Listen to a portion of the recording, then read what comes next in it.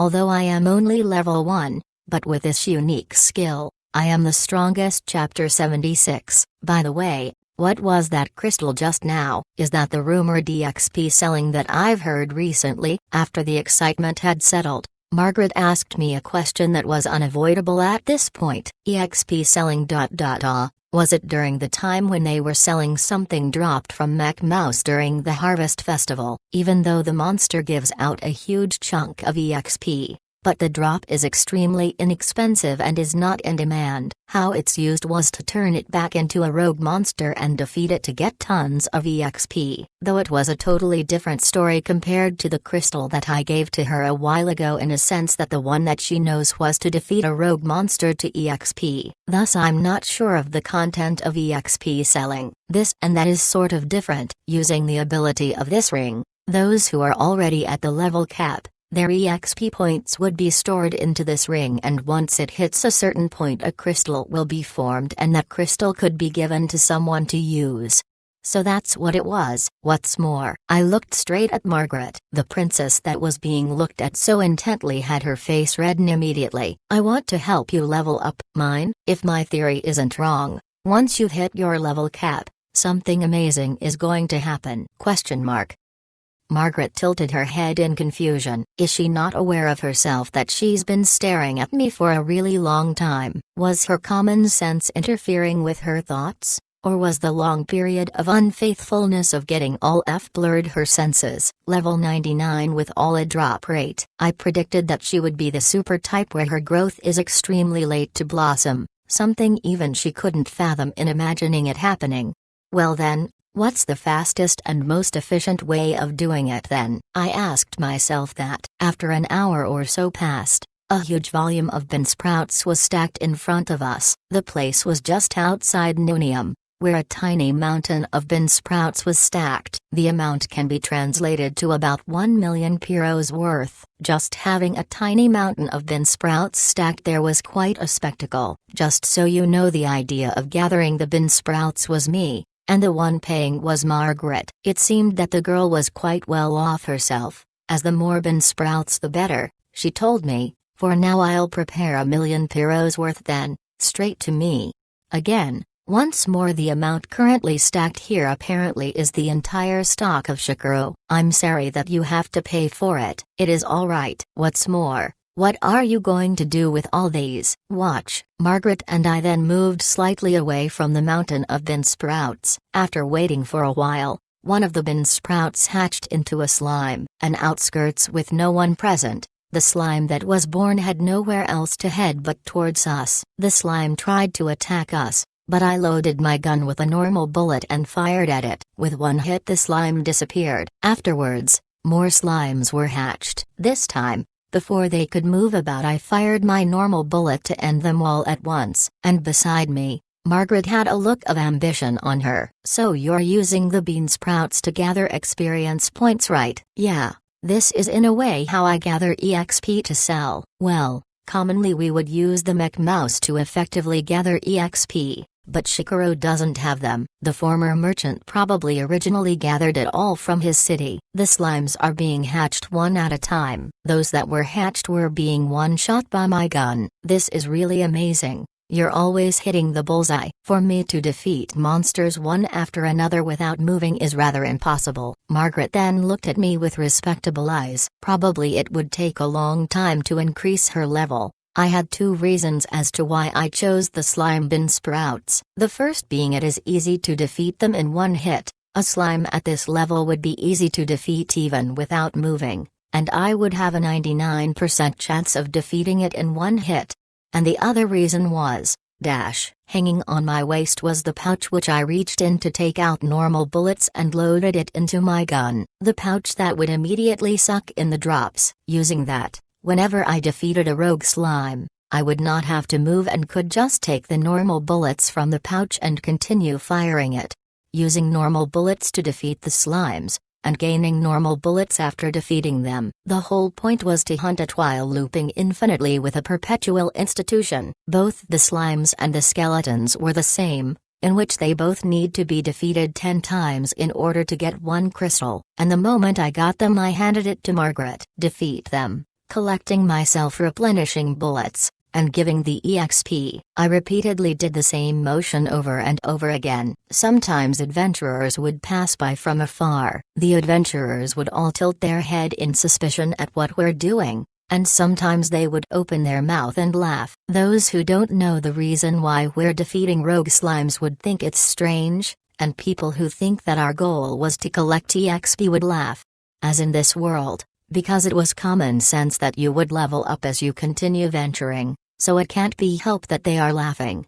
After doing it for a while, sweat were starting to get into my eyes. I tried blinking several times to get it off. I guess doing this for a really long time would tire you. At that instant, a nice scent drifted from beside me. I was wondering what it was, but it was Margaret who was taking out a handkerchief and wiping off the sweat for me. This scent is coming from the handkerchief, or was it from her? Even though I don't know but the scent that I smelled was off fruit or flower. Thanks, it's alright. It should be I who should be showing my gratitude wards. This was the first time that I've seen someone gathering EXP in such a fast way. Is that so? Even defeating one slime would take a tremendous effort as I'm impotent. You're wondering whether you can defeat one slime even though its health was chipped. Margaret nodded. I was wondering at least having my MP increase would be a good idea. And why is that so? Well, leveling up, I could learn a lot of high-level magic to use. Something like the life-threatening magic, Eternal, or the ultimate flame god magic, Phoenix. I see that you want to learn some extraordinary magic. The image I had for Margaret was totally flipped 180 degree, and I want to learn roughly 10 of such magics. That is getting more and more awesome, though before I could use any of them, my MP needs to be at least D and above in order to fire even one of the spells. Dang. So MP was the problem. What a rough predicament. It's the same with Celeste. While randomly chatting with Margaret, I continued hunting down the slimes. 1 million Pyros worth of bin sprouts. The tiny mountain was gradually shrinking as time goes by, and I was still at my original spot since I started without budging an inch while continuing on my killing spree. Rogue monster, slime, because I was using the infinite mechanism to hunt them, I was trying my best to keep myself aware of what I was doing. Even towards the end, the infinite mechanism successfully did its job. At the twilight when the sun sets, I shot the final slime. The last crystal also appeared, and I handed it over to Margaret. So how was it? I got a feeling that it's almost there but not really. Even with 1 million Pyros worth wasn't enough to increase your level from 95 to 96.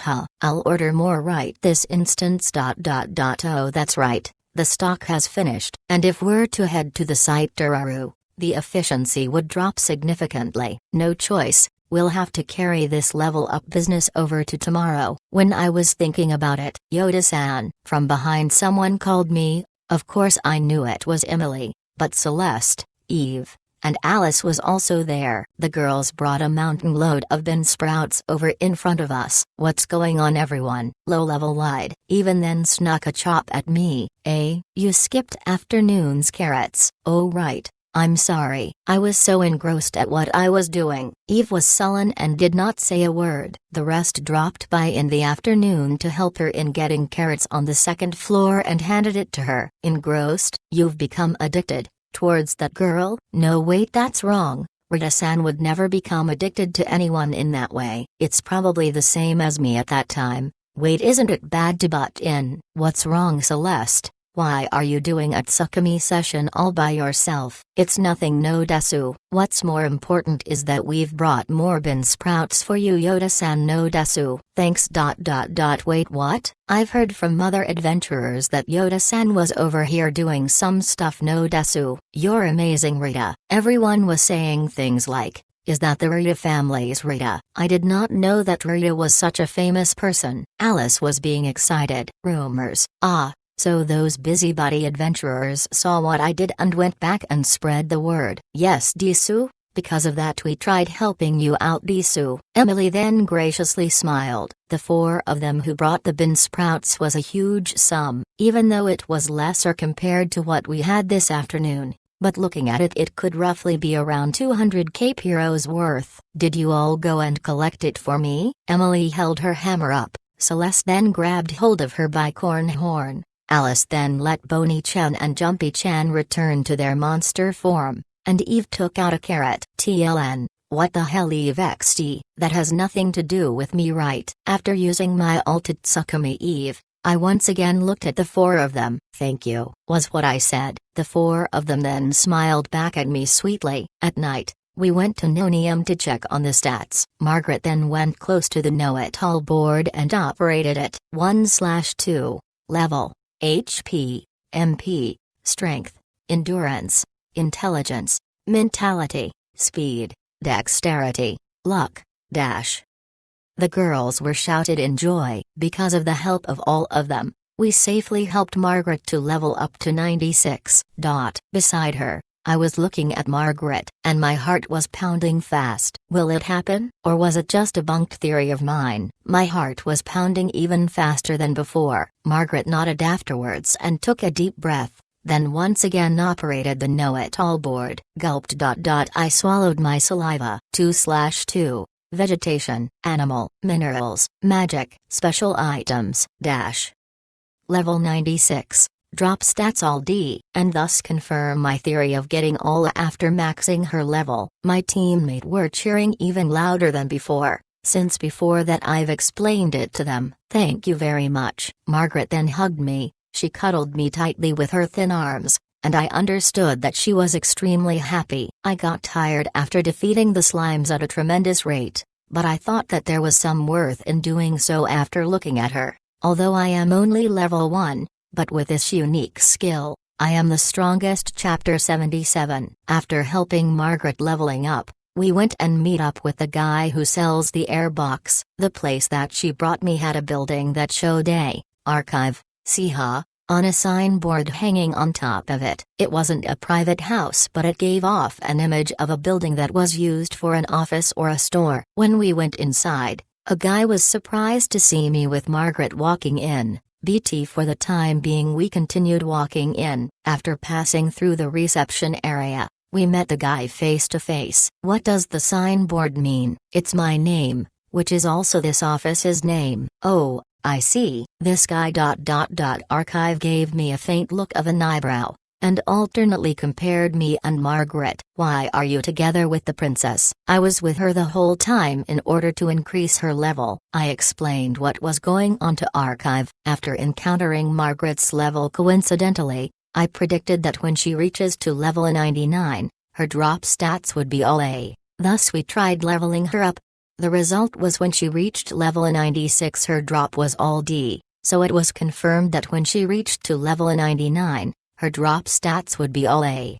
At first, Archive had an expression of a dad looking out for her daughter, but he was surprised halfway into the story. Is that true, princess? Margaret silently nodded. I'm not sure whether it was settled down compared to just now, but the air surrounding the princess was exactly like her. For real. But still, it's still not confirmed that even if she reached 99, her stats would hit all A. Before she was level 94. All her stats did not increase and her drops were all F2. Is that right? Yeah, but your point is, when she reached 95 her drops were all E, and 96 all of a sudden she had all D. In this kinds of situation her stats would definitely reach all A when she capped her level, I'm sure of it.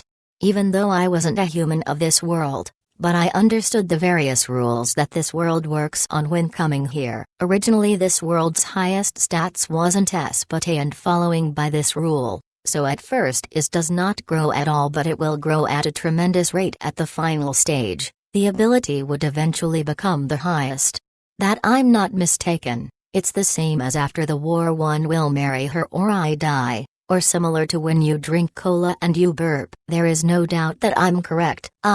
I see. I guess if you say so then it is. As you're that Rita, family's Rita. Even though Archive was convinced by me, but I was surprised at what he said. Even though I predicted that all of it was planned, but I didn't expect that he would be convinced because I was such a Rita. Though I'm glad that he accepted it as it is, but it had a strange feeling to it. But I see so level 99 then all A, and various things could be done as a result. That's right. Are you thinking of something different? Yeah. I have to think about raising the princess's level so I can use it to benefit our business. I was like, oh okay, while smiling bitterly. Archive. Siha is a genuine businessman through and through. Even though I was thinking of how she could finally get drops once she reaches all A, but as for him he was already thinking of how to earn money using it.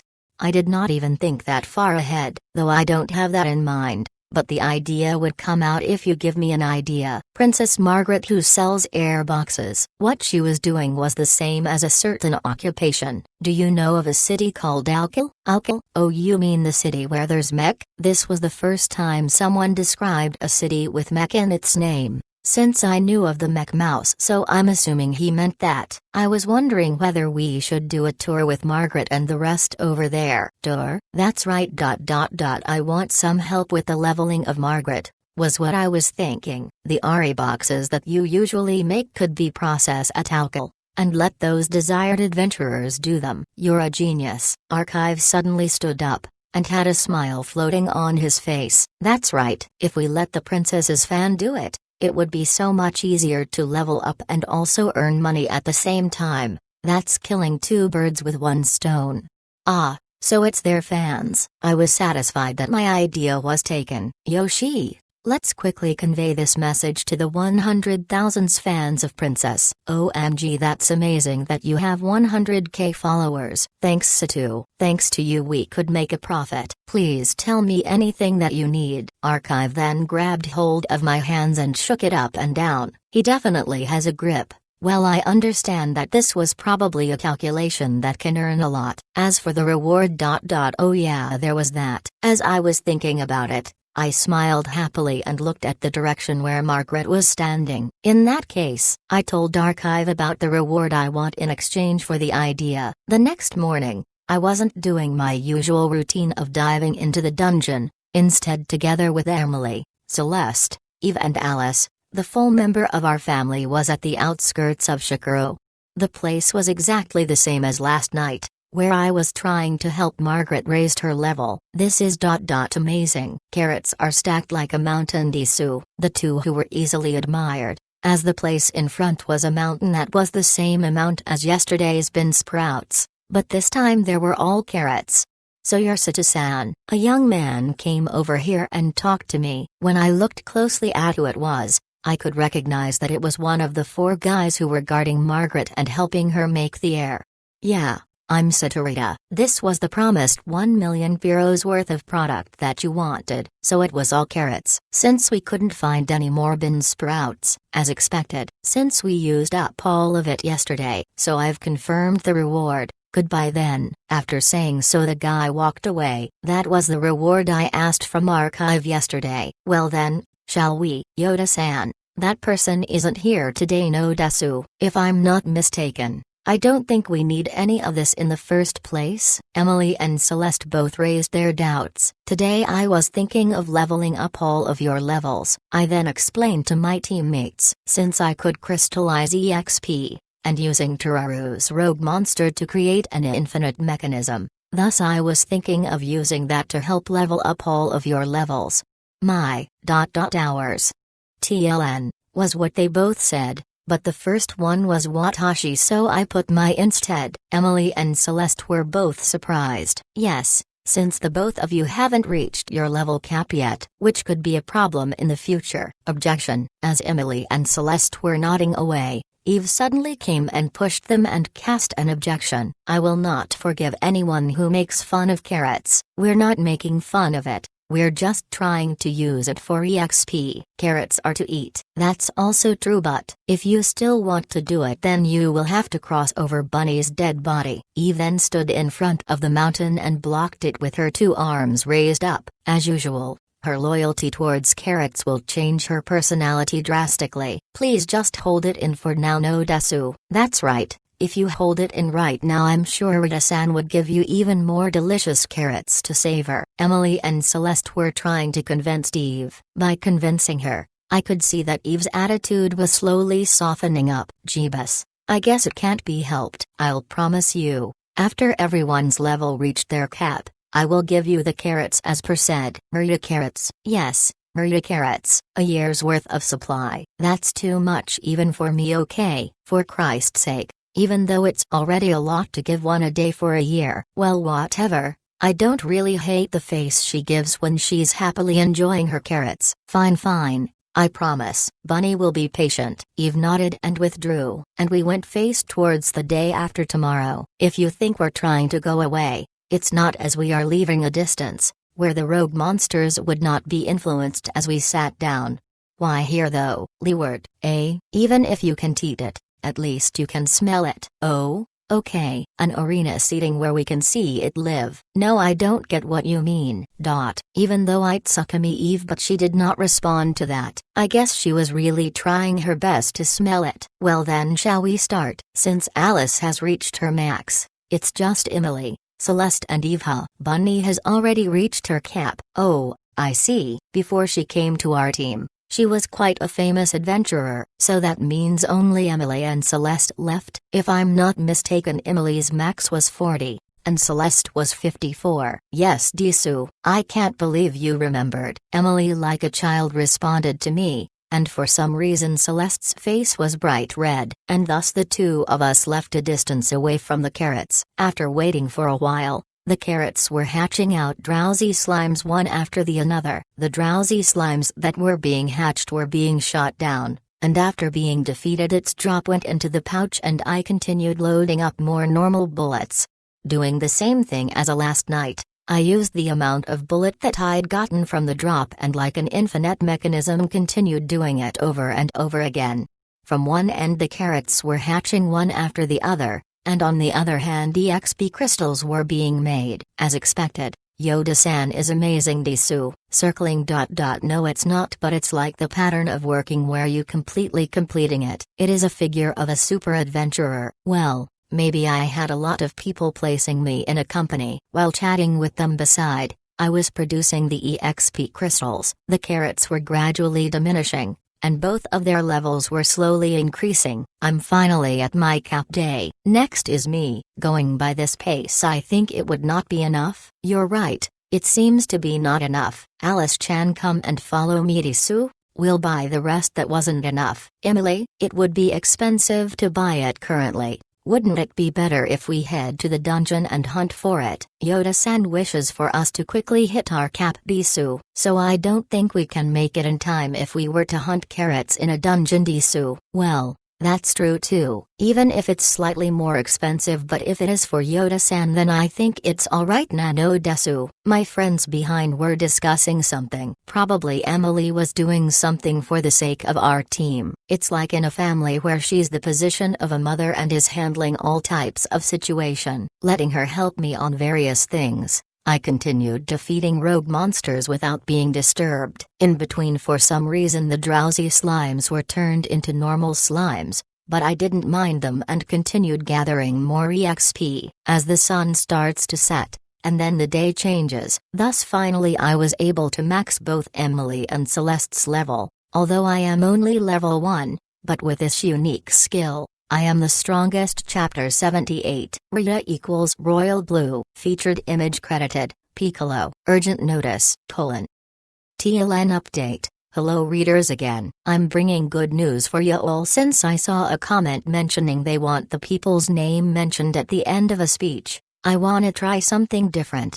I will do a test run on these few chapters and get feedback from everyone. First off, I will color code the individual character names and also put their names in brackets to easily identify who they are. It's on experiment stage for now, so I really want to know whether I should continue or I should stick to normal. Rita equals Royal Blue, Emily equals Sea Green, Celeste equals Reddish, Alice equals Purple, Eve equals Burnt Orange. That'll be all, thank you and look forward for more updates to come. Nonium's entrance. We arrived at the only know-it-all board that was placed here. Then, Emily? Rita. Yes Disu? Emily. Emily nodded, and proceeded to operate the know-it-all board. As soon as the status appeared, she was in admiration and didn't Ooh, expression 1/2.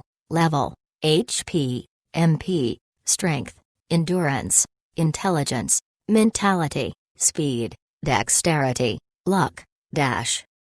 My level is finally maxed out nano desu, Emily. Your ability ... is quite straightforward. Your HP and strength was already at A, but even your endurance went up to A. Your status are similar to that of an infighter, Rita. Mogumogu ...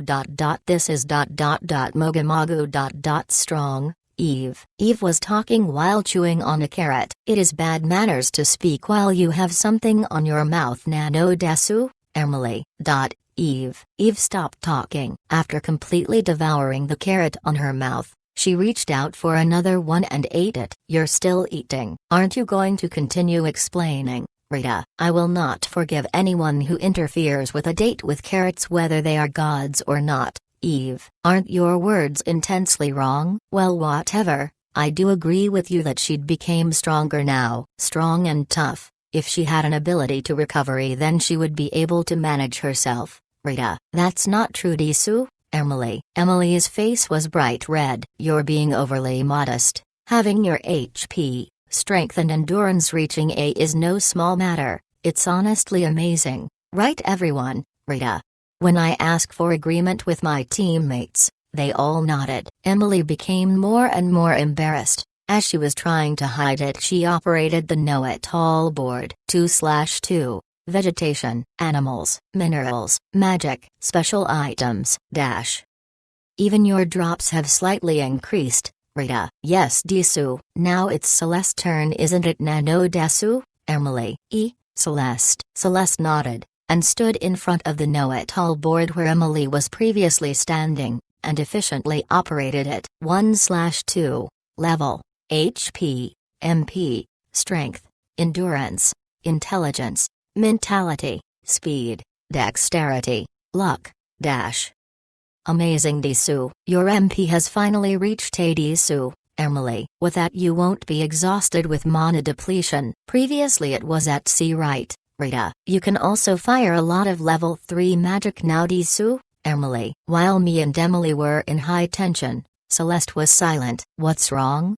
Alice strangely asked. Celeste without answering. She placed her hands on her chest and repeatedly breathed in and out, as she loudly shouted and continued operating the know-it-all board. The status turned to page 2, and the drop status was shown. 2/2. Vegetation, animals, minerals, magic, special items, dash. Celeste. For a moment she had a stupefied look, but holding on to that expression, teardrops suddenly flowed from her eyes. Well, Celeste was pretty conflicted with her drops having all F final F, and was rather complex. Even though she reached her max level and that isn't something to be proud at, but to her it was completely different. As if holding her loved one, she was playing around the letter E on the know-it-all board with her fingers. Afterwards she turned and looked at me, and tears started flowing down non-stop. Thank you. And an extremely happy smile was seen from her face. Turaru's 8th floor. Similar to the 6th and 7th floor, it had an outskirts kind of feel inside the dungeon. The only thing different was that the 7th floor had this phenomenon called the dungeon snow. To commemorate Emily and Celeste for finally reaching their max level, we proceeded to head down to the next floor. Just so you know, we dropped Eve at the 2nd floor. Along the way I was defeating some drowsy slime and collecting the Rita carrots, and the bunny's eyes turned into a shape of carrot and stayed there, thus we left her there. Thus, Emily, Celeste, Alice and I finally arrived at the 8th floor, and there awaited us was a metallic-colored slime. It was finally Celeste's turn to do her job in explaining. It's a less than steel slime, as you can see it's extremely hard. Celeste, I know. When I was taking the license test I had to fight one of these monsters. Rita, what the test was is for people to continue venturing to the 6th floor and below, and those who could not pass it may not proceed. This was the policy made by the Shikuro's Association. Without it, hunting monsters and getting their drops, you won't be able to sell it in Shikuro. It is an essential item for adventurers who wants to go around and make earnings. which substantially limits the access of more goods. So in order to get that license I had to undergo a test, and during the test I had to fight this steel slime. Also when I said that I knew of it, for a moment I could see Celeste slightly lost her energy to live. Did she want to explain it? I guess I made a wrong move. So it's just hard, Jisoo? Are there other special abilities, Jisoo? Emily: not that I can remember, it's just the pain in the ass kind of tough. Celeste: I understand, Jisoo. Yoda-san, leave this to me, Jisoo. Emily: ah, okay, Rita. As I nodded in approval, Emily carried her hammer and flew away. Trying to get the preemptive strike, she spun her hammer on top of her head round and round, and before landing on the ground she used the momentum to her advantage and swung her hammer down. It's a one-on-one match against Emily and the steel slime, while we were standing as spectators and watch. Amazing. I can't believe she's competing with that steel slime with just physical attack. Celeste: well, it's basic that she would do that after increasing her level. Rita: that's true and all, but it would not normally work on a steel slime. Its body has a weakness somewhere, and you would have to find it and aim at it. Celeste: so the method of defeating was different compared to mine. Rita: how did Rita-san defeat it? Celeste: together with freeze and flame bullet, I made the metal fatigue and crushed it the moment it cracked. Rita: metal fatiguing? TLN, here. Celeste used hiragana to say it as she doesn't know the term. Celeste then tilted her head to the side. It seems like even the knowledgeable Celeste did not know what it means. While we were chatting, it seems that the battle was about to settle. Emily stopped her feet and hit the steel slime. A strength that could shake the dungeon continued. As she held her hammer high and flew, the slime tried to jump, but it pounded further. She lifted up her hammer, the slime moved accordingly, and she struck with her hammer. This went on for a while. It was like making mochi. Tilda, isn't Con's body starting to crack? Alice: Con. Oh, she meant the steel slime. She just named it abruptly. Is it going to be a buddy of hers like the ones on her shoulders? As I was thinking about it, the steel slime was defeated. Yoda-san: I did it, Jisoo. Emily: as if accomplishing a task, Emily returned with a smile on her face. Even forgetting to pick up the dropped melon on the ground, the girl's face had a sense of accomplishment and a gracious smile. She came back to where we were. In the middle of Shikuro's city, I entered a splendid building which imitated a vegetable, and descended straight to the basement. It's very wide, Jisoo. Emily: so this is where you can fight monsters. Celeste: does Bonnie-chan and Jumpy-san want to join in and have fun too? Alice: the moment we step foot at this place, my friends were watching the place with interest. By the way, Eve also came along. While we were on our way back on the second floor, I defeated some more drowsy slimes and she said, Bunny is happy that she could die, whilst rubbing a carrot on her cheeks. I went straight to the counter, and talked to a man who was similar in age. I came here to get a license, Rita. For 11th floor and below? Lazy examiner man: no, for 6th and below. My friends have not gotten theirs yet, Rita. So for 3?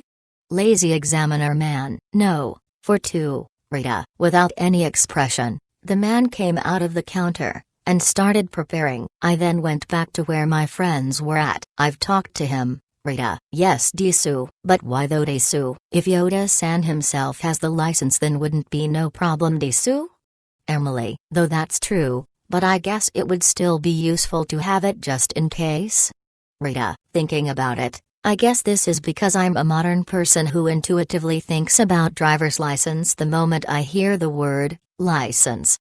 There isn't any problem if everyone has a license. So long we have a license, we all can drive a car, but we can deal with it when multiple people have it. This was what I came up with while comparing. It will come in handy. Celeste: what's that supposed to mean?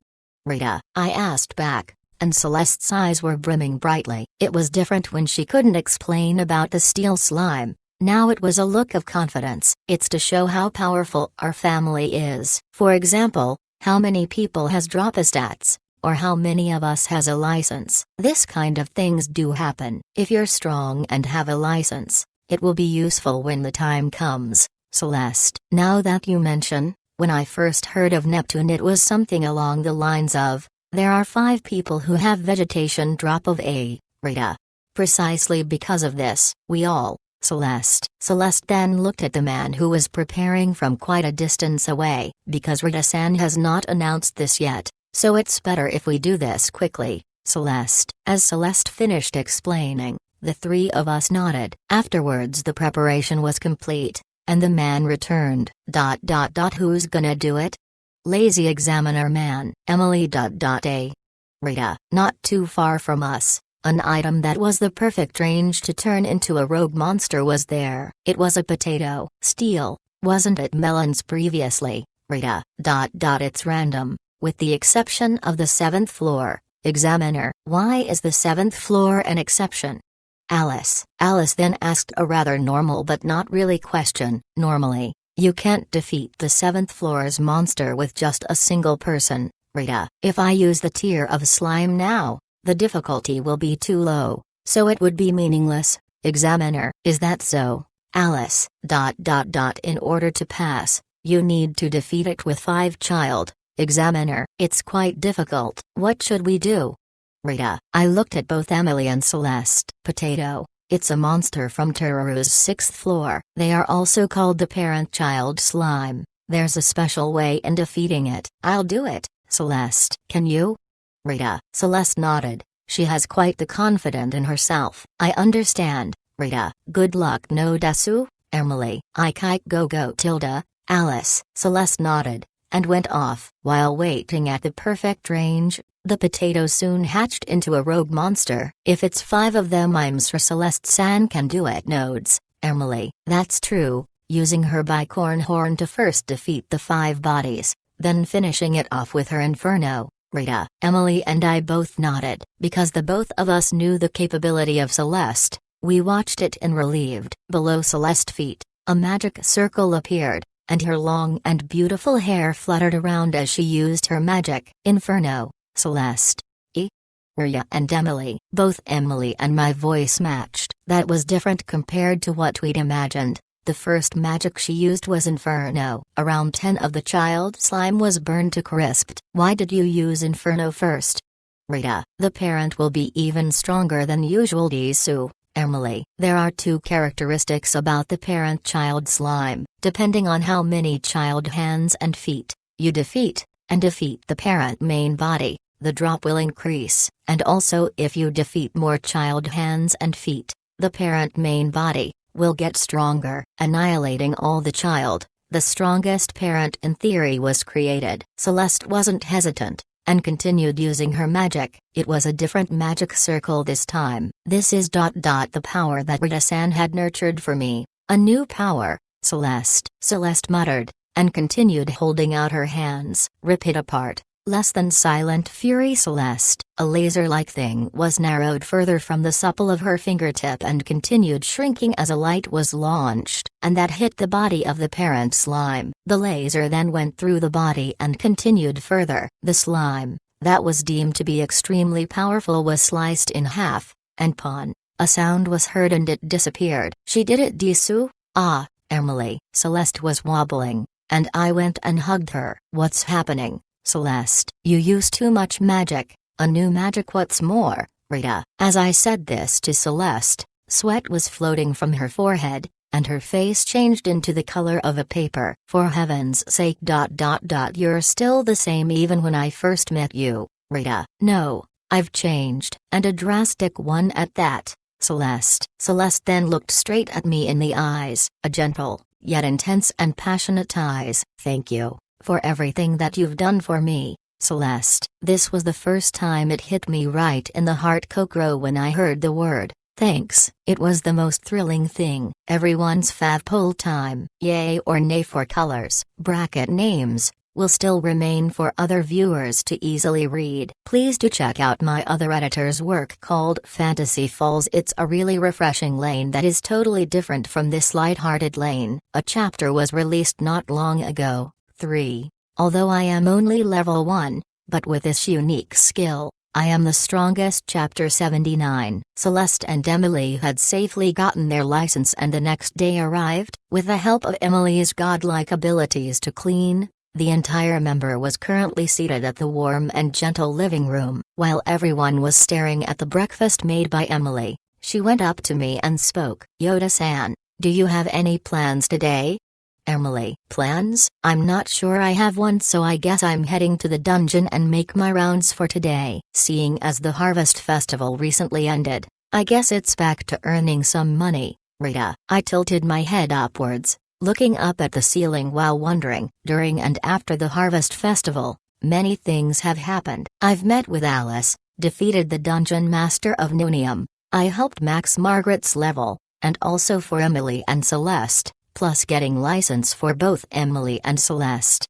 Now that I thought about it, it's been almost a week since I last did a daily routine in the dungeon. So in the meantime, income was cut off. Well, it's not like I'm a salaryman anymore. Even though I was in a black company, I would still keep quiet and get my tens of thousands of money every month as they come by. But the life I'm living isn't like that anymore. I've earned almost 0 Piro this past week, even though it doesn't pose a problem for me. For us. But I have to earn them sooner or later. I understand, Disu. I'll prepare to head off for Daru's 8th floor. Disu, Emily. It's been a while since we last hunt together. I can't wait. Celeste. I think this would be my first time. Alice. Bunny wants some lunchbox bunch of carrots. Eve. They've gotten more excited, having breakfast together while enjoying some small talks. This was the sort of atmosphere I'm feeling right now. And inside it, I was quietly thinking about something, and afterwards I proposed something. Should we do something different today? Rita. So Yoda-san really had something to do today, Disu? Emily. No, that's not it. Since everyone has become stronger, but of course you all can become even stronger. Rita. Can we? Though isn't my level already maxed out, Disu? Emily. It can be done. Since Rita-san has recently obtained 2 magic fruit and learned 2 magic from it, so he's going to do some preparations to get them. Celeste. And I can maybe listen to more callings from monsters. Alice. In this world, there might be other unknown carrots. Eve. Starting from Celeste, everyone was telling Emily about how they were other ways to be stronger, except for Eve. Yes, you all can be much more stronger, but you all did reach your maximum level, right? I want to find out how much we can earn a day and how can we do that? That is what I want to figure out. Rita. Oh, I see. Nano Desu, Emily. That is indeed important. Celeste. Everyone nodded in approval. Seemed like no one objected. If that's the case, I'll head to the 8th floor now, Disu. If it's similar to a steel slime, I think I can handle similar monsters in arsenic too, Disu. Emily. Now that I think about it, there isn't much monsters like. If that's the case, Yoda-san, can I have one of your drop +1 potion, please? Nano Desu. Emily. Is one enough? Rita. Yes, Disu. I just have to use 1 plus the ring I have right now and my stats would be B. Disu. I think B is a safe range to easily get drops. Nano Desu, Emily. I see. I went and brought over 2 types of drop-up potion. These were dropped by the rogue monsters of the paper notes, which has a +3 potion, and a +1 for the rogue coin monsters. +3 is sort of expensive in its own right, but +1 hardly can be considered wasting at all. I got it. In that case, I would really like a +2 equipment, so you can go up till A. Rita. Yes, Disu, Emily. I''M. Oh yeah. Alice. Do you want to tag along with me? Celeste. Me? It's fine. Bonnie-chan and Jumpy-san. Alice. The SD-sized monsters both hid behind Alice's back. Gen. Go on. That's not it. I'm being serious now. It's about the guts slime on the 7th floor. I would like to lend the children's power to fight them. I believe that together with them, we could even win against a rare monster. Celeste. Oh, so that's what you mean, Alice. If that's what Celeste said, then I'm sure it's true. Rita. I got it. Then let's go now. Alice. Yeah, Celeste. As Celeste silently nodded, She couldn't hide the fact from me that she just did a fist bump under the table. I'm pretty sure some personal feelings were mixed in between, but I guess it's fine. How about Eve? Rita, dust will be with dust, so bunny will be with carrots. Eve, I'll give you a +3 potion. Just give me a heads up next time. Rita, do you know that I really like you? Eve. Eve's eyes then brightened up and blinked several times. After confirming several plans during breakfast, it's time we did things separately for the day. I decided to walk around the floor where my friends would not go. First off was Tararu's first floor. The monsters here are slime. Pushing the magic cart, I walked around, naturally encountering a slime that was trying to attack me. I picked it up and brought it on top of the magic cart, and using my gun, no, Rita. Thinking back, I grasped it as it is, Purun tilde, a squishy feeling, and the slime disappeared and the dropped bean sprouts landed right into the magic cart. Compared to when I first fought them, no wait, compared to before the Harvest Festival was held, I felt that these slimes were weaker than I thought. I guess it was due to the Dungeon Master of Nonium. Because of that I became strong. Since normal bullets won't work, I had to resort to physical damage and narrowly won that battle. Thus after that, it felt as though the slimes were so easy to defeat to the point where I could be digging my nose and would still be able to defeat it while using one pinky.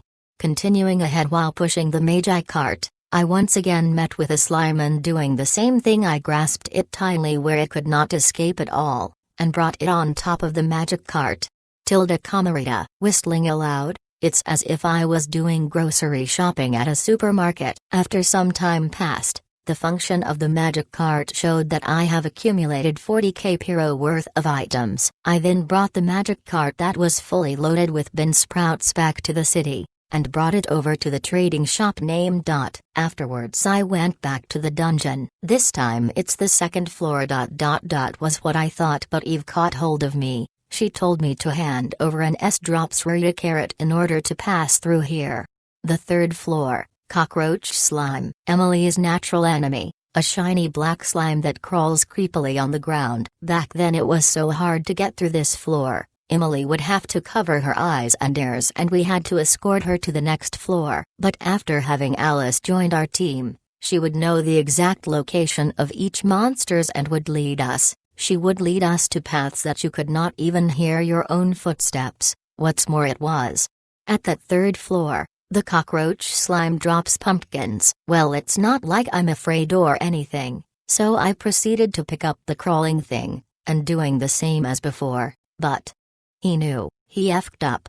Bon, like a popcorn popping, the cockroach slime turned into a pumpkin. It suddenly turned into a larger object from what I was holding, and slipped right past my hand. My hand was slightly numbed, even though I take no damage from monsters, but this drop actually did. Rita, that was sort of funny. The cockroach slime themselves weren't that strong to begin with. However, even if you clench it or hit it, I would be knocked down by a pumpkin's popcorn pop, so I decided on defeating it with normal bullets.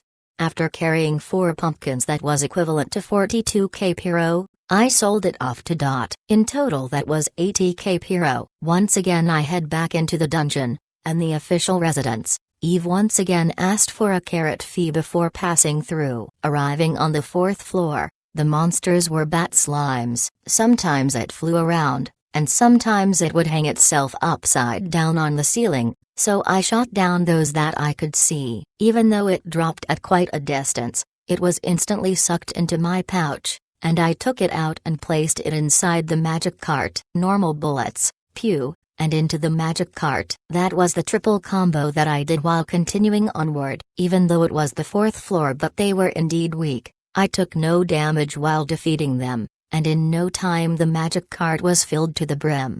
Again I pushed the magic cart out to the city and exchanged the drops for 220k Piro, and this was 300k Piro in total. Due to gourmet branding Myria Bamboo, I could sell it for such a high price. Because it was a brand made by me, I'm afraid it would crash if I overdid it, thus I stopped hunting more for now. After selling those, and paying the carrot fees, It's on to the 5th floor. I encountered a slime that had several slimes stacked onto each other called a snake slime. First off, I prepared a Pandora box and defeated one of it. The dropped watermelon was sucked into the box first, and the box was imprinted with my face on it. It was for Ina's family's greengrocer delivery goods. After doing that, it was on to normally defeating it. The moment one of the snake slime came close to me, I grabbed it and squeezed it on top of the magic cart. Bon! A huge watermelon was dropped and was rolling into the magic cart. I continued pushing the car around. The snake slimes weren't particularly strong, thus I easily circled around. After the cart was full of watermelons worth 50k Piro, I delivered the box to the family and gotten another 50k from them. Even though it's the same thing, but because it was made by me, the prices differed. Even though it's one a day, but it's extremely delicious. After going around the floors that my friends weren't frequent to, I've gotten 400k Piro in total. Well then, it's time to get serious, Rita. Coming out from, I stretched my arms, because I only made one round each. This time is the real deal. At night, we all gathered at Emily House's living room. The last one to come was Eve, and after that the report started. Bunny's earning for today, 120k, was suitable. I'm confident. Eve, are you that proud of it? Rita, all these time my vegetation drop was low. Eve, I see, even though your meat drop is high, but you came to Shikaro in the end. Rita, more like, what is with it being suitable? Alice asked a question. I ate all of it. Eve, you just ate 120k Piro worth of carrot.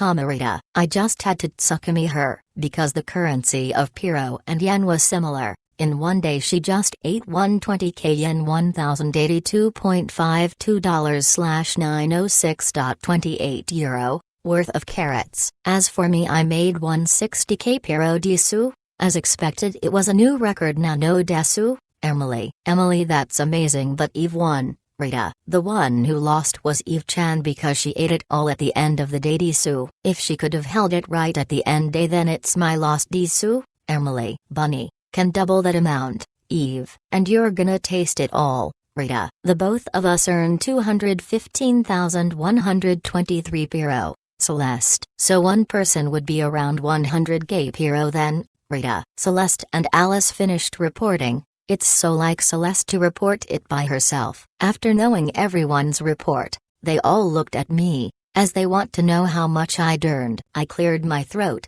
and took out the details that was rounded up and given by Elsa and reported it to them. It's 1.56 million Piro, Rita. Ooh, the three girls. It's a week's worth of carrots. Eve, the three girls raised cheers of excitement, but oddly enough, or not odd, Eve was calculating. That's really amazing, Yoda-san. Even with everyone's amount added up, it still couldn't reach higher than Yoda-san's desu. Emily, it's a triple score, as expected of you. Celeste, Rita's rich now tilde. Alice, the three of them praised me in their own ways. I was sort of happy about it. So that means our family makes around 2 million Piros a day then. Rita, that settles it then. Celeste, if we can earn this amount, then even splurging around wouldn't be a problem. Rita, are you gonna use it no desu? Emily, yeah. Rita, from Emily to Alice. I looked at all of them. I was postponing it before, but now I can finally get everyone each a magic cart. Rita, in one breath I told everyone about the plan I had in mind. Although I am only level 1, but with this unique skill, I am the strongest. Chapter 80. A magic cards shop. It was the shop that made our family's magic cart, and we have been using ever since. Old man, Chuck. As my friends went inside the store owner's son, Chuck, was in front of us and was rubbing his brows and sighed. Come on in, Chuck. Welcome. Weren't you from that time? Chuck, it's Saturita. Glad that you've remembered me, Rita. I'm truly indebted for what you'd done at that time. So how's your cart doing? Chuck, it's doing well because of you, Rita. Oh, I see. Well, it's also thanks to Rita-san that more customers have increased because of the heavy rock and light rock that we've remodeled for you and have been selling it. Chuck. Heavy rock and light rock. Those were monsters from the arsenic dungeon. The store owner and their son made use of these characteristics and customized a magic cart which can calculate the estimate price of a dropped item. Because we went to the trade shop, someone asked where we'd gotten our magic cart from and we said it was from. Maybe that's why it went public. Well, I'm glad to hear it, Rita. Hey, why are you sighing a lot? Alice asked Chuck from beside me. To tell you the truth, old man went inside the dungeon and again isn't coming back on time. Chuck, again? Rita, is that so? Alice. I nodded to Alice, who was making a strange expression. Something like this happened before in the past, so did he not leave a note saying he would be going to the dungeon again?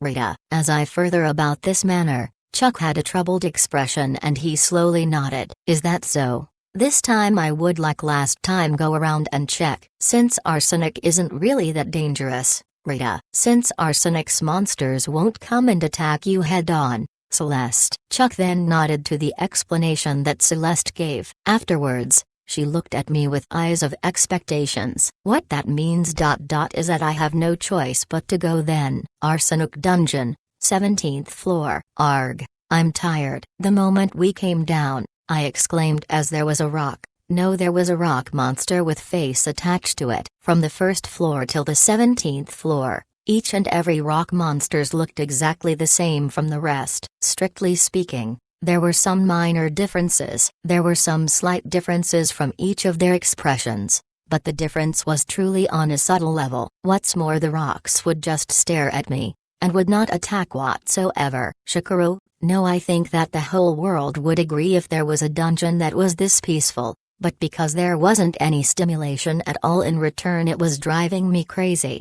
And at that dungeon, Emily and I, the arsenic's case, came here together as Emily was good at smashing rocks. Fight Nano Desu, since it's already been the 17th floor. I'm sure Alton-san must be around here somewhere. Nano Desu tilde, Emily. I know, but still ... it really doesn't change at all, Rita. The rocks on the 17th floor looked as though they are being dejected. Nano Desu, Emily. Now that mention it, they do look like that, Rita. I went close to one of the rocks and took a closer look at it. As Emily had described, the rocks around here seemed to look as though they were dejected. The face reminded me of a salaryman overworking himself till he was out of battery. It wasn't something that was nice to look at. Well then, where the heck is Alton-san, Rita? Let's go around once and search for him. No Desu, Emily. I nodded. Seems like no adventurers are present on this floor, though there were quite a few adventurers on previous floors, Rita. Still, this place is amazing. About 90% of adventures that we've seen were using Emily's hammer, Rita. That naming is really embarrassing. Desu, greater than /w/ Emily. The advertisement really did boost the sales. This is supposed to be an additional advertisement fee, Rita. I looked at Emily as I was teasing her. Emily's hammer. Previously, Emily's most favorite hammer was broken in half, and a weapons merchant named Smith came up to us and proposed an idea. Similar to an athlete, the maker would supply products to them, and as long as the athlete uses their products, then people would naturally want to buy that same product the athlete's using. Accepting that offer was how Emily had a brand new hammer, and right now, around 90% of adventurers were using that exact Emily's hammer. It's because this hammer is so easy to use. Nano Desu, and it's not because of me. Desu, Emily. Didn't someone ask for a signature when we went into the first floor? Don't try to hide it. Emily has completely become a famous person, Rita. Please forget about what just happened just now. Nodes. Emily. Emily made an embarrassing look and raised her voice. Just so you know, the person who asked for a signature was a young girl who was holding an Emily's hammer, and because she looked up to Emily that she wanted a signature from her. The 18-plus-year-old girl, unlike Emily who had a standard body type, the hammer seemed to be too heavy for that child who had difficulties carrying it. Was that the reason why she admired Emily? That was one of my random thoughts. As I was teasing Emily about this, we finally saw Alton, a middle-aged man with a stout but quite wide around body with a long beard. He looked exactly the same the last time we've met. When you first look at him, he seemed like a dwarf. Alton-san, Rita, NN? Oh, it's you kids. Alton, you're making Chuck-san worried again. Rita, that kid's balls are small. No need to write a note saying I'm leaving to arsenic, right? Alton, but still, leaving for a whole week is still too much. Rita, I've no choice, since there's no drop at all, you see. Alton, so it's about a drop? Rita, the rare monster on this floor, called. I understand. Rita, yes, Disu? Emily and I both answered in unison. Well, that's the reason why we came here to begin with. Though we came down here was because we want to confirm whether Alton's doing fine for Chuck. This Alton guy is too fixated on remodeling magic carts. Thus he was the type of man who would throw out his real life and make his family worry about him. This man has been in here for a week. Thus it intrigued me on what he's about to do yet again. So we would just need to look out for a master rock for you. Rita, don't have to, just touch these slave rocks. Alton, why na no desu? Emily, touch and you all will understand. Alton, was what Alton said. Emily and my face met, and we both nodded. Thus, we went to a nearest slave rock and touched it. The rock monster that had an expression as if it was domestically tamed by a company did nothing at all. Nothing happened. Rita, that means it's not here yet. Once it's out it will know. Alton, huh? Rita, believing in Alton's words, we proceeded to touch the slave rock every 10 or so seconds. Still, for this dungeon that has nothing strange about it, I was starting to get bored of it. And it was around that time, Emily, who was touching the rock, suddenly disappeared. Emily? Rita, so it's here. Alton raised his voice, and touched a different rock, and Alton disappeared too. What the heck was happening? But no use contemplating about it as I readied my gun on one hand and touched a rock. The next moment I was flown to a different location. Yoda-san, Emily, are you alright? Rita, yes, Disu. Moreover, look over there, Disu. Emily pointed at the opposite side, and clearly a different-looking monster was there. If the rocks around it was those tired employers, then this must have an expression of a rich face where he would go to clubs or cabaret clubs and scolds the girls over there. Seems like if you touch the slave rocks, it will immediately teleport you to where the master rock is. It reminded me of a slave-like composition that asked people to pay up. So this is the master rock, Rita. We just have to defeat it, no desu? Emily, but, Rita. Without waiting for Alton, Emily chugged the red potion and spun her hammer round and round before jumping towards it. I silently watched Emily, who became attached to this place, which practically makes Arsenic Dungeon her home ground, plus using the red potion to increase her drop to. Thus I thought she could handle it all by her own. As she was accelerating her hammer down on the monster, her entire body disappeared. Emily? Rita, don't worry, she was just teleported out of the dungeon. Alton, outside the dungeon? Rita, if you don't defeat the master rock in one hit, it will teleport you outside of the dungeon. It's truly an annoying piece of shit monster to deal with. Alton, so it's just being teleported. Rita, yep. Alton, then I don't have to worry about Emily. So, one hit, eh? Rita, you gonna have a go? Alton, yep, I'm gonna try. Rita, I took out my guns, and thought of various things. How was I going to launch an attack capable of such maximum firepower? As I did some simulation in my head. After finished thinking, on one of my guns I loaded 5-bullet enhancer and 1 flame bullet, and on the other hand another 5-bullet enhancer, but this time 1 freeze bullet.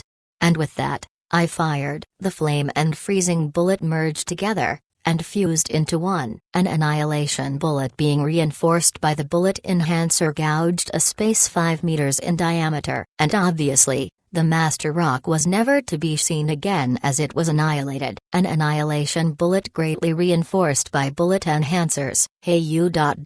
wasn't that too overboard? Alton, who asked me to defeat it in one hit, was also dazed by what just happened. After coming out from the dungeon, we had some dropped flowers both from the slave rock and the master rock. Since the monsters in Arsenic don't attack at all, even if it were to become a rogue monsters, it won't really pose any threat. It was that kind of special typed monsters. Thus we kept all the items in a box that Alton developed, and carried it all the way back to Dot. Seeing Chuck worried for a moment, then arranged himself properly, Alton went back to his workshop and worked on his stuff. Hayes, really? This shitty father of mine, Chuck. Despite cursing him, Chuck was obviously relieved. Thus I waited with my friends, and finally Alton came out with a magic cart and a huge box. It was the magic cart that we have been using all this time, and on top of the box was open up in a strange way. It's completed, Alton. I'm not sure what's that, Disu? Emily. Hey you, lend me your ears, Alton. Alton then whispered something onto Emily's ears. I understand, Disu. Yoda-san, I have somewhere to go, Disu. Emily. Emily, wait a mo, dash, Rita. Before I could stop her, Emily pushed the cart outside of the shop and dashed away. What's happening? Rita. Well, you'll find out, Alton. As Alton finished saying, he looked at the direction of the box. You'll find out, was what Alton said himself, and he had a face full of expectations. After some time passed, cock on, a sound was made and bean sprouts came flying out of the box. It's here. It was a huge success, Alton. Bean sprouts? What's going on here? Rita. It's the new function. Even if you were to head off to anywhere, you can send things through this box. If you were to place this box in the town hall or in a warehouse, you won't have to worry about coming back at all, Alton. Now that's what I call convenient, Rita. Even though it's plenty easy to push the magic cart around, but you would still have to come out of the dungeon to sell your items at the city, which made it bothersome sometimes. But with this new function, I would just have to come back once a day. Because of you all that I was able to successfully create this. That's my thanks for you, Alton. This, can you create multiple carts of it? Rita. Of course, it's supposed to send it to the base, and for the sake of the family we had to send countless slave rocks here. So how many do you need? Alton. TLN. Sorry, I'm slightly confused at this part. Together with me that would be 5, Rita. Leave it to me, Foo-foo. It will be a challenge to adjust so many at once, Alton. Alton had a fun expression and then rushed back at his workplace, and his son Chuck had a face of it's about to start again. With that, we finally got everyone a magic cart with this new function. Although I am only level 1, but with this unique skill, I am the strongest. Chapter 81. TLN note, Elsa. Our home's first floor, the parking lot for magic carts. Lowering down the shutter, one can see that Celeste and Alice was there at an enclosed space. Take a close look at it, Rita. After saying it to the both of them, I placed a normal bullet into my own magic cart, and pushed the second button attached on the magic cart. When I pushed the button, a cock-on sound was heard, and a box that was installed at a place further away popped up. The normal bullet. It came out from that side. Tilda. Celeste. Amazing. So it can make anything fly out to the other side? Alice. As long as it's something inside the magic cart, is what I guess, Rita. Bonnie-chan. Alice. A SD-sized skeleton was nodding its head, making a rattling sound, and proceeded to jump inside to the magic cart. The excited Alice went and pushed the button, and from slightly further away from us, Bonnie-chan flew out from the box. Wow, Tilda, it's really awesome. Tilda. Alice. This isn't the reason why this function existed though. It's actually for, Rita. While trying to explain to her with a bitter smile, more things flew out from within the box. It was Dandelion. There's no Dandelion here. So it's probably Emily who sent it from our Sanuk dungeon. Because it was in a large sum, it quickly filled up the magic cat. Thus the dandelions, there was a magic cart worth of it. As you can see, when you've collected a full stack of items from within the dungeon, you won't have to push your magic cart back to the city, but instead continue roaming around the dungeon if you use this function, Rita. This is extremely convenient. This will indeed increase Rita-san's income. Celeste. Why is it only limited to me? Rita. Because Rita-san has all S drop? Celeste. Because it was only us 3 in the house. She did not hesitate to talk about my drop status out loud. It's true that we wouldn't have to do a round trip and it would simplify our workload, but whether we can earn a lot of income is just subtle, especially when I have to use MP and might get exhausted. Celeste. I understand. It truly is a magician's fate, Rita. It's the same with games. After using spells for a while they will exhaust their MP and will become considerably disadvantaged. And even if you want to save up and not use spells and rely on endurance or stamina, it will eventually exhaust the user too. So compared to using MP and getting exhausted, the latter seemed to be a better choice. Especially for Celeste, where she would always consume a large amount of MP to cast a spell. So I guess there's that to worry about. But it is without a doubt that the income will definitely increase, maybe even twice from now on. Celeste. Let's try it out now, Rita. Performance check is necessary after acquiring a new power of a tool. Since the transfer function of the magic card is important, it's better to check once again to make sure. It keeps coming, Rita. Alice. Alice was perplexed when she saw it. When I looked at it, the box once again flew in a dropped items. This time it wasn't dandelions, but a huge amount of carrots. What's more, this is Bunny's carrots, was what's written here. Celeste. Of course we know, it's not wrong that these carrots are getting out of control, Rita. The rebellion of the dragon. Eve's carrots. Even if I did not appeal, this was indeed out of my control. But still, this is really handy. Celeste. Yep, you said it, Rita. Hey Rita, may I ask something? Alice. What is it? Rita. This. Who is gonna bring it to the trading shop? Alice. Oh yeah, Rita. Carrots that was stacked as high as a mountain. Just looking at it, it seemed that we need to make 2 trips in order to bring it there. It was something that I've overlooked. And that's the gist of it, Rita. The overly familiar trading shop. And at the reception Elsa was standing behind it, where I explained the problem we had to her. Another one of Alton Sand's new inventions. Elsa. Even though it's a convenient function to be had, but once it's been collected all at once it would be really difficult to transfer it all over here. Even though it was supposed to empty the magic cart to ease us, but in return we still have to use the magic carts to carry them here, Rita. Now that is awfully dreadful. What's more, Sand's drops per day is an extreme amount too. The record right now is making a trip of 16 times. Elsa. I can't believe you'd remember that, Rita. Though I knew I exceeded the 10s, but I didn't expect it to be over 16. As I pointed it out, Elsa's best friend Ina, who happened to cross beside us, said so while grinning. It's because it's Sand, that's why, Ina. Elsa. Don't hide it. Don't hide it. You always fidget around waiting for Sand to come by every day of the week, right, Ina? There's nothing of that sort. That's enough, Ina. Go back to work. Elsa. Yes, boss. Ina. Even though she'd managed to chase away her friend, her face is now bright red. Anyway, back onto the topic. Elsa. Elsa tried her best to get her act together, and tried putting back the story while wearing a calm expression. Sand always deals with us whenever he sells his drops, is that right? Elsa. Yeah, thanking for what you've done all this time, Rita. Whether I understand that or not, Elsa silently nodded her head, and stood up. Please wait for a moment, I'll go and discuss this case. Elsa. I'm counting on you, Rita. Elsa then went inside the back of the store, and I waited at the same place for a moment. Today, the is still as busy as ever, with no shortage of drops and no magical wind. The adventurers who splurge a lot during the Harvest Festival was now coming here selling off their drops to earn back the money.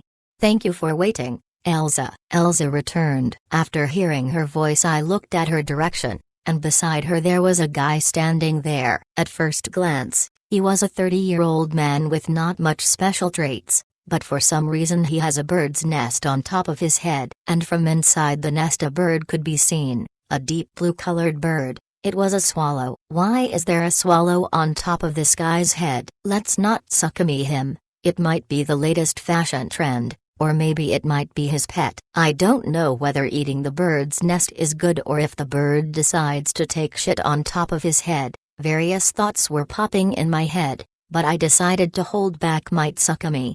Let me introduce him to you. This is the owner of the shop, Elsa. So you're the owner of this shop? Rita. I'm sorry, a long time ago I offended my family's secret, and after that every month, I would only come out when a full moon is present, owner.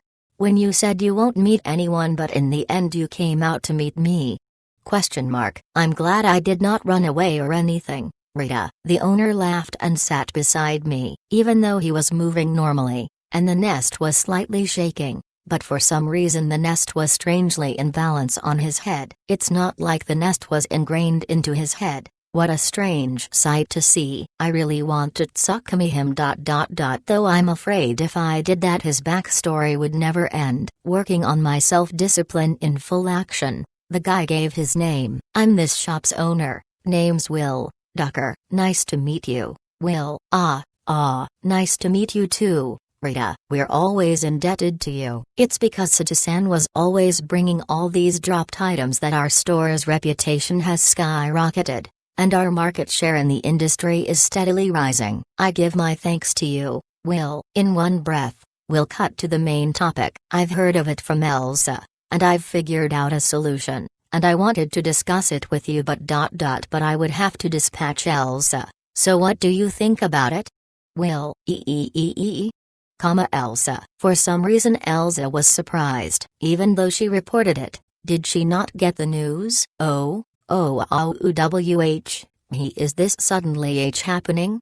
Elsa, you don't like it? Then I would ask Ina's help then, Will. Yes, I'm okay with this Ina. I don't know whether she'd heard it or not, but Ina, who is slightly further away from us, gave a thumbs up and grinned. I did not say that I wasn't going at all, Elsa. Then that settles it, Will. Ito, by dispatch. In honesty, what does that mean?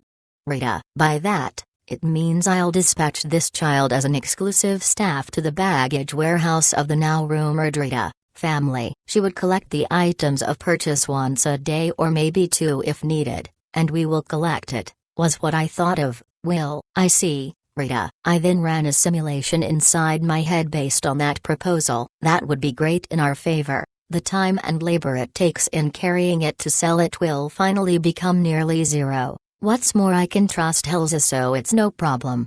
What's more, this proposal is all in my favor. But is that alright? Rita. To be honest, I don't do these sorts of requests, but because Sato-san would continue to help us in the future, so it's a special case. Will. Special, is it, Rita? Yeah, cause it's Sato-san. Will was looking at me straight in the eyes. How's that? Was written all over his face. I'm happy for his proposal. So I once again simulated it, and there wasn't any reason to decline this offer. Then I'll leave it to your hands, Rita. Let's work together from today onwards. Will stood up and showed his hands. I then stood up and shook his hand. Just like that, Elsa was now dispatched to us. Although I am only level 1, but with this unique skill, I am the strongest. Chapter 82. Today, I did my usual routine right as the sun rose. Nonium Dungeon. 5th floor, where the dungeon snow was pouring down in this limestone cave, and there I was fighting with a red bone, a red skeleton. The red skeleton that has absorbed the dungeon's magic and was strengthened up, making it thrice as fast as a normal skeleton. What's more, I was fighting several of these. As the 3 red skeleton inched closer to me, I grabbed hold of my gun and fired normal bullets at them. 2 bodies were hit pretty badly by my bullet, but one of it dodged my bullet and moved back. The one that moved backwards instantly dashed in front of me and kicked my stomach before backing off into a distance. It was a brilliant hit and away move for a monster. It's getting even faster, Rita. After it backed off when it kicked me, in other words, it jumped backwards from me, but immediately after its speed increased and went right behind me. I immediately felt something flew beside me, and the red skeleton swung its arm down, giving me a sharp cut through the air. This red skeleton, which only absorbs the dungeon snow when it sees human approaching it, if I don't swiftly defeat it, then it would be extremely difficult to defeat it if it absorbs even more dungeon snow. Even though I shot a normal bullet at it, it dodged with great mobility. Rattle, rattle, rattle. After dodging my bullet, its bones were shaking at a tremendous speed. It's as if it's laughing. It's as if it's making fun of me. Rita. The red skeleton once again drew closer to me at a high speed, but I held my gun. It turned around right as I held my gun and went behind me in an instant, but, too ignorant, Rita, I pretended to take him on seriously and instead went behind him. My speed is not just there to be decorated, as my speed can be compared with the red skeleton. As it was moving, I've made the initiative to move behind him before he could reach behind me. I didn't attack right away, as I moved and lightly strike at him to confirm something. Again I moved, capture him, and lightly strike at him. After repeating that for around 5 minutes, the red skeleton was finally faster than me. I could not move behind him and my attack did not go through. 5 minutes, huh? Seems like the red skeleton has surpassed S speed, Rita. It was on a whim that I decided to test this, and the result was that before it can be faster than me, it has to take 5 minutes before it could surpass my speed. Let's remember this. I then took out my gun. Dual-wielding it, I loaded the bullet enhancer one after the other, and finally loaded a homing bullet. The bullet then chased after the red skeleton. The red skeleton's speed was fast to the point that I can see after images of it moving, but no matter how fast it was, the homing bullet still chased after it and finally hit its back. Firing 2 bullets at it, the bones finally shattered, and a seed dropped on the ground. I picked it up, and it increased my MP ability up. And also testing some stuff, doing my usual routine in the morning, and as it was about to reach afternoon, my MP has been increased from E to D. A restless afternoon. Turaru Dungeon, 1st floor. Defeating the slime, it dropped bean sprouts. I kept my gun away and continued pushing my magic cart, and any slime that flew to my direction, I just grabbed hold of it and squeezed it right on top of the magic cart and continued on. It was something I made up a few days ago called Dot. After the bin sprouts was filled up, I did not leave the dungeon but instead pushed a button to send all the bin sprouts away. A rumbling sound was heard, and the cart was empty. I then continued hunting for more slimes to get them bean sprouts. After a while the cart was filled up once again, and again towards my house. It was being sent to our house where Elsa was dispatched to take them.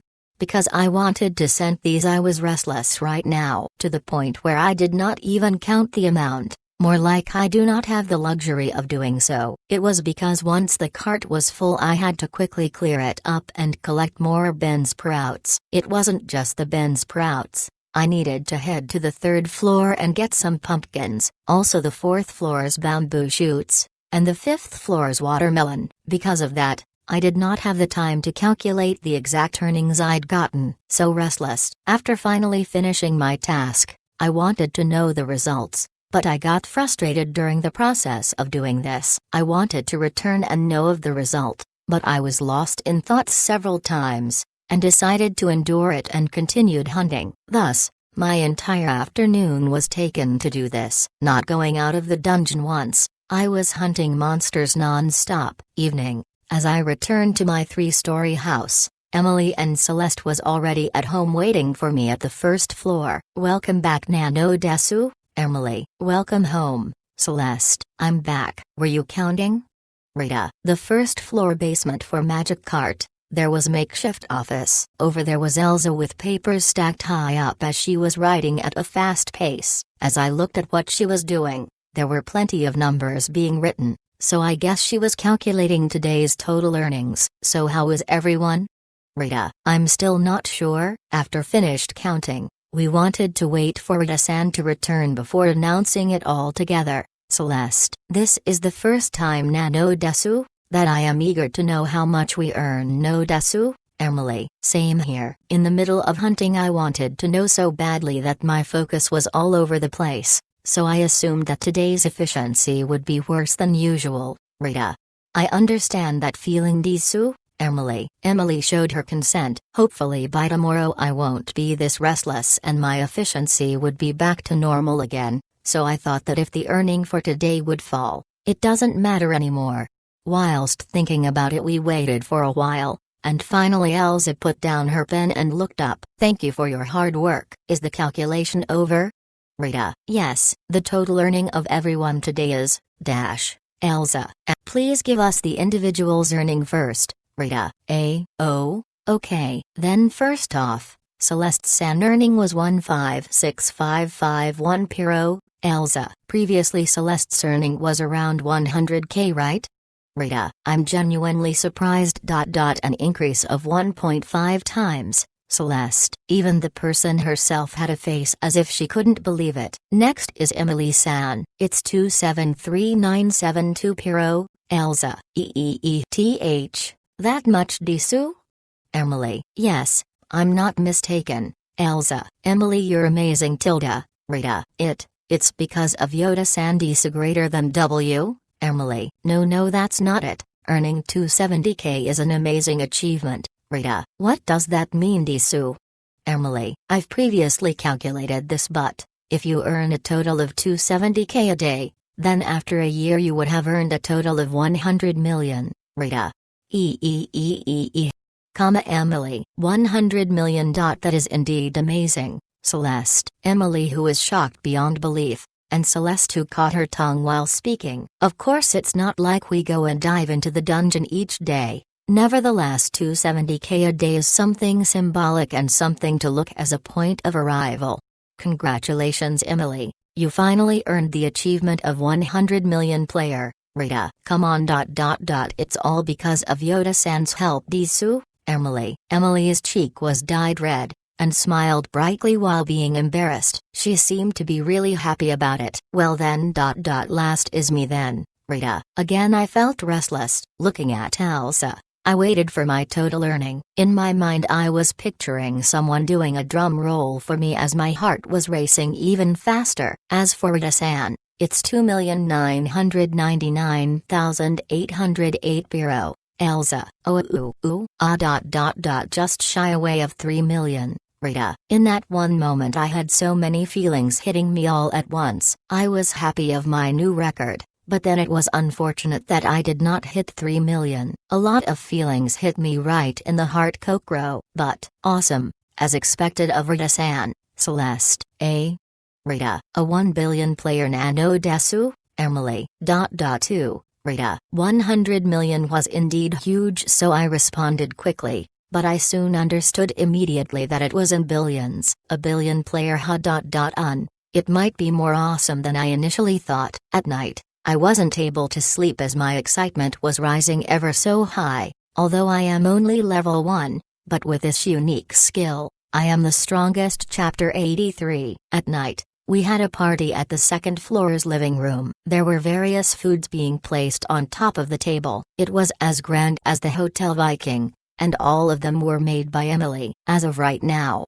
the ones surrounding the table were the Rita family and Elsa. Being the only outsider over here, Elsa was puzzled while holding a cup that had drinks being poured in it. Is it alright for me to join in too? Elsa, the more the merrier. No desu, we've also done this many times in the past when we were inside the dungeon. My mom loves parties and would always put up excuses and say, it's time to party.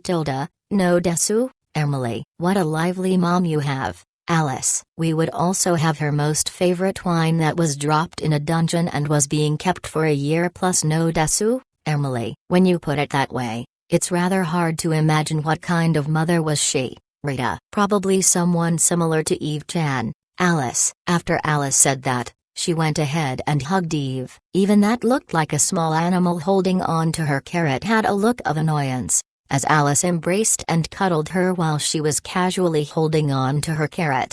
Celebrating, Emily being a 1 million player party, and for the main guest Emily, we applaud, which made it even more lively. Rita-san, look at this. Celeste called me as I thought what was it and turned around. She was holding onto a plate with both her hands, wanting me to see it. The plate showed Alice's friends, Bonnie-chan and Jumpy-san. Other than that, there were 2 dolls of Bonnie-chan and Jumpy-san that looked really similar to the original ones. The 2 body which had the same deformed size, and the material being used was indeed cloth. The 2 original body looked at the dolls curiously, which made them create a rattling and bouncy noise. They aren't running away, they're actually on my hands. Celeste, that's great. Celeste, however, what's up with the 2 dolls?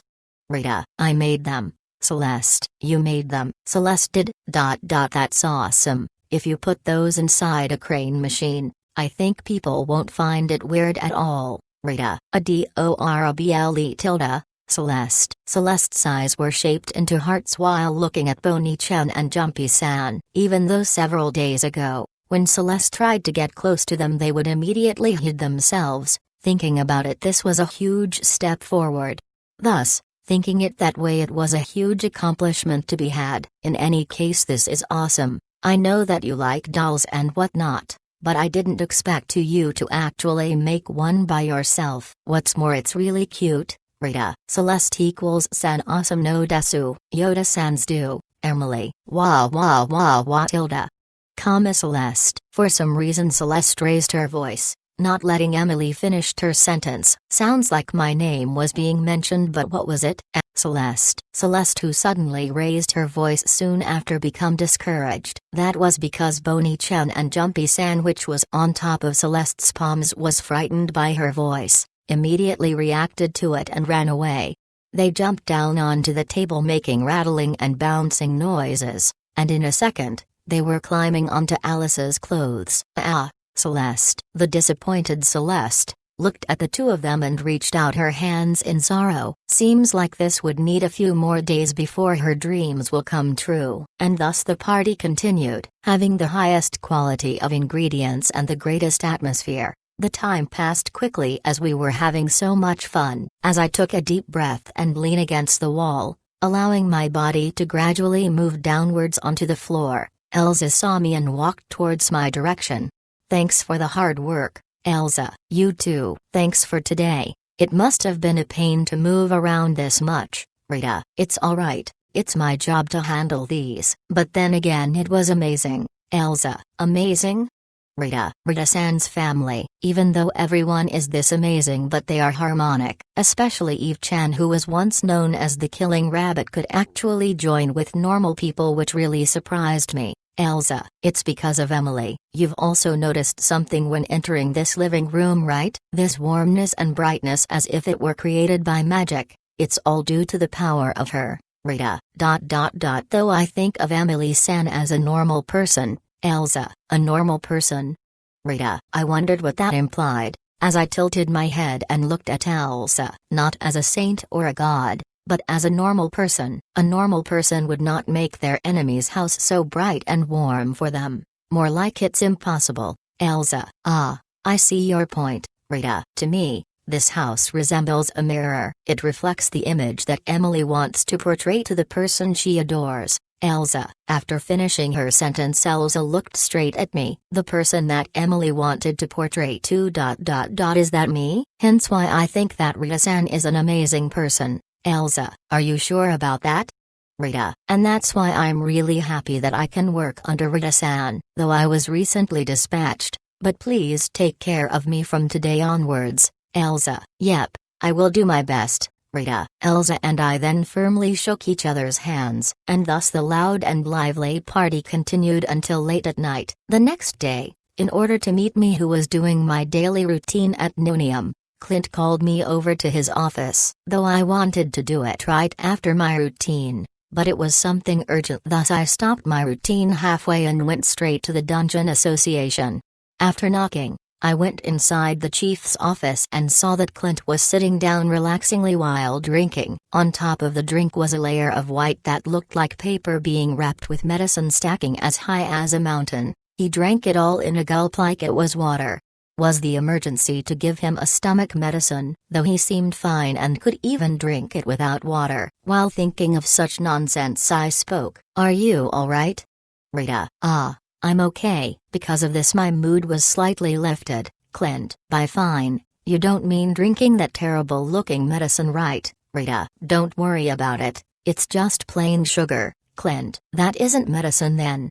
Rita. But if I do this then I would feel better. Clint. You're having your priorities wrong. Rita. This guy will definitely get diabetes in the near future, as I thought to myself. For now, if I don't continue the talk. As I was thinking about it, I sat next to the sofa where Clint was sitting. Actually, there recently was a new dungeon being born. Clint.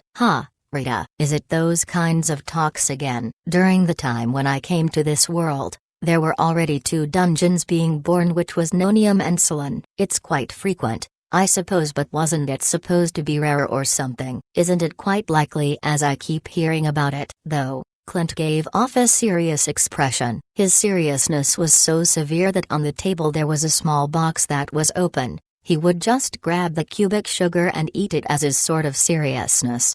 It was recently born in a village that doesn't have a single dungeon whatsoever, which was fine and all, but the problem was when it came to life it ate up half of the entire village. Clint.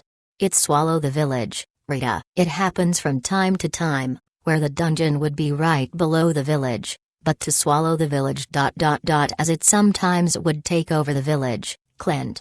That is ... indeed troublesome, Rita. This was something that I could not imagine happening, but that seriousness he showed made me believed in his words. Since it was so sudden it swallowed some of the villagers too, thus many rescuers went to help them, but the main issue is the rogue dungeon right now, Clint. Rogue dungeon? Rita. The term meant that a dungeon whose structure inside would change every time someone enters, hence why sending out rescuers is a difficult task, Clint. So you would be played into it infinitely, Rita. Clint then stared at me while I was murmuring. Thus I had to send the elites, which is the mighty hero. I beg of you, I want you to head over to the new dungeon and save the villagers. Only you can help in this.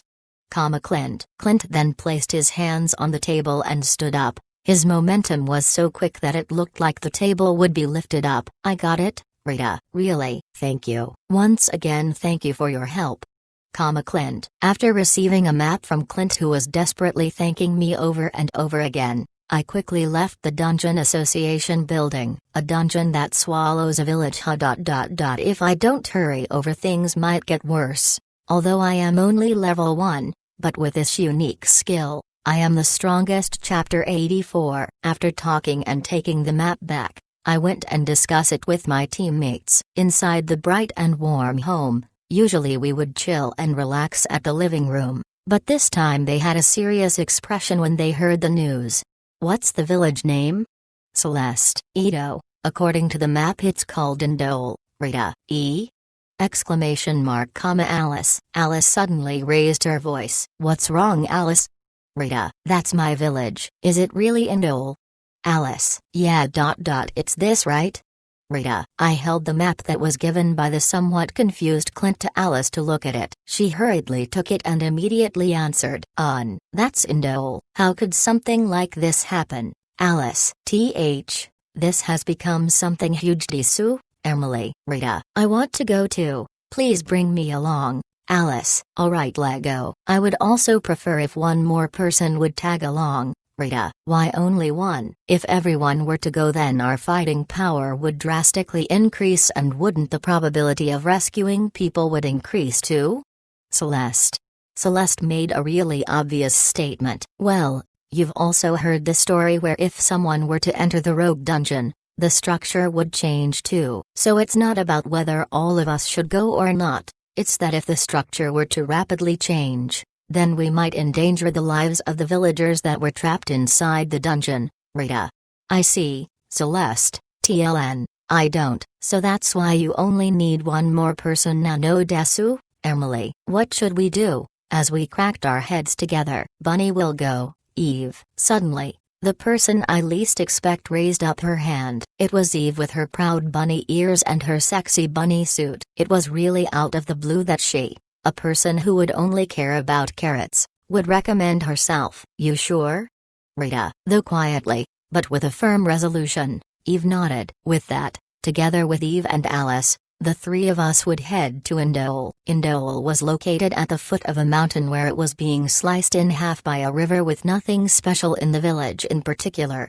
Compared to Shikaro, the buildings here were made of simple material with the feeling of an extremely outskirt countryside. Though it can't be said it's at a rural area, but there doesn't seem to have any livestock nor agricultural tools. It makes one wonder how the everyday life is made up. Though, now is not the time to worry about such things. When we arrived at the village, we could already hear it was buzzing with noises. What's going on? Rita. It's coming from that area. Alice. As Alice said so, she went straight to the noise, even, and I then hurriedly catch up to her pace. After passing by some houses, there was the entrance of the dungeon right at an open space. Normally a dungeon would be away from the city, but this dungeon is literally at the center of the village. It was unnatural that there were nothing surrounding it. It's not that the village has nothing, but the area where there should be traces of people living and roads for them to walk, but none of those existed around the dungeon. It's as if someone took an eraser and erased all the things surrounding the dungeon's entrance, making it look abnormal. And over there villagers were gathering around, and they were making noises while looking at the entrance of the dungeon. Alice then went straight to the villagers and asked them, "Everyone, what happened?" Alice: "Isn't it Alice-chan? Since when did you return?" Villager A: "I heard that the village sucked in by the dungeon, that's why I came back. Is there something else that happened?" Alice: "One of the trapped villagers came out from the dungeon. Apparently he received help from someone and managed to escape from the dungeon." Villager B: "The villager then answered Alice, further away from us, there was a villager whose appearance was in batters. I think he is talking about the situation of villagers being sucked into the dungeon and was currently being treated. I see. So he managed to escape." Alice: "About that, it seems that there was another person who fled with him but got left astray on the way back named Rick." Villager C: "Got strayed?" Alice: "Seems like before reaching the entrance he was strayed." Villager D: "That means he's still inside?" Alice: "The guy nodded, and Alice was lost for words. I suddenly had a bad feeling. After thinking about something, the villagers were noisy once again. Seems like someone came out." Villager E: "It's Rick. That appearance must be Rick." Villager F: "Seems like he has fallen." Villager G: "I looked at the entrance of the dungeon. There was a younger man who was even more battered than the previous person where he fell down right at the entrance of the dungeon. He was stretching his arms and looked seriously injured, but luckily he is still breathing." Rick. Villager H: "From within the villagers, an elderly man ran towards him. Seems to be the father of that young man. He desperately ran towards him. It's an obvious reaction to run towards your son who has escaped from the dungeon and looked like he was about to die. But, wait, someone stop that guy, Rita." Even though I shouted, but the villagers did not budge at all. Some of them even glanced eyes of hatred, having expressions as if saying, "The hell is wrong with you?" I don't have time to explain. I have to stop him. While thinking so, I stepped on the ground and dashed forward, and went straight to the guy who was in the dungeon. The elderly man who was so close on saving his son. But he disappeared. Villager I: "Where did the two of them went?" Villager J: "The moment the elderly man stepped foot onto the entrance, the both of them suddenly disappeared. I was too late, Rita." I then let out a huge sigh. A rogue dungeon that changes its structure when someone goes in. Even if the person is right in front of you, the worst thing to do is running towards him and try to save him. "I'll go in then." Villager K: "The villagers then made even more noise. Then I said something to Eve and Alice, "Is Rita gonna go in alone?" Alice: "You saw it too, right? It's no use going in together. More like it would make things worse by changing the structure of the dungeon again and again." Rita: I guess so." Alice: "Then what should Bunny and the rest do?" Eve: "Please help seal the entrance. I don't want any more villagers coming into the dungeon anymore like just now." Rita: "I got it. Everyone please cooperate." Alice: "Time to use my strength."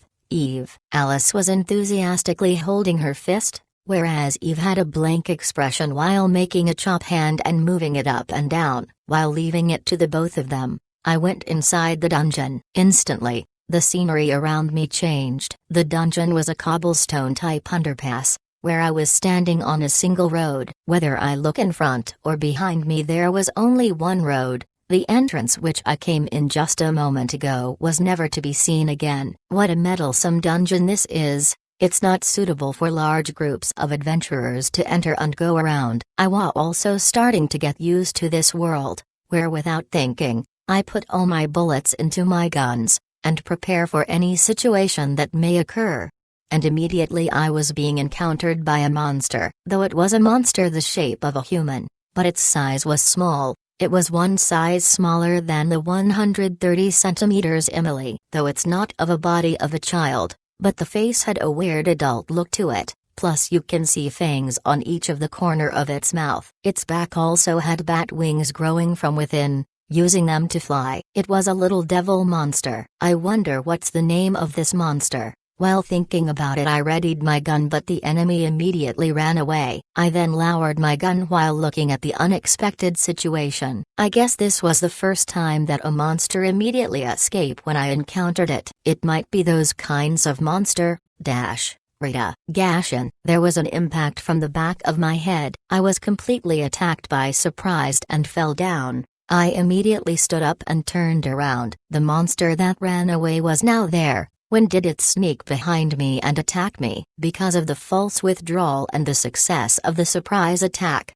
it was showing an objectionable face since just now. It then tried to run away again, but I won't let you run again, Rita. With my speed I ran around him, and as he was flying he saw me and made a surprised expression, and I pulled the trigger. As if countering my attack, it used its wings to block and the bullet pierced through its wings. Part of its wings came off, and it was floating weakly. Time to deal the final blow. I suddenly heard the screams of a guy. It jolted my memory as it was the cries of the elderly man that tried to save his son a moment ago. Letting the monster go, I went ahead to where the scream was. Running through the underpass of the stone pavement, there was a place which was slightly opened area. There the elderly man and his son was there, and a monster was there too. The son was laying on the floor unconscious, where he looked like he was breathing heavily, and the little devil was sinking its sharp teeth onto the son's neck. And the other monster that caught hold of the father because the son was being taken hostage of and thus could not fight back. Go. Elderly man. Even though the dad at their mercy, he could not do anything, but he could only desperately looked at his son who was injured. The two monsters who was looking at the father was laughing maniacally. I can feel my blood becoming cold. I felt even more pissed when I was being surprised attacked a while ago. I took a deep breath, then kicked the ground as I rushed forward. First off is to save the son which was being held by the monster. I used my left hand to grab hold of its head. Afterwards I rushed ahead, then grabbed hold of the other monster which was still laughing at the father with my right hand. The two monsters that was being overwhelmed, I firmly grasped hold of the two of them and slammed them onto a wall over and over again. Gugagu, Gushaya. After a while, I can feel the heads being crushed against the dungeon wall and collapsing. Finally letting go of my hands, and the two little devils that lost its head plopped down on the ground like ragdolls. Ck. Elderly man. The father that had no strength to stand up,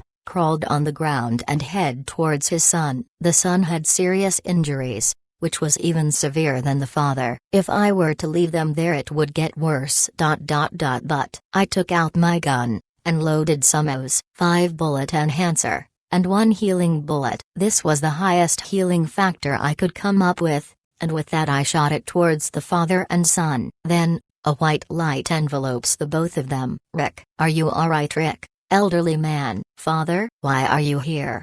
Rick, a father who risks his life and his son who was confused. First off, I have to rescue them out of here. Although I am only level 1, but with this unique skill, I am the strongest. Chapter 85. Less than.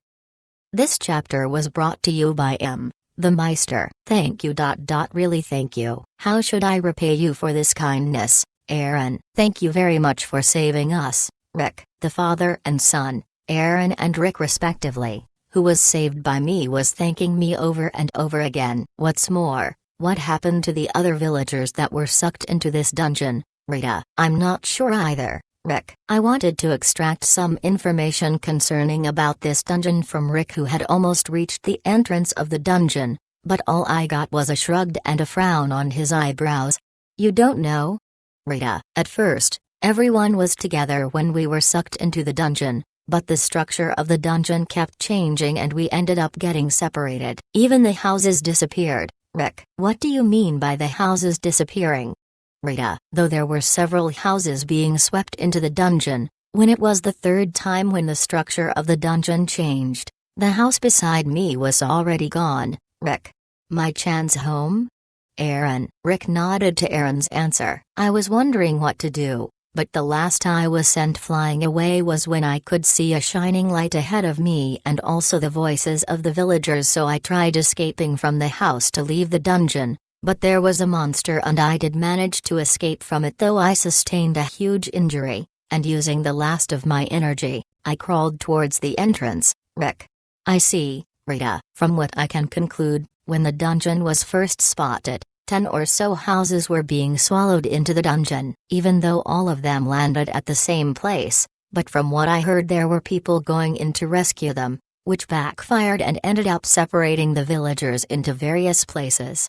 This might be way worse than what I'd envisioned. Afterwards I escorted Aaron and Rick out of the dungeon. Along the way we encountered 3 of those little devilish monsters, but I defeated them in an instant and we safely continued onwards. Even though this was my first time in this dungeon, plus the layout changes each time someone comes in, which makes one lost their path, but I managed to lead the 2 of them out of the dungeon.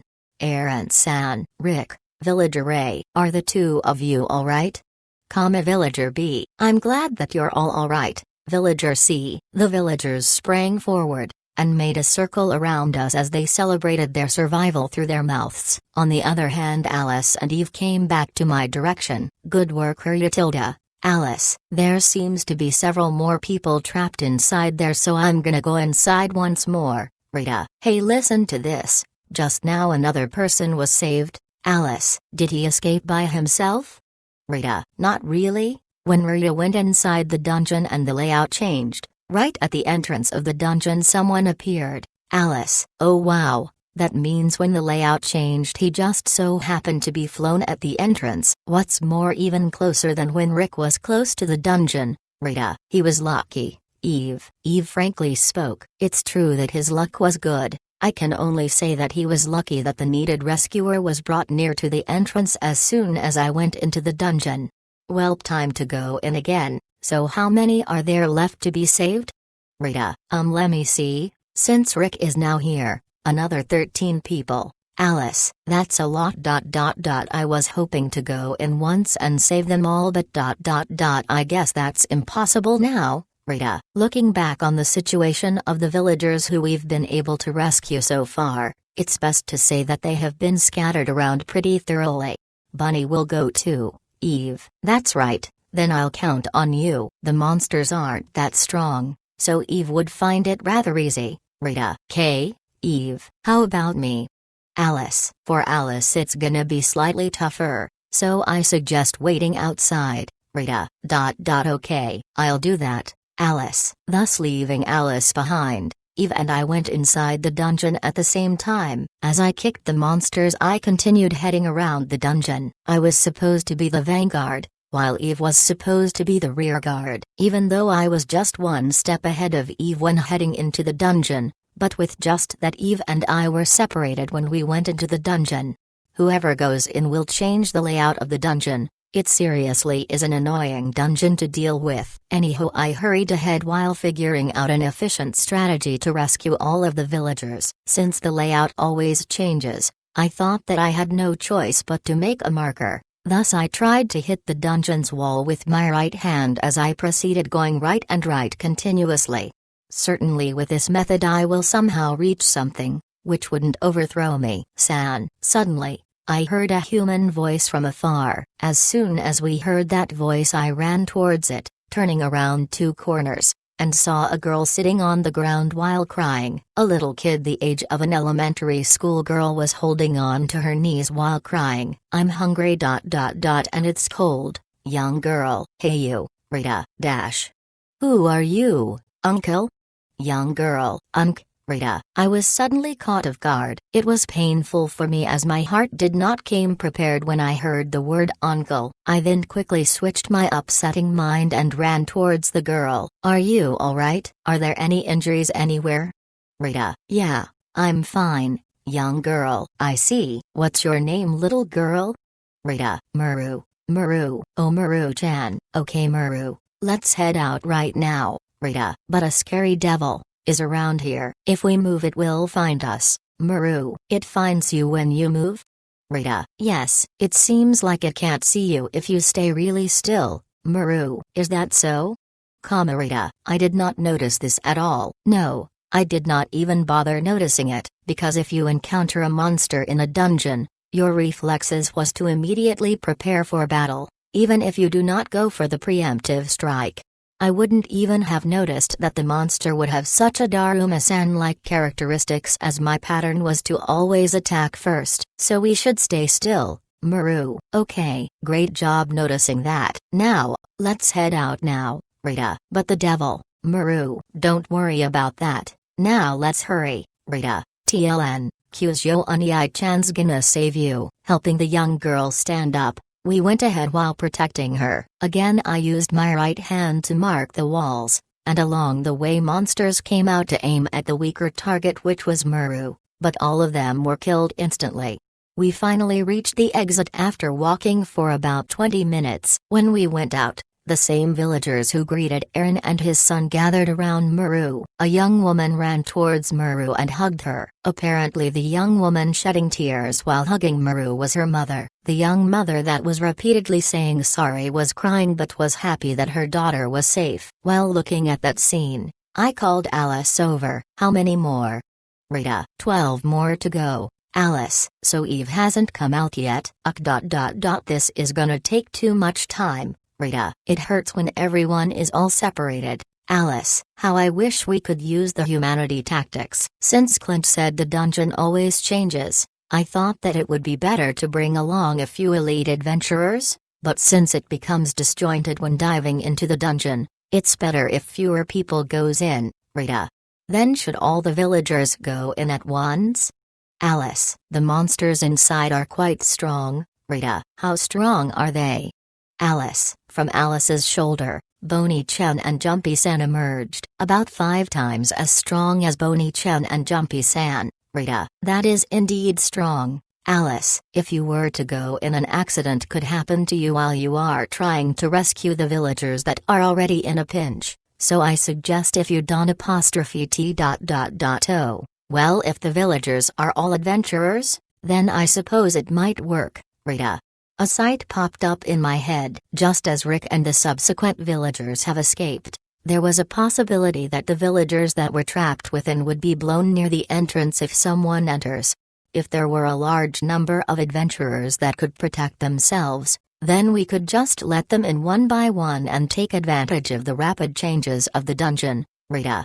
Then that would be quicker, Alice. Though contemplating on something which couldn't be done is pointless. Guess I'll head in again, Rita. I'll wait for you, Rita, but I think I should head in too. If Rita goes alone it would take too much time, Alice. But, Rita, it's alright as Bonnie-chan and Jumpy-san is with me, so they can protect me too, Alice. If you say so. I should tell you something before we go in. Apparently the monster would not be able to see you if you stand still, Rita. Oh okay, is Bonnie-chan and Jumpy-san ready?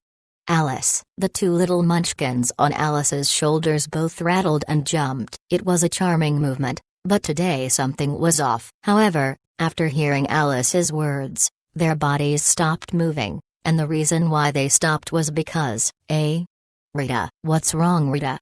Alice. Alice. About Bonnie-chan and Jumpy-san, after they transformed and turned back to chibis, what would happen to them? What I meant was if they were defeated, Rita. What would happen?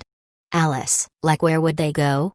Rita. They would just come back to me, Alice. As Alice said that she made Bonnie-chan bigger. Even though it got bigger, its deformed charm was still there. It then walked 10 steps away from us, then disappeared and went back to Alice's shoulder. Haven't I done it before, when using Bonnie-chan and Jumpy-san to fight?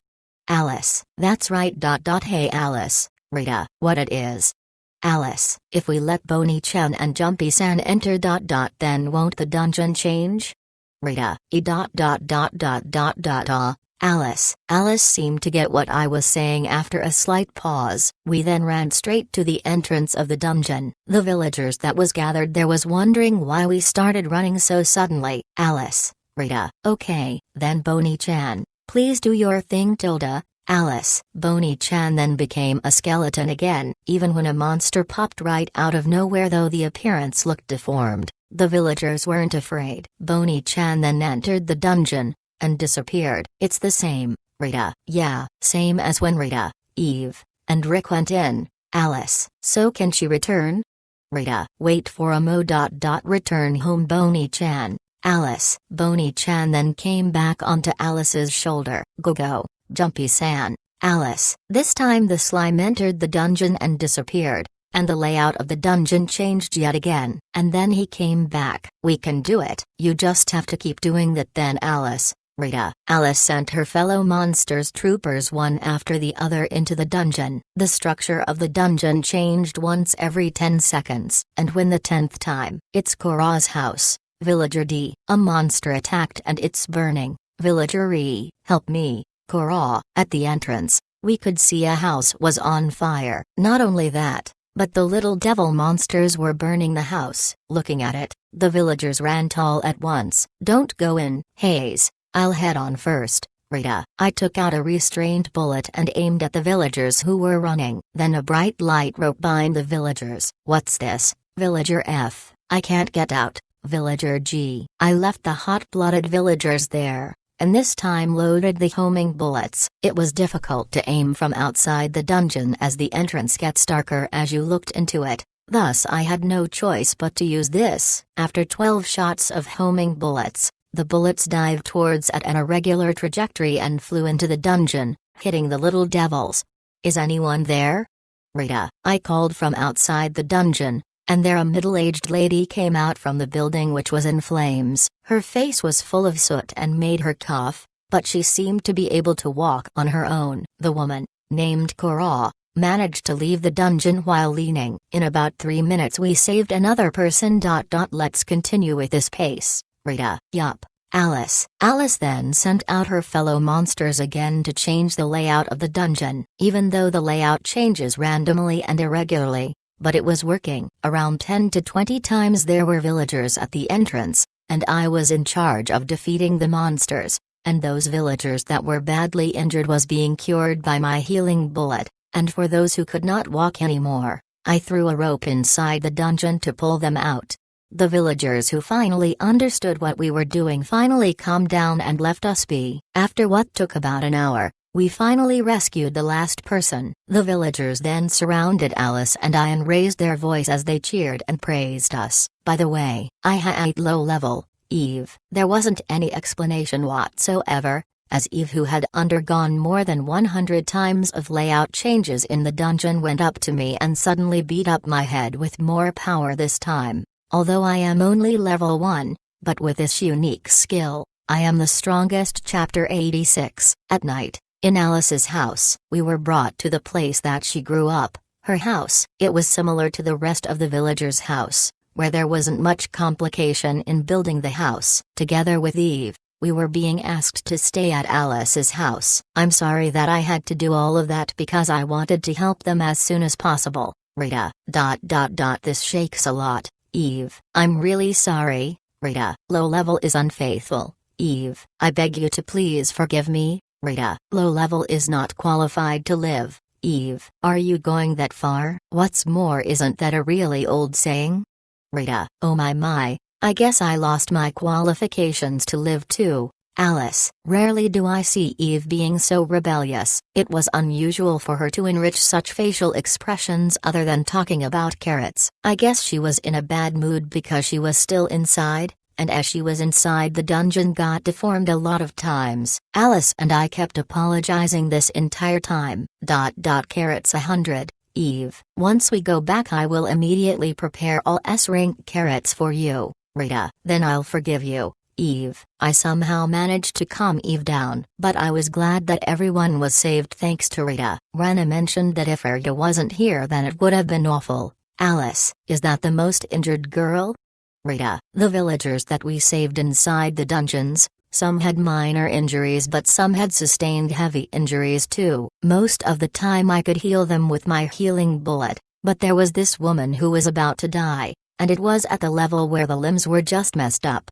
Even the healing bullet couldn't cure her. But after using all of my bullet enhancer plus the healing bullet, I barely managed to heal her. It was amazing that Rita could even cure an injury like that. Alice, it's not that I was the amazing one here, but the bullet enhancer that should take all the credit. If I could heal such a big injury, I might as well be considered a saint that can cure any injuries as long as they are not dead. Her wounds were really bad that only a max-loaded bullet enhancer with a healing bullet could barely recover her. Thus, inside Alice's house, we talked about how we saved the villagers and whatnot, while having some small talk here and there. Even though we were not even away for even a day, I've already missed Emily's bright and warm home. The warm and feel good of Emily's home. I really want to return home soon, as I felt that I was a little homesick. Oh yeah, Rita, what did you get from the drop? Alice, drop?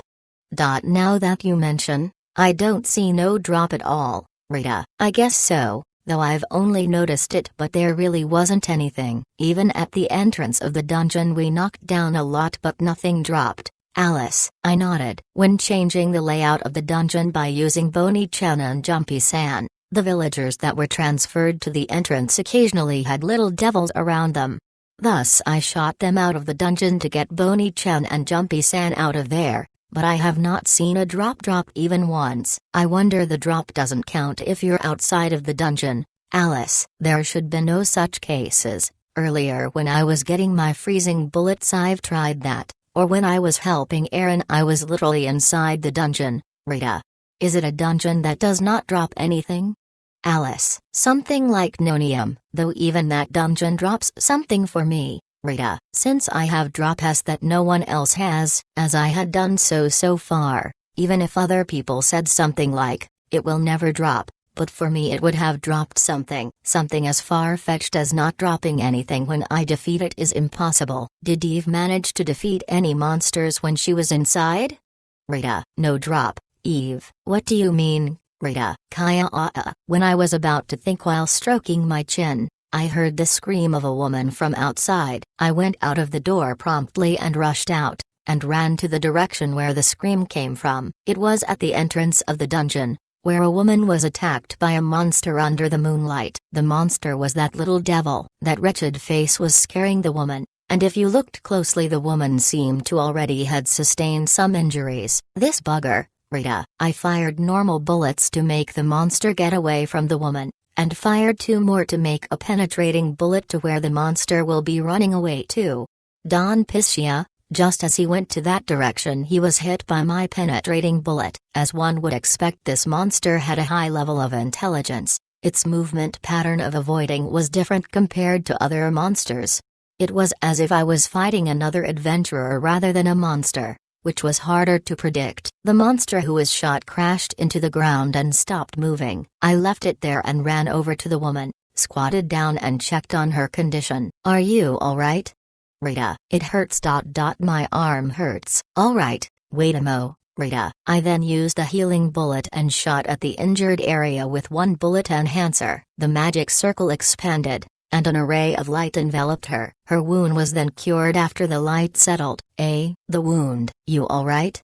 Rita, what did you do? Thank you. I nodded and got back up. Seems that my judgment was perfect. As the more bullet enhancer you put, the more effective the bullets get, but you would not be able to put more bullets inside, making its versatility inevitable. Thus recently I was researching on how much strengthening level per bullet enhancer. Rita, Alice, it's alright now. Rita, thank God. Alice, what's wrong? Rita, that, Alice. Alice, who came closer to me, covered my ear and whispered to me, the ground that was supposed to be the monster that I defeated, there was a bullet there. I'll leave her to you, Rita. Okie tilde, Alice. After confirming that Alice was treating the woman, I picked up the bullet that was on the ground. It was a bullet that I had never seen before being dropped by this monster. Maybe because it became a rogue monster. I unloaded the bullet enhancer and loaded this in and shot it toward the ground. A magic circle expanded on the ground that I shot, and electricity ran on the ground. That ... is good in itself. This was the dropped from the rogue little devil, where it will only become a rogue monster if you leave its dropped outside of the dungeon where no one was around. Certainly this place is secluded, The buildings and whatnot were swallowed, which planted a sort of trauma onto the villagers, which made the entrance of the dungeon way more secluded. It is indeed the best place to spawn rogue monster, but where was its drop? What's the matter? Eve. Oh, it's Eve. Well, there was a rogue little devil that appeared, which means there must be its dropped item around here, and I'm anxious to find out what it is. Rita. Rabbit has defeated a bunch of them, but have not seen a single drop at all. Eve. That's true, even I did not see a single drop either. Rita. Thinking about this while stroking my chin, I went inside the dungeon to confirm this once again. Just as I was thinking about it, something was reflected by the moonlight, and you can see something shining from on top of Eve's bust where she was wearing her bunny suits. There it is, Rita. I caught hold of Eve and stared at it. It was only when under the moonlight, where at one point you can see it reflecting. This is ... it might be, Rita. Dawson. I was suddenly struck on my head. I held my head and looked above. Eve was looking at me while frowning her eyebrows. What is it? Rita. You a pie molester. Eve. Huh? Oh shit, sorry. It was an instinct. Rita. There's no way you'll touch it for free. Eve. Should I pay you then? Rita. One touch equals 200 carats. Eve. I can't tell whether it's expensive or cheap. Rita. It was Eve being Eve. Aside from that, I pointed at her chest. It's shining, right? Rita. Gleaming. Is this perhaps? Eve. Yeah, it's. Eve scooped it up by putting her finger into her chest. Valley. It reflected. It was a golden-sized grain. Inside the dungeon, the little devil monster that saw me made a wicked face and tried to escape. While I was chasing after it, there was a pitfall right beneath me where if someone were to fall, they will be met with sharp blades pointed upwards. I shot a frozen bullet on the pitfall, and kicked the ice to jump out of the pit. I then shot the little devil with a homing bullet where it skillfully tracked down the monster. I then opened the pouch that I'd equipped in advance. It was difficult to see when inside the dungeon, but there was a gold grain there as expected. The drop of this dungeon was gold dust. I guess at that time I overlooked it as I was in a hurry. But now I could confirm it without a doubt. A dungeon that was born out of nowhere turns out to be dropping gold. Thus the news spread around the village like wildfire, and it was even transmitted to several neighboring cities. And night came, Although I am only level 1, but with this unique skill, I am the strongest. Chapter 87. The next day, when I was taking a walk in the morning, I realized that the entrance to the dungeon was noisy. The next day, when I was taking a walk in the morning, I realized that the entrance to the dungeon was noisy. Was there something else going on? I thought, though the air was brighter than expected. There were dozens of villagers forming a circle, and in the middle there was a guy who was dressed appropriately. I have seen that man's face before. It was the father of one from yesterday when I've rescued them, Aaron. While being surrounded by the villagers, Aaron was showing something on the palm of his hands. It's Citizen, you came at just the right time, Aaron. Aaron saw me and came and talked to me. At the same time the villagers who were surrounding Aaron all turned around and looked at me. I was curious about what was happening, thus I approached Aaron. Thanks for rescuing us yesterday, Citizen. Aaron, is your son okay? Rita, it was all thanks to you. Oh, by the way, Citizen, look at this. Aaron. Aaron held out his hand. As I looked at what was on his palm, there were several gold pieces on the palm of his hands. It was the gold pieces that drops in the dungeon, and the amount was slightly smaller than a BB bullet. What's wrong with this, Rita? It came from the dungeon. Aaron, did you defeat a monster and it dropped it? Rita, that's right. Hey Citizen, how much do you think we can sell this for? Aaron, gold huh? I wonder. Rita, since the currency of Piro is almost the same value as yen in my previous world, I thought of it based off of my previous world's rate for gold. For a pure gold of about 1 cubic centimeter, which is around 20 grams, and 1 gram is roughly around 4,000 yen. And since we're using Piro, so it's roughly around 20k. Rita. Ooh, although it was just a rough calculation. But the villagers who heard it raised their voices all at once. That's awesome. With just this it's already 20k? Aaron, gold is awesome. I wanna go in the dungeon too. Hey Aaron-san, How strong is the monster, and how long did it take for you to collect that much? The villagers then gathered around Aaron again and bombarded him with questions. If you looked closely at the villagers, they were all men. As you know how valuable gold is, everyone's color of their eyes changed at once. Those monsters inside are quite formidable, plus they are quite smart. I think the only ones capable of defeating them are me. Kane and probably Carlo. Aaron, how much time did you spend on collecting them? I've been doing it since last night, staying up all night just to collect them. Aaron answered them, and the excitement dropped a little. In addition to being a dangerous place where only few humans venture in, but the result of farming overnight is as good as saying, it's not that easy. I don't know how strong they are, but I can defeat them in a short amount of time. Rita, is that true, citizen? Aaron was clinging to me. If you walk around the dungeon for a long period of time, the efficiency would increase. So how would you go around defeating monsters in the most efficient way, or how to get around the dungeon in the fastest amount of time? So if the first is 20k, then I'm sure I can top that in a huge margin. Rita, oh Hilda, the villagers exclaimed with voice of admiration. This reminded of the time when I was participating in the Harvest Festival Stadium. Plus, the more you dive, the stronger you get, and if you listen to the tips and tricks of others before diving in, the efficiency would rise a little. Even Aaron said so. Rita, now that you mention ... those little devils' movement were quite slippery and they love to dodge around. If someone can predict that movement, then I think Jed could probably defeat them too. Aaron, me too. From within the villagers that were surrounding Aaron, there was a very young man whose eyes were brightly lit. What's more, it's better if you were to form a party, even though you'll be splitted up after going in. But if you were to go in all at once, then you might end up at the same place. So if you team up with your friends, then wouldn't your efficiency increase? Rita, more things could be accomplished if there were more than one person, thus everyone here has a possibility. Aaron nodded, and the villager was further excited. Does that mean we can do it too? What's more, a dungeon has appeared in this village. So this would be era now. If I had enough money, I will go and marry Lee. The villagers were beginning to become more excited as they voice out their demands, and the last person said something dangerous and immediately left. Thus I was advising the villagers one after another. From the know-how of diving the dungeon to the amount of money earned, I told them everything I knew. And this is the most important out of all. Is please don't push yourself when diving into the dungeon. You should only defeat the monsters and get their drops because that is your goal. So never ever push yourself if you know it's already your limit. Rita.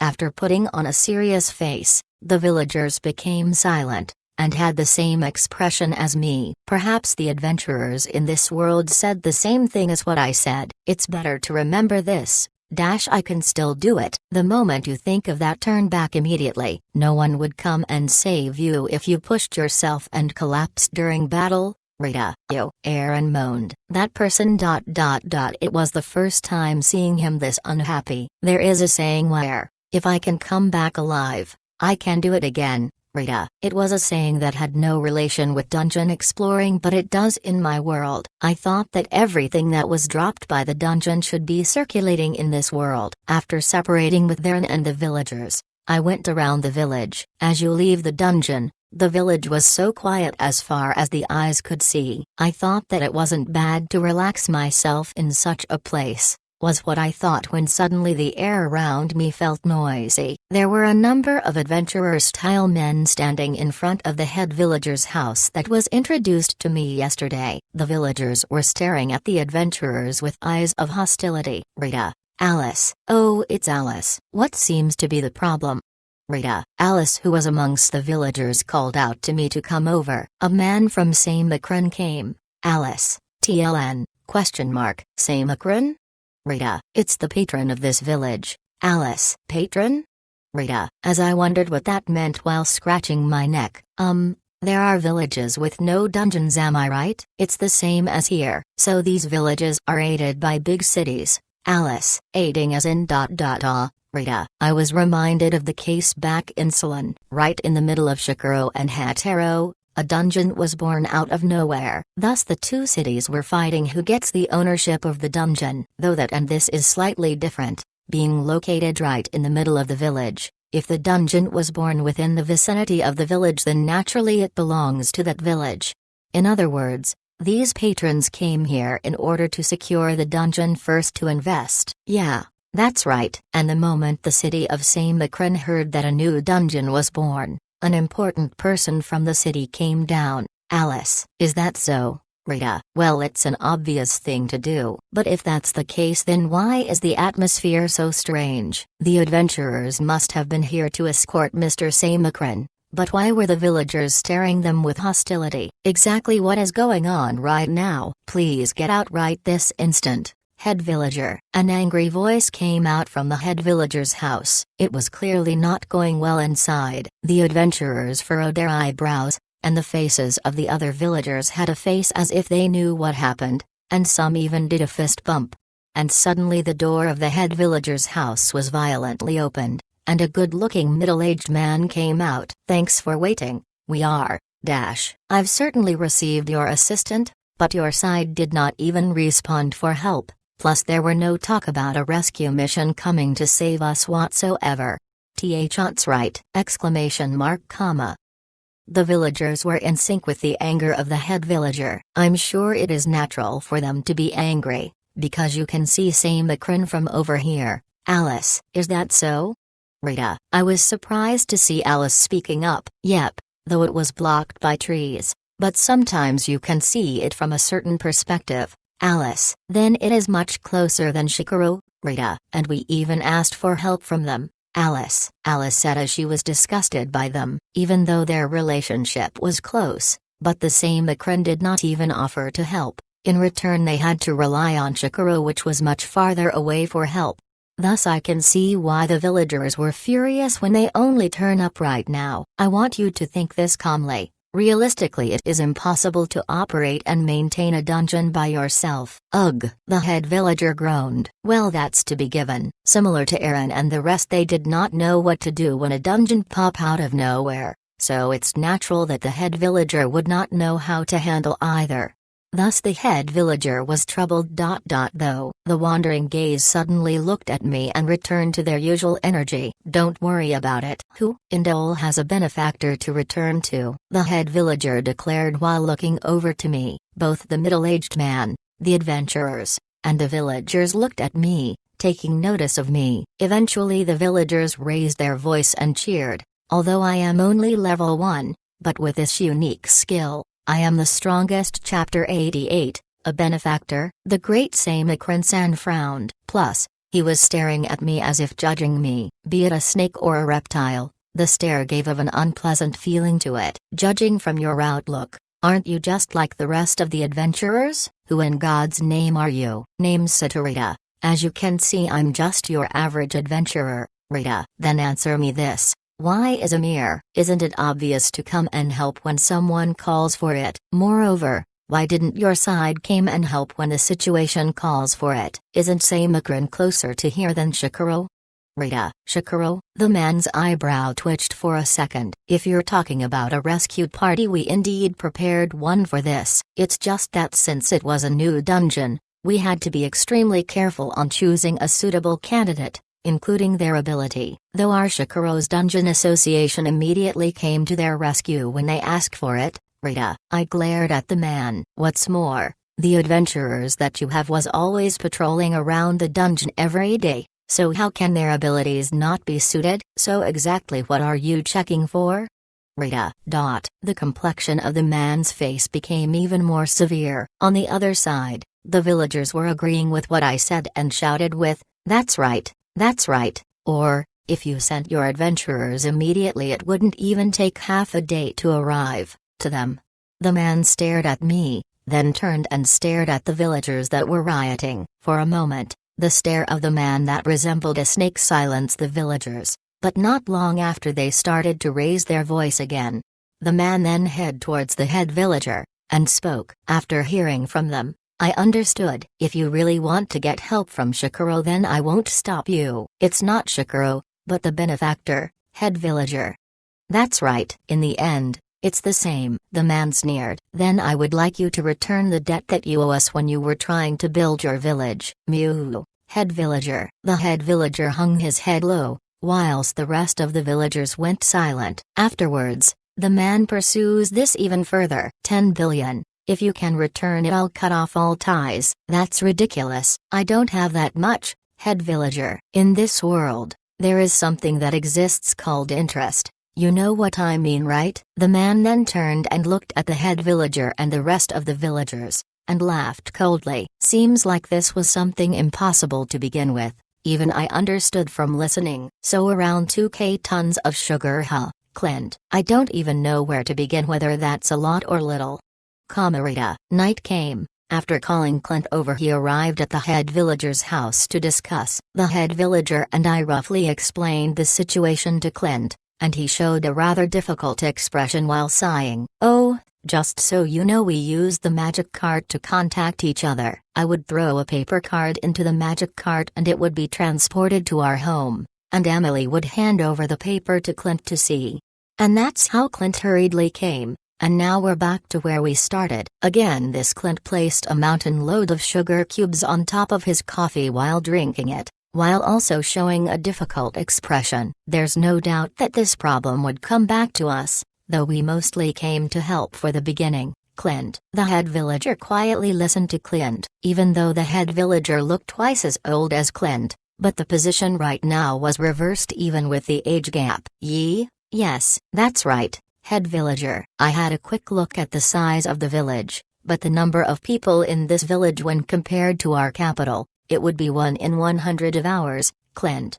So around 100 million. Even though I do not know whether it's a lot or little, but if that's what Clint decided, then I guess it is. Well, Shikaro also has its fair share of villages being supported by us, and to be honest, it is expensive to maintain these villages. Especially those with no dungeons would have a big red X on them, Clint. Since they don't earn you any income, right, Rita? Yeah, but it's also a way of an upfront investment, so if a dungeon were to be born in their village, then it would be a profit, as dungeons won't disappear once they are born, Clint.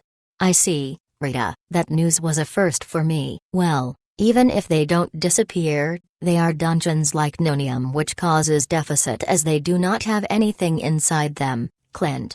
Though Nonium is something to be grateful for, as it was a huge help for me. Well, that is that, and this is this. At least this dungeon has a plus side, so it's fine if Shikaro accepts it, Clint. We will forever in the benefactor, head villager. If only we have 2k tons of sugar, that is, Clint. You. The head villager moaned. We would also need to investigate the dungeon, plus with the current situation we're facing right now, it's rather difficult to pull out that much money too, Clint. Is it that difficult? Rita, it's more of ... If only we know more information about this dungeon, or if there's a new type of a mommy, then the story would be different, Clint.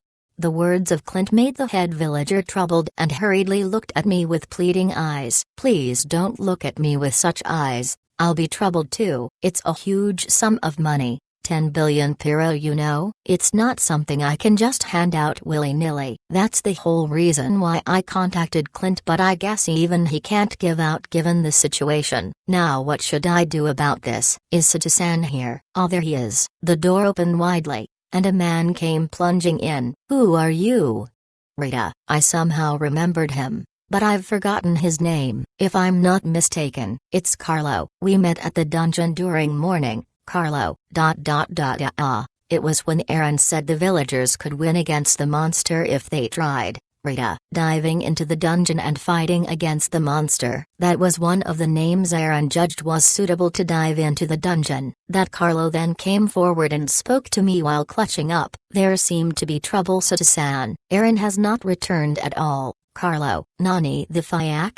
Rita. Carlo and I then arrived at the entrance of the dungeon. There were several villagers gathered around the entrance, and the torches that they were holding illuminated their anxiety on their face. That instantly reversed when I appeared. It's Sato-san. Sato-san has finally come. Aaron will finally be saved. Please help us, Sato-san. You have to go and save my father, Rick. The villagers were being noisy. Rick. who was Aaron's son, came forward and pleaded me. He then started explaining from the start. We were together with Aaron's son when we dived the dungeon, but it's already this late and he has not returned. Aaron's son said that he was still able to go and stayed back. That stupid idiot. Didn't he listen to what I said when not to push yourself, Rita? And then, another villager then shriveled as he spoke. There was a different monster that was way stronger than the previous one, so I guess that's why Aaron hasn't returned. A different monster? Rita. I immediately thought of various possibilities, but I double confirmed with the villagers. Was it only one monster when it was there, and was there those little devils around when you saw it? Rita. There were, even when we were escaping the dungeon. It was chasing us. It's a rare, Rita. At least we know that the little devils weren't the only ones living inside there, but at least it wasn't a dungeon master. Thus I was sort of relieved it wasn't. I got the gist of it after hearing your story. I'll head inside now, Rita. After saying so, the villagers were relieved. I carefully loaded the bullets inside my gun and stepped into the dungeon, equipped with a pouch. I defeated the little devils along the way as I head forward. As expected, their movements were quite tricky, as sometimes they would deceive me by pretending to be dead, but as I fought more of them, I got better at knowing how to defeat it. Even though I am used to fighting the monsters, but the dungeon was a whole different story. Having to face a dungeon that changes its layout every time someone enters, thus it was quite difficult to look for Aaron that way. Should I try that out, Rita? With 5 enhanced bullet on one gun, and the last bullet being a homing bullet, I aimed the gun right in front of me where there was nothing at all and fired. The bullet flew out of the muzzle straight and turned at a corner, chasing after the bullet, and after around 50 meters I saw a little devil that fell down and was laying on the ground. Because it was not a fatal injury, I used the other gun loaded with normal bullet to deal the final blow. Thus I continued following the homing bullet, and turned another corner where it went. Halfway the bullet stopped moving. Since I do not know the layout of the dungeon, let alone where the monsters were, I figured I might as well use the strongest homing bullet to locate where the monsters were. Since the bullet is trying to aim at something, I decided why not follow it, and repeating that for the 6th time. The bullet that was following the monster, there was finally a monster that appeared. It was a human body with a goat head, and behind it has a bat-like wings. And it was 2 meters tall. Truly a demonic monster. So this is the rare monster. It does look different from the rest of the little devils. Aaron, Rita. I saw Aaron being defeated while on his feet. Even when calling out his name, he did not respond at all. Damn it, Rita. I rapidly fired the bullets to drive the devil away, and immediately approached Aaron while aiming and firing a healing bullet towards him. The devil flew around to dodge the bullet, while the healing bullet successfully hit Aaron and a magic circle appeared beneath him while being enveloped with a strong bright light. Aaron. I could hear him groaning. Seems like he's alive. I fired more max enhanced healing bullet towards Aaron. When suddenly the devil flew straight at me in full speed. I then felt a sharp and tingling pressure on my skin. Even though it's rare, but it seemed to not go easy on its prey. Seems like I have to deal with this first. Who attacks first who wins. Thus I repeatedly fired more normal bullets. The devil used its fist and pushed away the bullets. Its form was similar to that of a human being, where he used some sort of martial arts to defend against the bullet. If the normal bullets doesn't work, then, Rita. This time I loaded a freezing bullet on the left gun and a fire bullet on the right gun and fired them at the same time. The 2 bullets merged together and became the annihilation bullet. The demon dodged it. It flew to the side rather than using its fist to block the bullet. The bullet then went straight to the wall and made a gouge on the wall of the dungeon. I gulped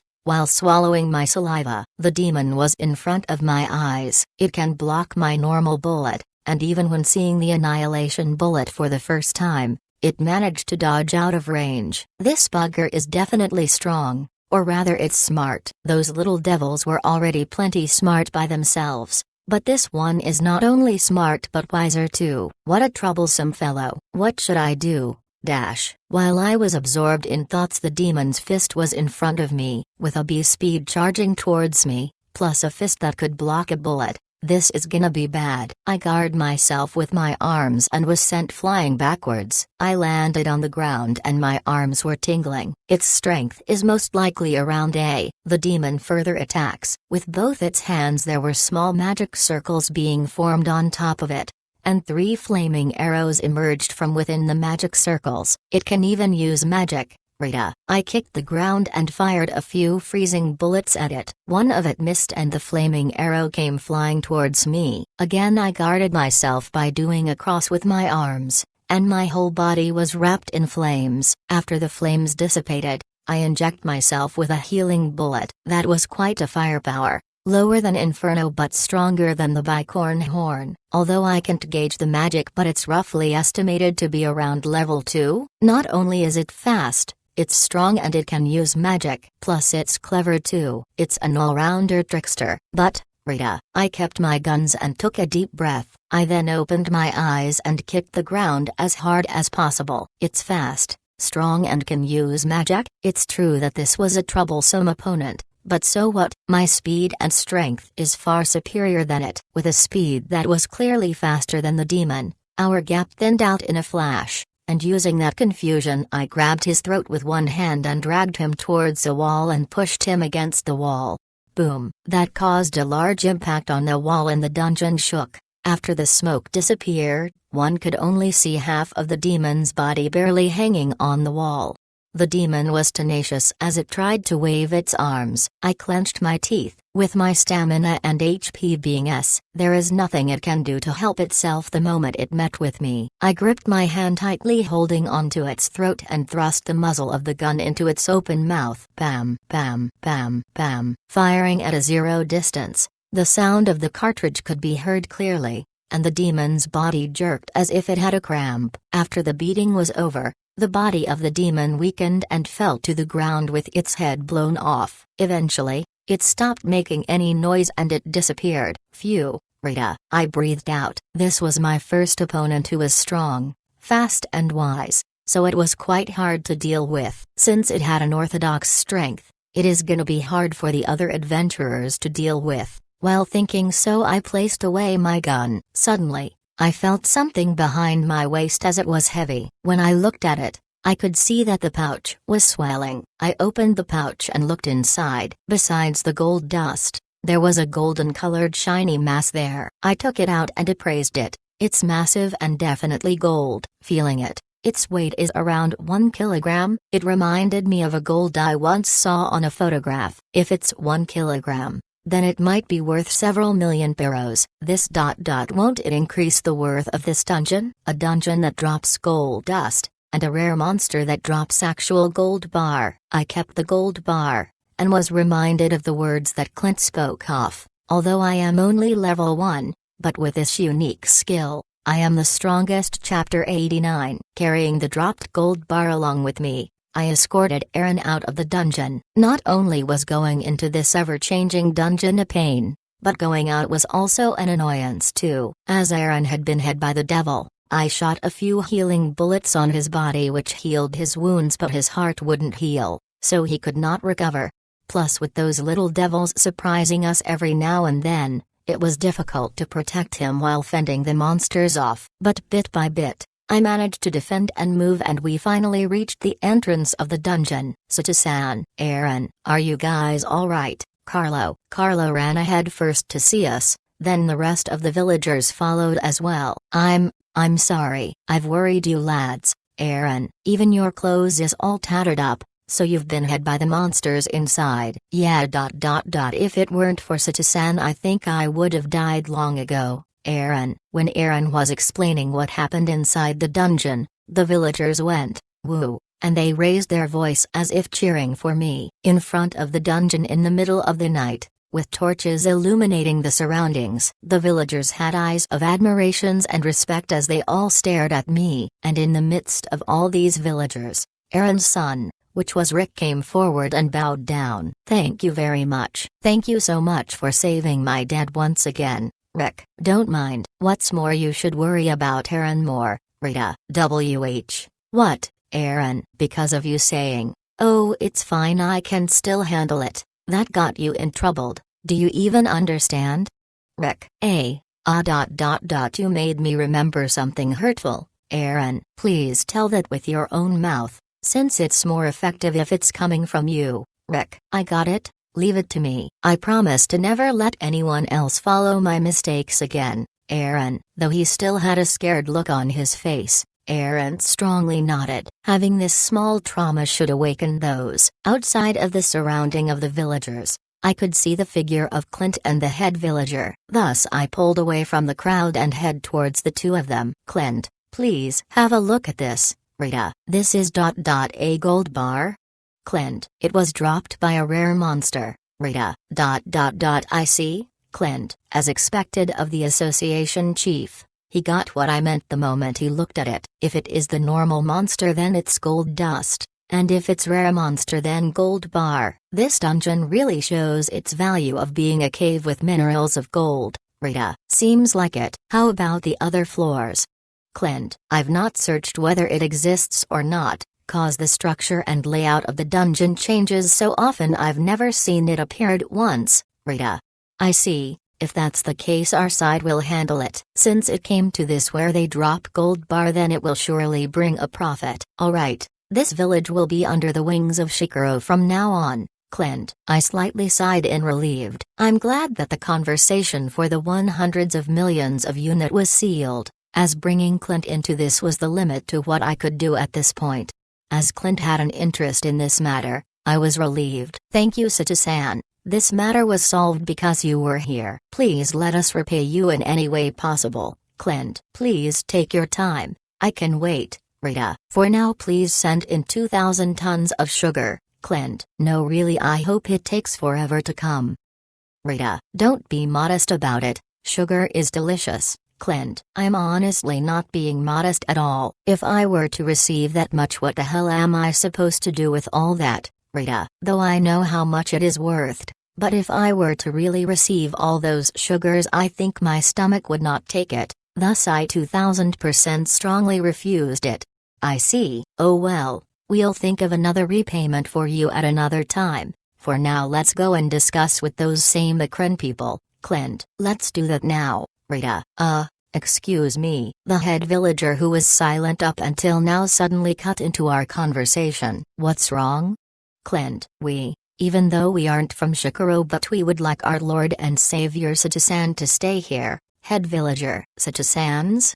Clint tilted his head. More like, what the heck are you saying, head villager? Wait a minute, head villager-san. I'm just an adventurer. I don't have the power to have a meeting with the same Akron people, nor do I have the money to pay them. What's more, Clint-san was the one who recommended me to come here and help out your village, Rita. Boo. But still, head villager. The head villager looked at Clint for help. Because of the sudden selfishness, Clint furrowed his eyebrows and turned his eyes away with great pressure. Yo, you can't trust the city that much, head villager, the head villager said while muttering. The moment I realized, the other villagers who were in front of the dungeon came to us. They had a pleading look on their eyes as they stated at me, the city is untrustworthy. This village, Indole, must have been restrained by same Akron so much, that maybe they had developed that kind of mentality. A poor village with nothing. And looking at them closely, they were wearing a modest amount of clothes which could barely be considered simple, plus all of them looked so scrawny. What's more, this is the village where Alice grew up in, so this is what happens when same Akron has governed Indole for such a long time. I was trying hard to come up with ways to help them from this cold treatment, as I really wanted to help. What should I do? As I was immersed in my own thoughts, then, why not create an Indole Dungeon Association? Then you can let Sato-san be the chief. Clint, Nani the Fyak? Rita, I was surprised, whereas the villagers became rowdy. Not inside Shikaro, but the association will be right here. So if the chief is Sato-san, wouldn't you guys be more at ease? Clint, of course, head villager. The head villager immediately nodded. And the other villagers were also being noisy. If it's Sato-san, I don't think anyone minds, right? Clint, our Lord and Savior who saved us twice. Of course not, head villager. They all looked at me and the crowd goes crazy. Then Clint looked at me, even though that settles it, but I received a hidden message. But, I'm just an adventurer, Rita, TLN, Trina Coot, stop being so shy. I'm pretty sure you can still be an adventurer. I would also leave Shikoro from time to time to explore different dungeons. Clint, you do that? Rita, the adventurers these days are unreliable. They think that just defeating monsters are everything. Clint, isn't it fine just to defeat the monsters? Rita, what's happening? I thought as I tilted my head in confusion. It's love, you know. If you have love while defeating the monsters, you can get the highest quality of sugar. Clint, okay, Rita, I was wrong to have listened to his stories seriously. It was just Clint's own declaration. I don't think using love in this world would increase the drop rate. Even that Eve would need to plead for her beloved carrots from me. Thus, even though that's the case, I held back at Tsukumi. I could understand that I would go to the dungeons from time to time to do it. In other words, I can do what I've been doing as usual. As what Clint said, I don't know whether it's obvious, but the one giving the money was still Shikoro in the end. I'm hired as the association chief but acting as a store manager. So I guess I'm now Indol's Dungeon Association's chief from now on. Rita, Clint nodded. The entire villagers all looked at me. They had looks of expectations. The villagers which was handled with cold treatment. I would like to put down some policies. Rita, looking at Clint. It's not a policy but more of a condition or maybe even a nuance. What is it, Clint? Please make the taxes for purchases in this village cheaper from now on. Rita, I can even make it to 0. Clint immediately responded to my answer. I guess that's how it is. With this amount of villagers and their power, even if they were to be exempted of taxes, it wouldn't make a dent. In the first place, the taxes are all used to create more infrastructures. Clint, isn't that obvious? Rita, I too immediately answered. I got a feeling it was like that. A dungeon which produces gold dust and gold bar, a little gold mine. Adventurers would gather together in the city of mines, and infrastructures would be adjusted and done without permission. Thus I gave out some conditions. Better to say it now. If I'm not around Clint, Shikoro would be the only ones to interfere with this dungeon. Thus it's better to say them now. Hopefully it's alright with Clint, in order to not let this villager to become like how Samakran handled in the past. I then explained my conditions to Clint from what I thought. The obvious things will be omitted. Also those impossible conditions would not be mentioned either, and Clint accepted all of the conditions without hesitation. Any others?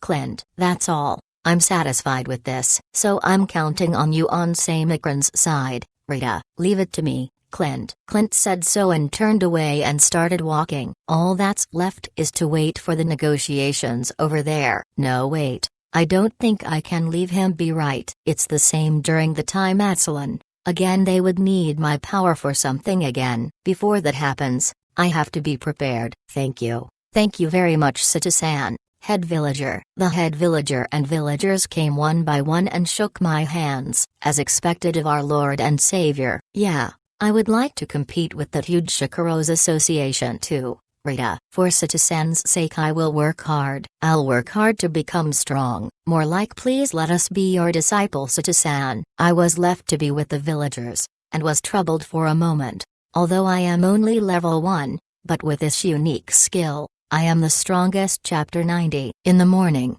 I awoke from Alice's house, which I'm still not used to yet. It was certainly a poor village where Alice's house looked simple. Moreover, I am already missing Emily's warm and loving house. My body is completely used to that.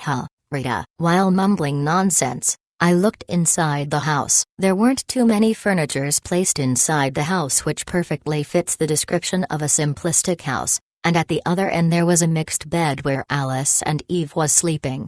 Alice had Bonnie-chan and Jumpy-san resting on her head like a cat, whereas Eve was gnawing on something inside her thin futon. You can't do that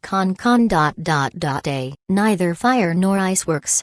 Alice, no carrots tilde, no future tilde, Eve. The two of them were sleeping together while sleep-talking. While thinking that they were having some sort of fun dream, I got up and thought of earning some money in the dungeon. First up was to check on my equipment. 2 guns, and various bullets. I did not use the pouch when I first went into the dungeon, but since I knew what sort of drops I was expecting, which were gold dust and gold bar, I equipped it. And the tears of slime, after redropping it from a rogue monster, since I do not know whether that little devil has any other additional abilities to cheat in various ways, thus I held on to this just in case. Thus, double-checking to make sure, knock, knock, seemed like someone knocked on my door. I glanced at Alice and Eve, and the two of them were still sleeping soundly. Since it can't be helped, I decided to answer it. Yes, yes, who is it, eh?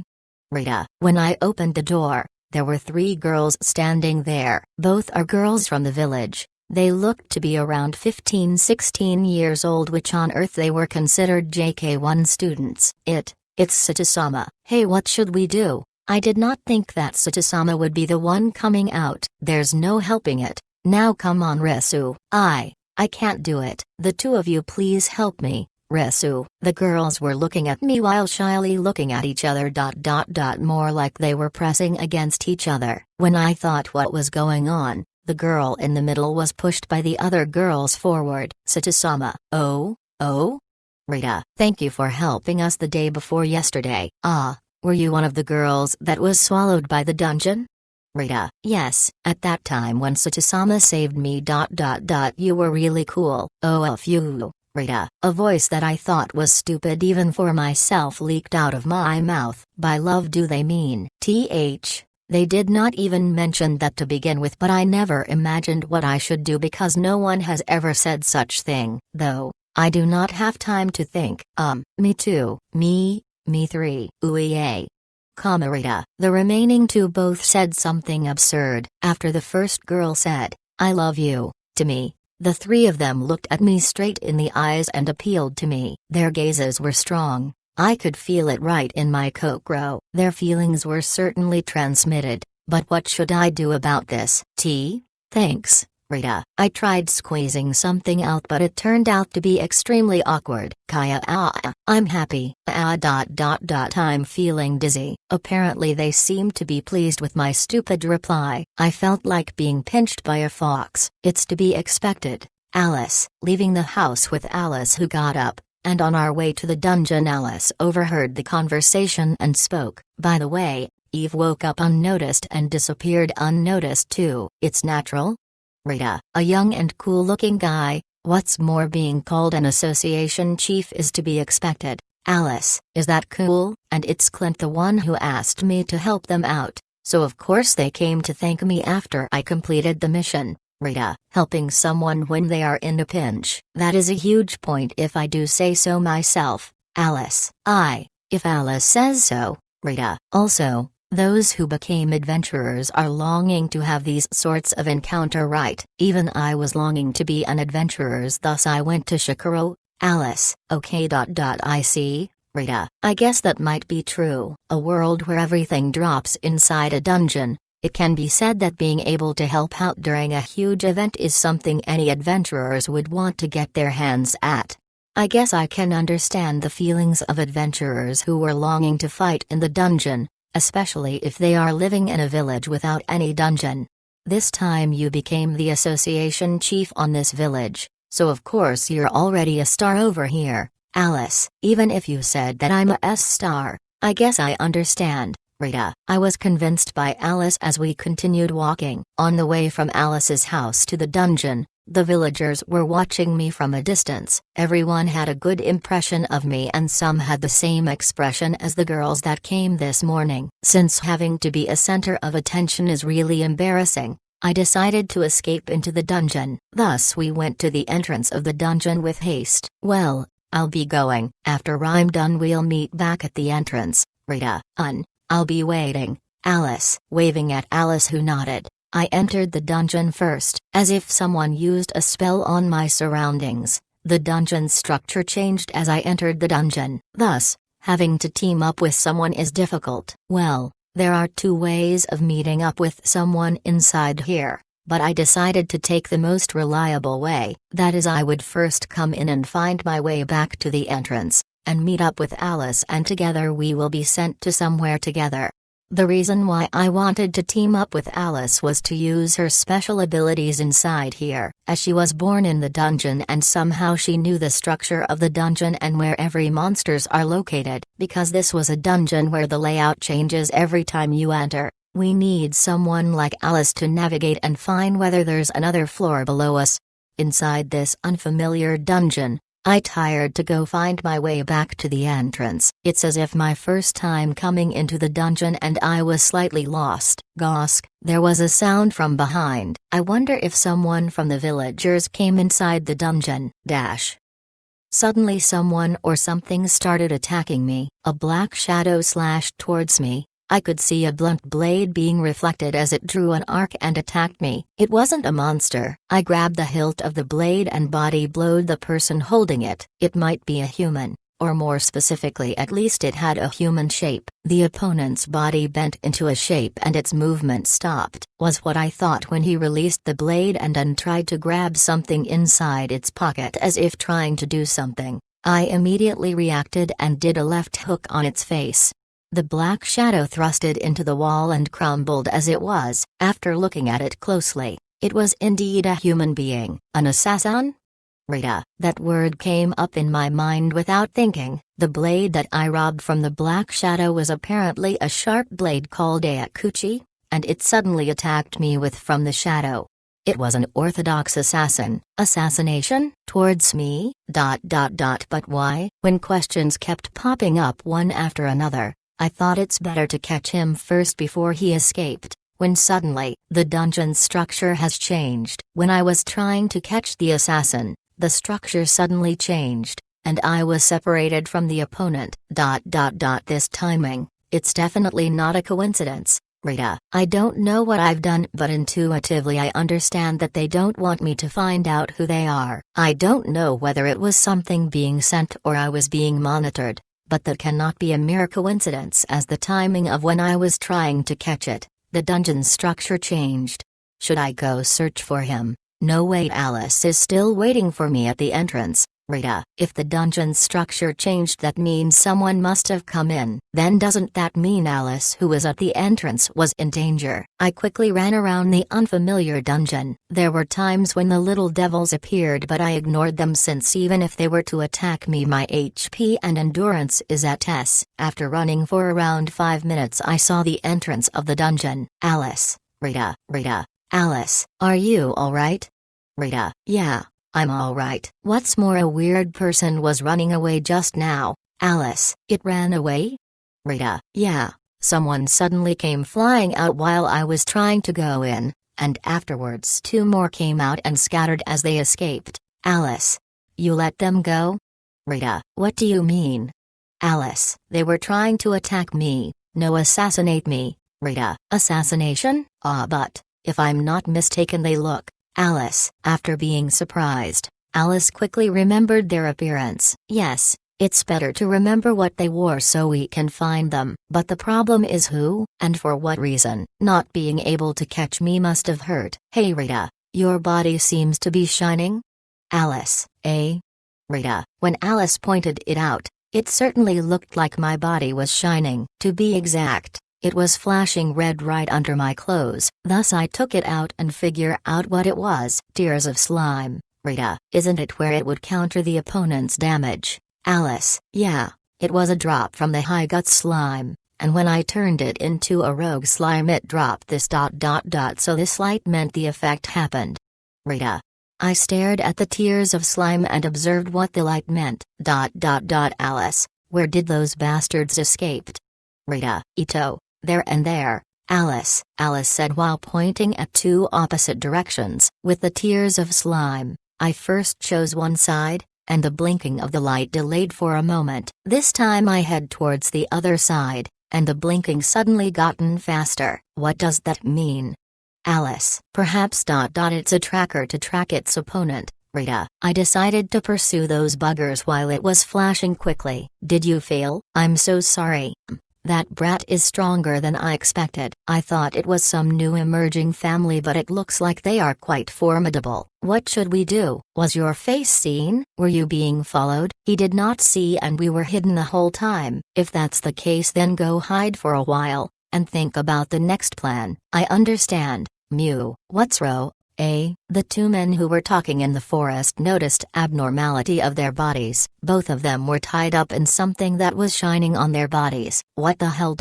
What the hell is this? I can't move. What's going on? The two of them were desperately trying to escape from the light rope, but the more they struggle, the tighter it got. So that's what it is. Who is it? I slowly approached the man who asked who I was. I then placed my guns down and walked to them slowly. Because of my enhanced bullet imbued with a restraining bullet, I don't think the two of them can escape for a really long time. Rita. As the light shine on the man's face, it revealed the face of Samakren's Dungeon Association chief, and the person beside him who was being held was the Black Shadow who attacked me earlier. In other words, you were the one who sent them to kill me? Rita. What are you saying? Well, trying to feign ignorance. Hey, well, it's alright, since I'm bad at this. Alice. Rita.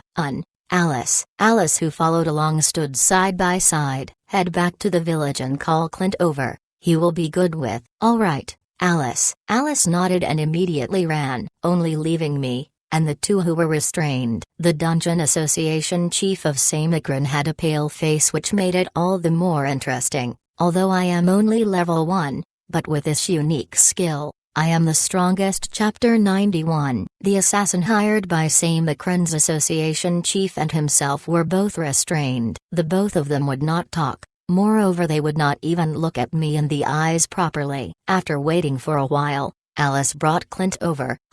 Look what we have here, Clint. Clint, who just arrived, had his eyes shining brightly as he glared at the two people who were restrained. The look that he had a slight inkling of a carnivorous beast who had found their prey. Well, it was just my imagination, caused the fact that he was smiling, and smiling wonderfully at that. Don't get the wrong idea. This is, of course I won't misunderstand. Since there's no one else here, I don't think there would be any misunderstanding whatsoever. Clint was somewhat clear about his statement. His eyes were looking straight at his opponent, but clearly he was clearly lying about there being nobody here, since there is no one at all, and nothing has happened. Is that right, Sita-san? Clint. Yeah.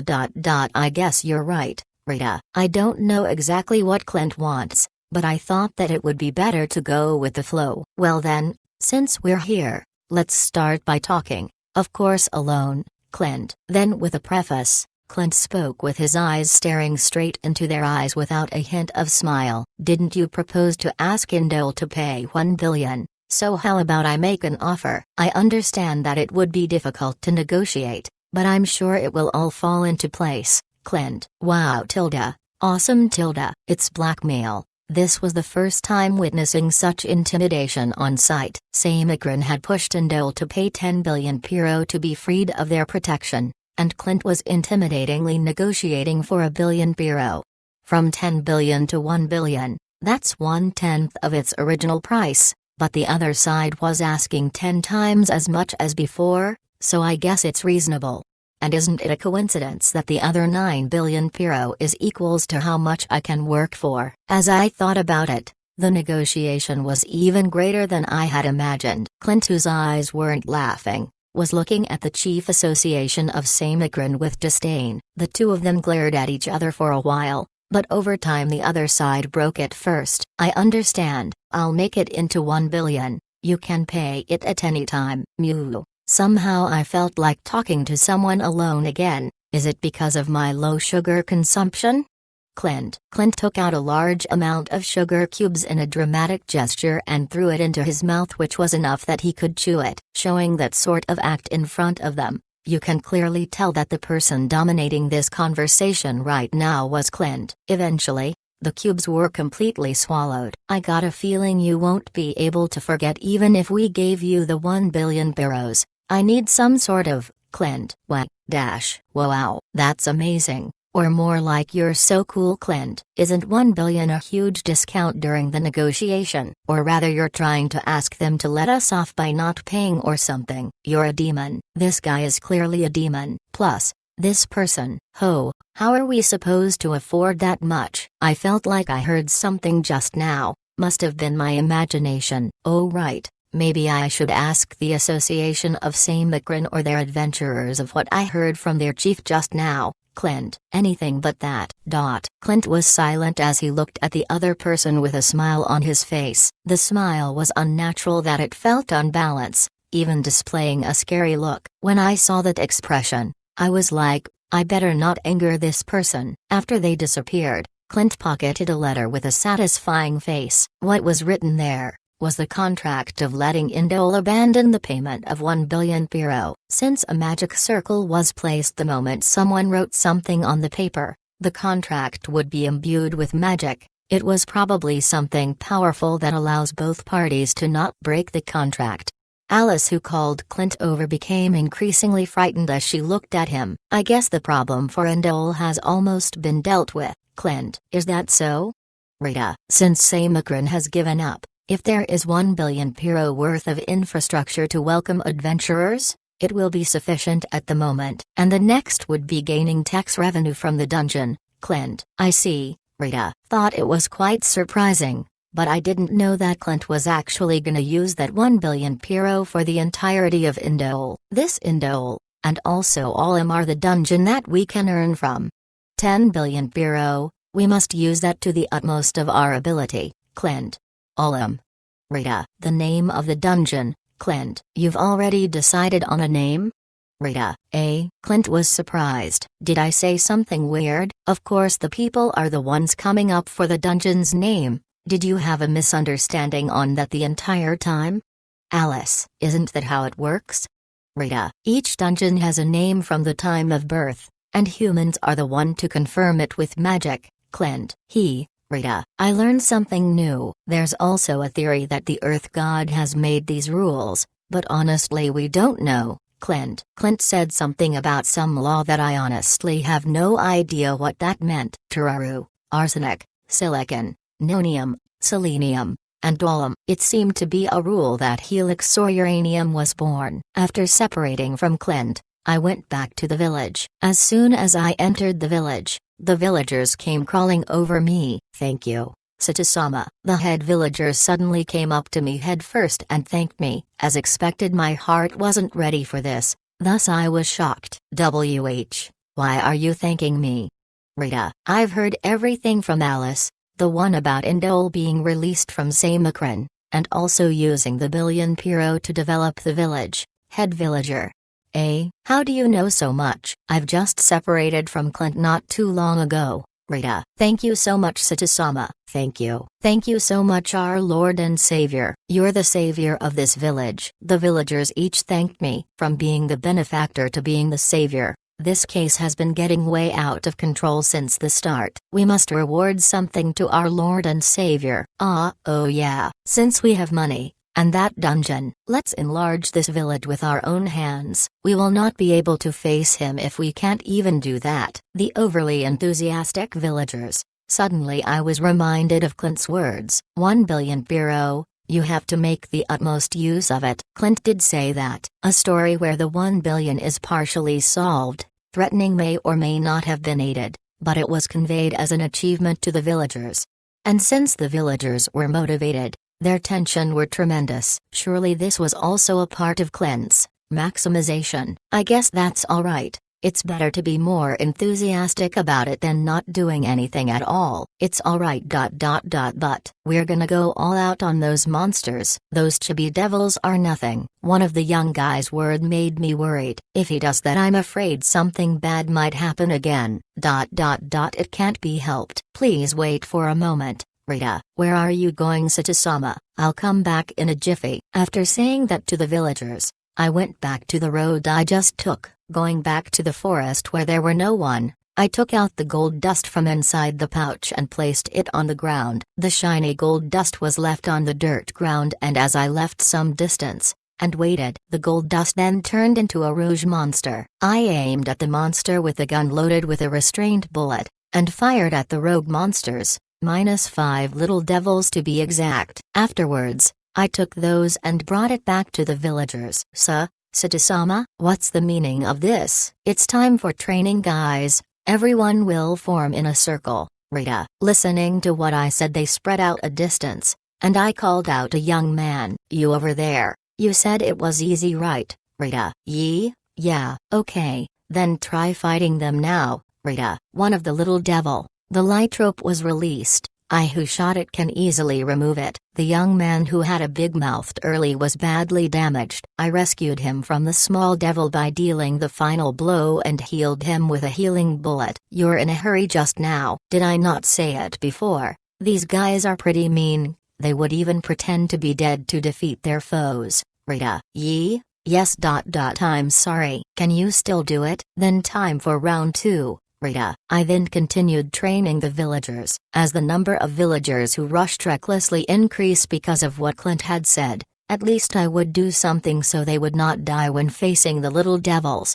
The training with Rita and the villagers, and slightly standing apart from us was Alice and Eve, who were staring. Low level, good-natured, Eve. That's our Rita. Alice, the most gracious, Eve. But because of that, more people came to respect Rita. It's close to the level of respecting him as a god. Alice, the girl there and there, their eyes have the look of aesthetic. Eve. That's true, it's like Eve but when you're looking at carrots. Alice. Without a word, Eve delte. While the two of them were watching, Rita unconsciously increased the villagers' confidence and likability towards him. Although I am only level 1, but with this unique skill, I am the strongest. Chapter 92. Olm Dungeon, the first floor. I who went inside first was defeating the little devils, and continued onwards into the dungeon. Trying to navigate myself on this maze of a dungeon where the route could not be memorized, I managed to reach the entrance of the dungeon where I could see the appearance of Alice waiting for me. Sorry for the wait, Rita. Is it alright for me to just go right in? Alice. Yep. Rita. I nodded and thus Alice pushed the magic cart into the dungeon. As if changing a scene from an old videotape, the scenery around me changed and was sent to a completely different location where I was previously standing in front of the entrance of the dungeon. Even though I've done this several times, I still can't get used to it, Rita. Me too. I was slightly startled by it too. Alice who was beside me agreed with me. After she came into the dungeon she was sent flying to the same direction as me. A rogue dungeon where anyone who enters would change the structure of the dungeon. If you tried to form a party to tackle this dungeon then you're in for a treat as your team would be scattered as soon as you enter the dungeon. The only way I found that would let your team be together with you was to first let someone go into the dungeon and wait for them to reach the entrance of the dungeon. Then the person from outside the dungeon would enter and they would both be sent to the exact same location. Truly an annoying dungeon indeed. So, you found out anything? Rita. It's over there. Alice. I received the magic cart from Alice, and we went to the direction that Alice pointed towards. For those who do not know where they were sent to, they could only randomly walk around the dungeon till they find something. But with Alice around we won't be lost as she has her brilliant ability. As I suspect, there is one. Say, how does it feel? Rita. What do you mean? Alice. The feeling of knowing the entire layout of the dungeon. Rita. Alice holds a special ability. Not only does it help her know the structure really well, she could also sense where each monsters are. It was that kind of ability. I'm guessing it must be due to the fact that she was born from inside the dungeon from the womb of her mother, but I can't confirm that. However, it is clear that she could do it. I'm not sure myself either. It just so happens. Alice. It just so happens, right, Rita? It's like, a monster has been born. Alice. Mew. Rita. Alice suddenly stopped and stared in front of her. I hid the magic cart behind me and readied my gun, and we waited for a while. It didn't appear at all. Rita. Just wait for a little while. It's here. Alice. Right in front of us. The ceiling cracked and a little devil came flying out of the cracked ceiling. The sight was as if the dungeon itself gave birth to the monster. After the little devil was born, the dungeon's cracked ceiling returned to normal as if nothing ever happened. I fired a normal bullet, as even if it was born recently it's still a monster. Thus I fired a full power shot right from the get-go. Since I expected it to dodge my bullet, I aimed at the place where he would dodge and ran to that direction. Then, I countered it with a telephone punch. The punch lined up on the little devil, causing a loud smack which made him flew and crashed at a wall. I could still hear the cry of the monster. It's still alive. Pan, pan, pan. I fired relentlessly at the hole of the wall, and right after a pop sound could be heard, which meant that the monster disappeared. In return, a grain of gold dust fell to the ground from the hole. I proceeded to pick it up. You're amazing, Rita. You showed no mercy towards the monster. Alice, is that so? Rita, plus you look super cool just now, where you just fired your gun at the wall relentlessly. Alice, I once took my time to fight it and it tried to run away, thus I wanted to make sure to actually finish the killing blow. Rita, I see. I'll take note of this for future reference. Alice, who was convinced by my explanation, nodded in agreement. After explaining it to her, I went ahead and placed the gold dust inside the magic cart to check its price. Immediately, a number appeared. Less than 2,567 euro, TLN, around $22.5. Wow, even a grain is worth so much. Alice, sign, it's real gold. If you could put a first joint pinky worth of this, you could probably earn hundreds of thousands. Rita, amazing. I wonder if we could defeat it too. Bonnie-chan, Jumpy-san. Alice, the SD-sized skeleton and slime that was riding on Alice's shoulder was replying something to her. I see, so everyone has to partake in fighting it. Alice. She then continued onward. Along the way a little devil appeared, and before it could escape she defeated it. It can be said that 1 gram would be worth around 3.5k euro, and after reaching the stairs of the dungeon, we had already earned around 58,121 euro. Not only is this even higher than a full cart worth of bean sprouts, but when I looked inside the magic cart, I could barely see it being filled. This is honestly amazing. I wonder how much will it be if we filled the magic cart full of golds. Alice, maybe a few billion, or maybe even tens of billions. Since the weight is lighter than vegetables and the price is much more higher. Rita, that much? Alice, that's how it is. Rita, well, I don't think we could collect that much though. Even for me, if I were to do it at this pace, I'm afraid it would be at a level of me working till I drop dead for a month in order to fill up the cart. Imagine putting a grain of sand inside a huge box. Metaphorically speaking, it would be something along the lines of that. Obviously I won't have to fill it to the brim to exchange it for a huge sum of cash. Well then, shall we head down, Rita?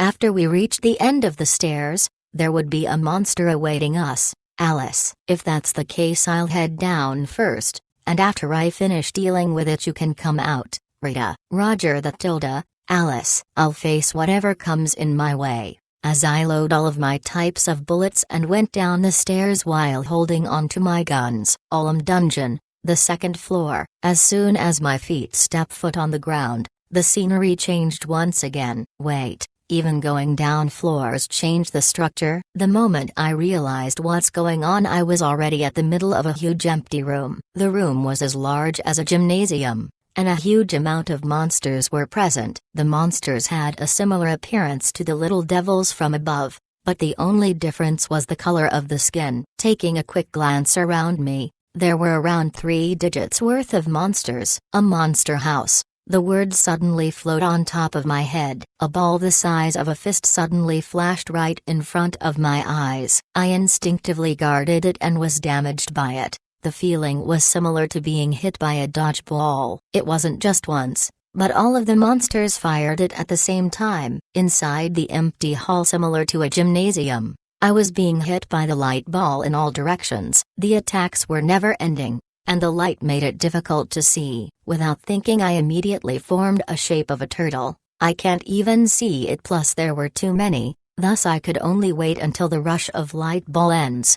Luckily the damaged weren't that painful. The balls continued to be fired towards my body, which made my body numb, but it wasn't to the extent where I sustained heavy injuries. While guarding, I made sure to inject myself with healing bullet and continued to take the onslaught of light balls. I don't know how long time passed, but my sense of time had been disarrayed. and the number of light balls has decreased sharply. I looked up and immediately held my guns, and my eyes caught hold of the different colored little devils, and waved my hands to block the light balls.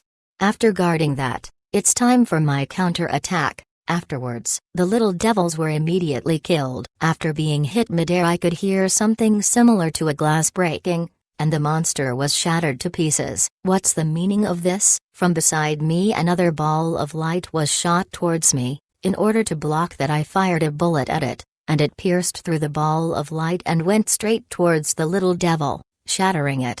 After looking at them closely, at first there were many. There were around more than hundreds of those devils roaming around the monster house, but now it was reduced to half of that number. The remaining ones were flashing red. For the remainder that were flashing red, I took out the tears of slime from my pocket, and it was also blinking red like the rest of the monsters. There were two effects for the tears of slime that was dropped by the rogue monster of the high guts slime. First was after being damaged by someone, it could track their location, and the other was to reflect back the damage being dealt by the user. Since I was holding on to it, I turned into a stick. More balls of light flew towards me, and the moment those hit me, one of the little devil lost its strength and fell to the ground. It's funny that they were the ones killing themselves by firing the balls of light towards me. Thus I did nothing at all and stood still. And after 3 minutes passed, I guess it's finally over. Rita, standing in the middle of the huge gymnasium-like place, the last monster that was reflected by the damage fell. In return, the ground was filled with shinies, so the second floor is also gold dust, huh, Rita? I immediately went around and pick up the gold dust. TLN, why doesn't he just equip the pouch all the time? The second floor of Olam's drop is the same as the first floor where they drop gold dust, though I was inside the monster house for a moment. But I didn't even do much and had already earned around 300k worth of pyro from the gold dust. Although I am only level 1, but with this unique skill, I am the strongest. Chapter 93. I was busy earning money as usual for today, and after earning approximately 1 million pyro I decided to leave the dungeon. Though I've located the stairs to the third floor, I decided to leave it for tomorrow and turned back. In front of the dungeon entrance, there were villagers gathered keeping watch. I handed over the magic cart to Ina, who was hurriedly dispatched by the trading shop. Ina then took out the gold dust from within the magic cart and weigh it. Okay, it's 1,022,134 pyro tilde, Ina. Oh. After calculating it, another shop assistant brought in a safe, and once he confirmed the amount he handed the money over to me. The dungeon drops, and then purchasing from it. The villagers cheered as they were looking at the most orthodox scenes of this world's production activities. Are you gonna earn money like this? Immediately receiving the money like this is great. I want to head over to the dungeon tomorrow too. The villagers showed admiration and their tensions were further increased. This too please, Aaron. The next in line was Aaron, who stood in front of Ina. He also had a fair share of diving into Orm several times, so I asked him to assess the gold dust that he'd gotten to Ina. Everything is 24,932 pyro tilde, Ina. Oh, Aaron. After receiving the money directly onto his palm, he was overjoyed as his body trembled in excitement. Another person who got into the dungeon also brought the gold dust. With this I hope that the villagers of Indel would understand the flow of transactions of getting drops from dungeon and selling it to the store. Alice, are there any alcohol in this village? If possible the more the better, Rita. I asked Alice, who was standing next to me. Alcohol? I think the head villager, Karen-san and Mra-san would have them, since they would stock up for the annual village festival. Alice, if they are being used for a festival, I think that amount should be enough. Is it possible to buy all of the stock? Rita. I then show the earnings for today to Alice, which was around 1 million pyros. I think that should be enough. Alice, what's with that face? She was looking at me with a strange expression. I would love to have a party as soon as possible using this money, of course. Rita, that's just ridiculous. A woman suddenly came from behind and started talking. It was a grandmother who looked around 70 years old holding a cane. And you are? Rita, I'm Mra. I've heard from Alice that you were stocking up on alcohol, Rita. Yes, if our benefactor is opening a banquet, then by all means please use our sake, Mra. Thank you for that offer. Then without further, Rita, you don't have to pay us a single cent, since the benefactor is the one ordering it, Mra. That's right. After Grandmother Mra finished saying, several villagers agreed in unison. Though I understand why and am happy, but then there wouldn't be any meaning to all this. Thank you so much, I'm really grateful, but please accept the payment as well, Rita. No, if it's our benefactor, Mra. If that's the case I won't open this banquet, Rita. I straightforwardly spoke and freaked them out. Grandmother Mra had a troubled look for a moment but hurriedly accepted it. I understand. Benefactor Sama is too kind with his words, Mra. I took out the money and handed it to Grandmother Mra. Words then got out to Karen-san and the head villager, and the two came and said, we don't need the money, but I forced them to receive the money. Since the alcohol is cheap, and even with the 1 million piro we still had remaining money, so I used the remaining to buy ingredients and handed it all to the head villager. And thus the villagers were looking forward to the party. Hey Rita, why did you insist on paying? Alice. Well, it was around half a year ago when I was traveling abroad, and at that time the business trip had the same vibe as the villagers here, Rita. Alice. Alice tilted her neck as she wondered what I was talking about. I don't think she would understand right away, but sooner or later she would came to understand. The banquet was held at the village square and everyone was getting exciting over it, and Rita was drinking with the villagers. Mra was calling a villager named Play, and spoke at the corner of the square. What is it, Granny Mra? Play, your carpenter's arms aren't trusty, right, Mra? Of course. You want to repair a house? Play, I do not care about the house of an old granny like me. Anyways, I want you to build a house at the back of my house. When the dungeon first appeared, I was informed that my son would come back home, Mra. Ooh, I'm happy to hear that, Play. Thanks to Benefactor Sama who bought our sakes. Is this amount enough? Mra then handed a bill to Play. Just so you know, this amount is just enough for me only. Play, I know. I will also pay for the material cost. It's right here. I will order it tomorrow, Mra. Then I'll gladly accept this. Leave it to me. I will build a good house for your son. Play puts the money in his pocket, and Mra took her cane and went back to the circle of people. Ply, ga. Oh, it's just you, Lisha. Are you trying to scare me to death? Play, hey Tilda. Lisha, a middle-aged woman called Lisha placed her hands out towards Play and showed her palms. What is it, Play? Don't play dumb. I saw that just now. Since you got paid for now, then use that to pay for my house now, Lisha. Are you gonna take it all? If you do that then I would. Play, pay the money now. You can put it again from tomorrow, Lisha. I understand. Kuo. Play took out the money that he just pocketed and handed it over to Lisha. 1, 10, 100, 1000. Okay, here's your change, Lisha. The change isn't even more than 500 biros. Play, I said that you can put it again next time. Money is fine too, but when you have money you better pay up. Is that clear?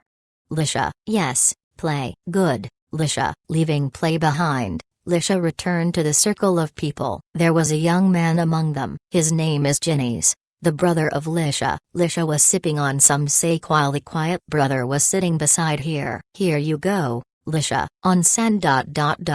Where did you get such a large sum of cash? Ginny's. I got it from Play. It's the payment of the remaining sum for our house, Lisha. Hey, he's been paid well, huh? Ginny's. If it's this much it should be enough, right? Lisha, eh? Ginny's. It's your marriage between you and Kiki, this should be enough, right?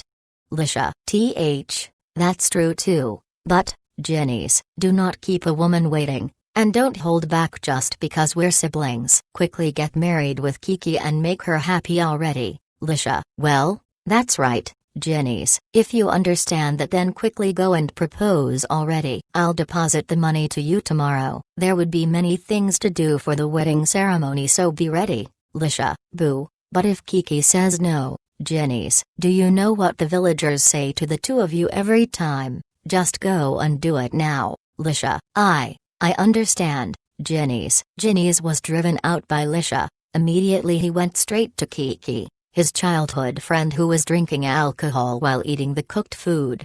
And, Satisama, while drinking sake with the head villagers and explaining about the economic activities centering on the dungeon, a pair of man and woman came to us. The girl's name was Kiki, who came to pour sake several times, and the other was the first time I saw a boy being so thin. And you are? Rita. My name is Jennies. Satisama? Jennies. Rita. Please become a matchmaker for us. Jennies. Matchmaker? Are you two getting married?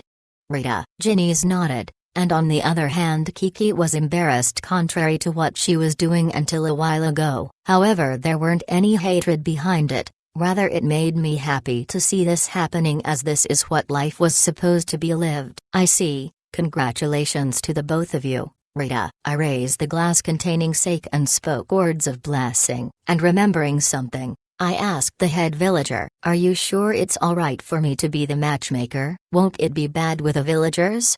Rita. What are you saying? It would be an honor if Benefactor Sama were the one being it. Hence why Jennies came all the way here to ask. Head villager. I see. Just so you know, I'm still single, but are the both of you okay with that? Rita. That's no problem too. There is nothing wrong unless you're married in this area. Head villager. Oh, okay. Rita. I nodded, and taking the 2 cups that hasn't been touched by anyone's mouth, I poured sake and handed it over to Jennies and Kiki. I'll gladly be the matchmaker for the both of you. Congratulations, Rita. Thank you so much, Kiki. Thank you so much, Jennies. The 2-person who appreciated me helping cheered and drank the sake. The 2 of them held hands together, and I don't know whether it's because of the sake or they were happy, but their faces were bright red. As I was looking at the 2 soon-to-be married couple, Alice was suddenly sitting next to me. And that is how it is, Rita?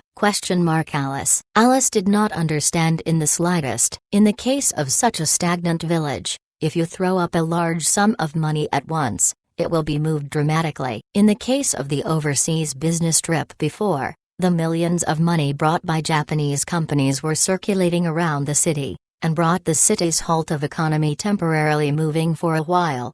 And there are several circulation. Marriage is one of them. The extremely happy Jennies and Kiki. I do not know how the 1 million Piro were flowed around, but I was convinced that it is about to travel around a lot. More than anything, I'm sure that the 1 million Piro that was used up will be beneficial to this village economic as time goes by. Although I am only level 1, but with this unique skill, I am the strongest. Chapter 94, Orem Dungeon, 2nd floor. A barrage flew through a long and narrow straight road. Bright bullets descended as if it was raining bullets. Bright bullets descended as if it was raining bullets. At the entrance of that narrow path, Alice and I took cover against a wall. Those balls of lights that did not hit us flew straight into the wall of the dungeon, causing a rapid succession of small explosions. Ahead of this road leads us to the 3rd floor, right? Rita. Ahead of this road leads us to the 3rd floor, right? Rita. Yes, I'm 100% certain. After we pass through here we'll see it soon. Alice. The fellow monsters that were riding on Alice's shoulders nodded along with Alice. The fellow monsters that were riding on Alice's shoulders nodded along with Alice. That face doesn't seem to be lying. As we confirmed the location, I furrowed my eyebrows. The next barrage of light bullets started again. It's impossible to get rid of this, Alice. It's impossible to get rid of this, Alice. It's not at a level where it's impossible, but there will be a lot of fractured bones in the process. What's more, the faster we break through this the better, Rita. We're gonna break through? Alice. Yeah, watch and learn, Rita. In order to show Alice, who has not been on the 2nd floor before, I confirmed that I was equipping the and entered the pathway instead of taking cover from the wall. In order to show Alice, who has not been on the 2nd floor before, I confirmed that I was equipping the and entered the pathway instead of taking cover from the wall. The bright bullets poured down to my body, and taking the constant bombardment of bullets in like water did not help, as it was difficult to advance ahead. The bright bullets poured down to my body, and taking the constant bombardment of bullets in like water did not help, as it was difficult to advance ahead. I did not force myself to proceed ahead. I slowly moved forward while recovering myself with the healing bullets. After a minute of the bright bullets shooting at me, I felt something appear inside the pouch that I was carrying.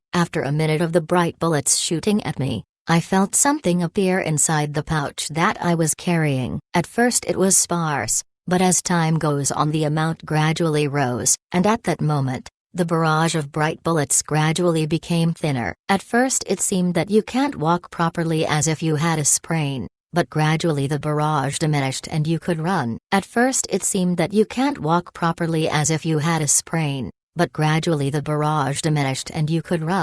I passed through the path, the barrage completely lost its appearance and the monster was nowhere to be seen.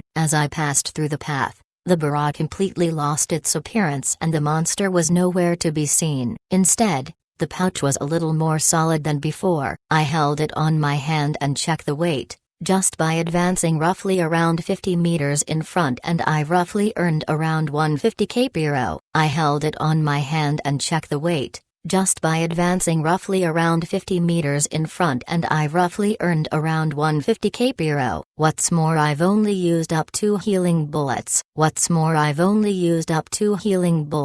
Just by advancing and recovering twice, I've already earned 150k. The second floor of Aurum. Maybe it's a floor that is compatible with me. So awesome tilde. Doing it like how you done it seemed easy. Alice. So awesome tilde. Doing it like how you done it seemed easy. Alice. Well, that is if both your HP and endurance is at S and you're equipping the tears of slime. Rita. Wait. So only Rita is the only one capable of pulling it off? Alice. I think Alice can do it too, if you have the guts slime as your friend. Rita. Is it that child that can't be killed in a single shot? I got a feeling that girl doesn't want to be my friend. Alice. So you can understand the likability of each monsters too? Rita. Somehow tilde. Alice. Alice firmly nodded while saying that. When it comes to something in the dungeon, when Alice said something like, somehow, it sounds really stupid. If that were the case, then her saying, somehow, would mean that the probability of finding the way is 100%. And where the monsters are at would be more than 90%. Well, if you put it that way, I guess same thing can be applied whether a monster can be her companion or not. Thus, we continued advancing while being led by Alice with her, somehow, senses, and before we knew, we reached the 3rd floor.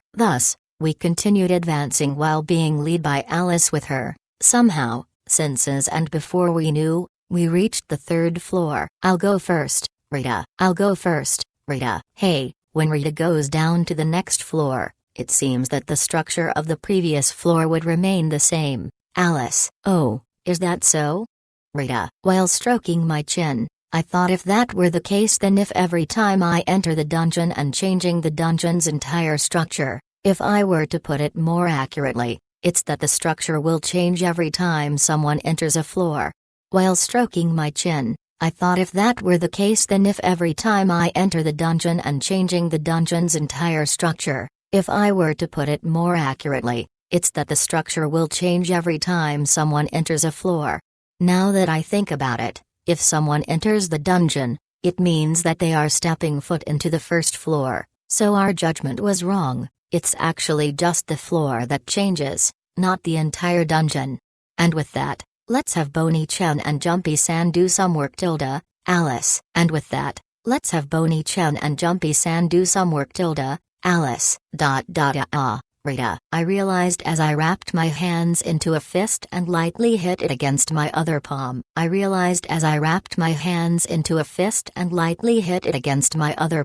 Is it the same as when we rescued the villagers? Rita. Rita. Yup. Alice. You're smart. Rita. Then that's that. Alice. I'll leave it to ya. Rita. Thus I went into the 3rd floor first. The moment I stepped foot on the floor, The scenery around me changed and the steps that I came down could no longer be seen. I stayed still, and after a while the scenery around me changed. I stayed still, and after a while the scenery around me changed. Because it was the start of the floor, I waited while removing my pouch, and the scenery continued changing one after another. One floor above me was Alice using her friendly monsters to change the dungeon structure again and again. One floor above me was Alice using her friendly monsters to change the dungeon structure again and again. After repeating the process for about 10 times, I could see the staircase again. Sorry for the wait, Alice. Sorry for the wait, Alice. No probs. Rita. Alice then trotted down from above. Alice then trotted down from above. At that moment, the structure of the third floor changed again, and the two of us were blown off into somewhere. A monster appeared. A monster appeared. There's a lot of them, Alice. There's a lot of them, Alice. Is it another monster house again? Rita. We were inside a large space similar to a gymnasium, and inside there were little devils which had the same form as the ones above. We were inside a large space similar to a gymnasium, and inside there were little devils which had the same form as the ones above. A unit of little devils waved their hands and shot a bullet. Unlike the bright bullets on the second floor, surprisingly it was a black ball this time. Looking into the black ball was like looking at a black hole that reflects no light, that I saw on the internet before. And they are all long-range attack. How convenient. Alice. Hide behind me, Rita. And they are all long-range attack. How convenient. Alice.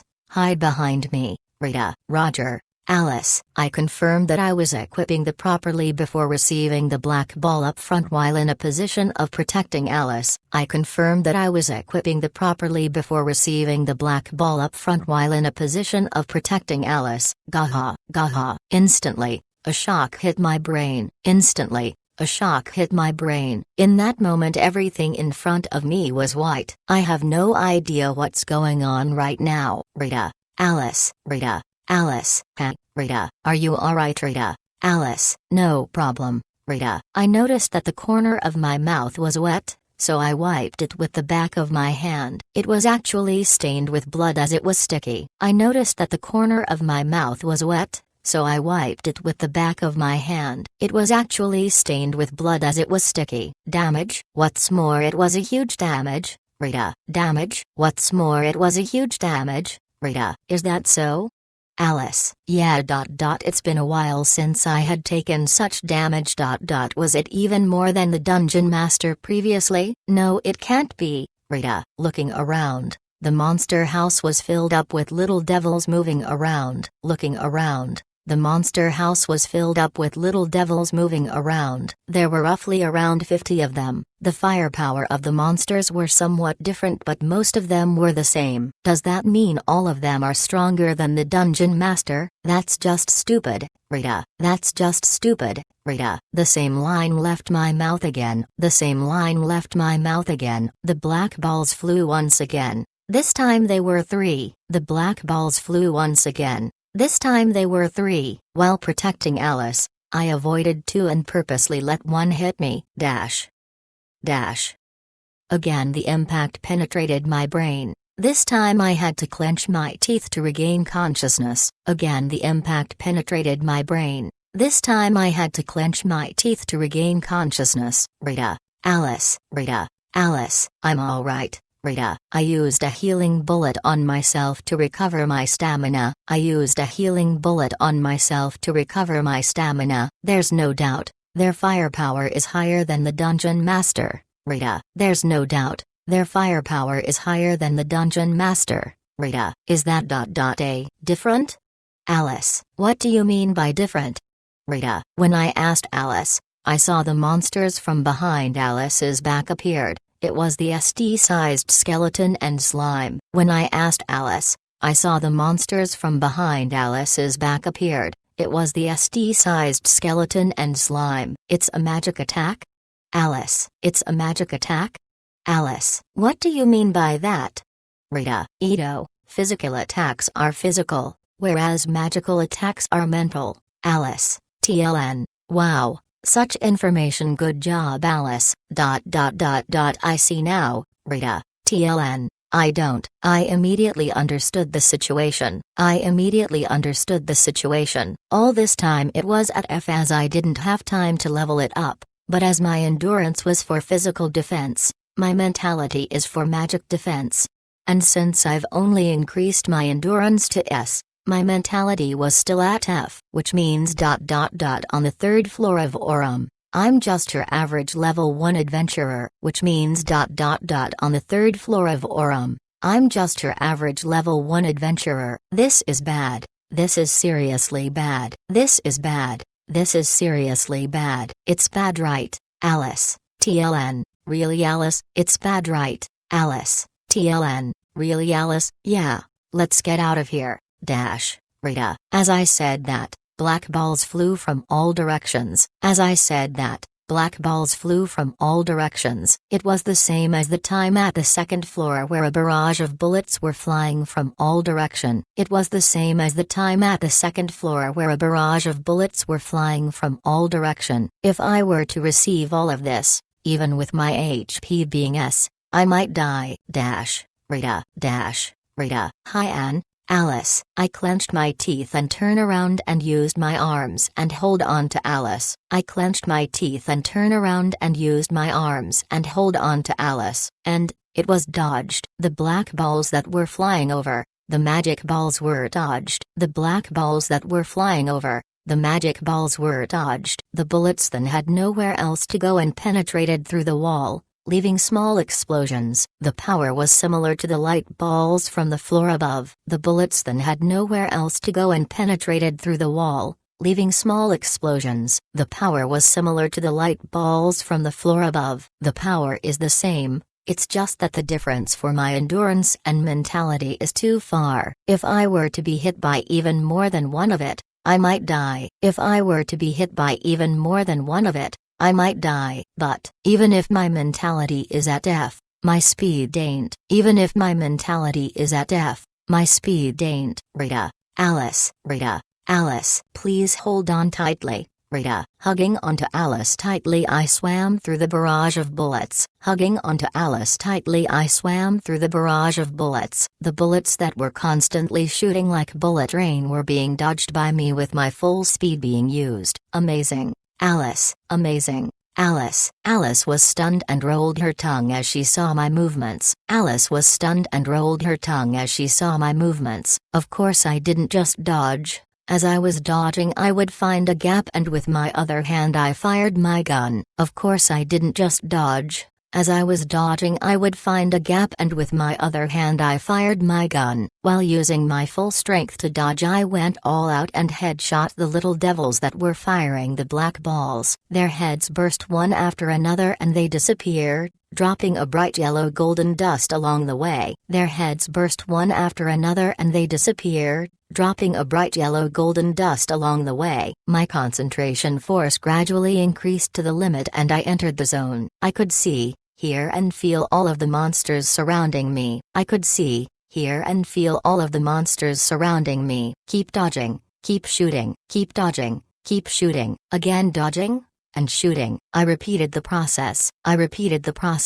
Awesome. It's like a dance. Alice. Awesome. It's like a dance. Alice. I began going all out, and made all the monster extinct while sustaining 0 injuries, and being extremely fatigued that ever, basically I was exhausted. I began going all out, and made all the monster extinct while sustaining 0 injuries, and being extremely fatigued that ever, basically I was exhausted. The earnings for today flew by 3 folds. It was 300k Euro. The earnings for today flew by 3 folds. It was 300k Euro. Although I am only level 1, but with this unique skill, I am the strongest. Chapter 95, Aurum Dungeon, 3rd floor. I was exploring the dungeon by myself. After walking along the straight path for some time, I could see in front of me a wide area. Even though it's deep within the dungeon, the area looked like a gymnasium. In that wide area, there were a lot of little devils roaming around. Loading my normal bullets, I took a stance and aimed at them. The wide area, I did not enter the monster house but instead stood at the road. Even though I could only see a few of them from here, but I still took aim at the little devils and shot them from a distance. One shot, one kill. My senses heightened as I concentrated on head shooting them one after the other. After being shot, they fell to the ground, and after disappearing they dropped to gold dust, and the gold dust was automatically sucked into my pouch. Because I was surveying the dropped item for each floor, I brought along the pouch. The little devils started noticing me and came to my direction one after another, and fired their black balls. I too won't lose to them as I fired back at them. The bunch of little devils were firing the black balls like machine gun towards me, but I dodged them all and fired back with my normal bullet. It was like a shooting scene in a movie. It'll be bad if I were to be hit since my mentality is at F. Thus dodging was my first priority in this fight. Dodging and firing. After firing, dodge again, repeating that over and over again. I swept away the little devils. In total there were 57 of them, and roughly I earned 200 Gape Hero.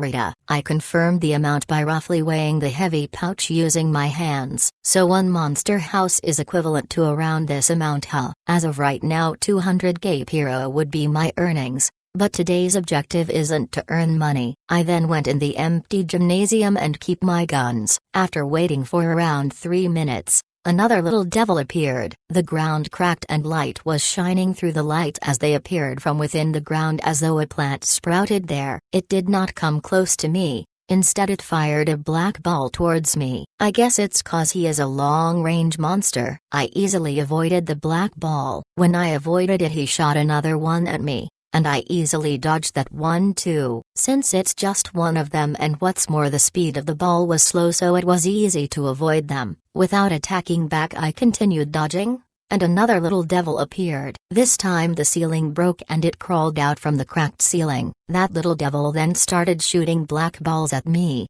and it became 2 of them shooting at me. The shooting doubled, but I did not attack and continued avoiding the attacks. This is still easy mode. The more I delayed attacking the more popped out. There's 3, then 4, then 5. The little devils continued to multiply and the number of balls shooting at me increased. I slowly accumulated the monsters one after another without attacking them but just avoiding their attacks. They further increased. Eventually it was a barrage of balls firing at me, and my concentration power was at its highest. One corner at the village, was set up. Since the trading shop was quickly put up, before an official one could be built, the one right now was just a temporary store using a tent. And inside the tent, I was receiving treatment from Mina. There was another female employee inside the tent, and she was sitting behind the counter watching over the store. I was surprised, Tilda, that the gold digger citizen would get an injury. Or more like, this is the first time I've seen citizen getting injured.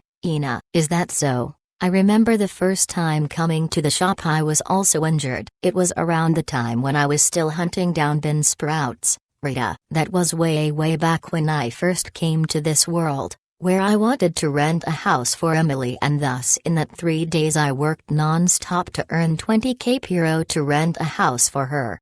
I even remembered I was covered in dirt and my outfit was tattered, but I continued on hunting more bean sprouts. Plus I did not have a gun at that time, and without a healing bullet to recover my injuries I came to the store with injuries all over my body.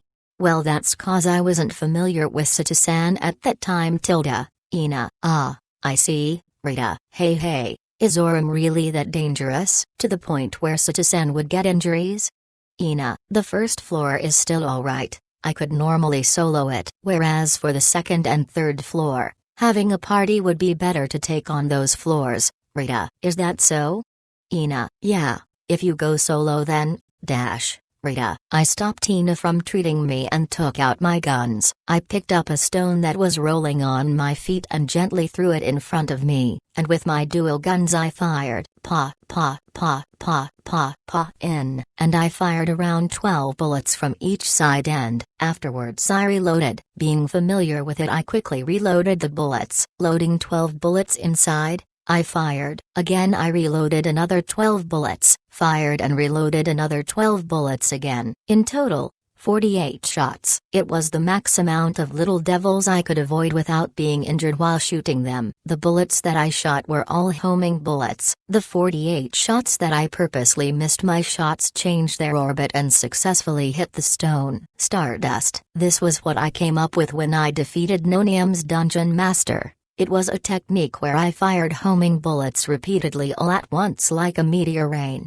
The 48 shots would all home into the stone and continuously hit it till it broke. It was to the point where the stone is nowhere to be seen again. Well, it's something along the lines of this while I'm fighting. That's why having a party is unnecessary. Rita.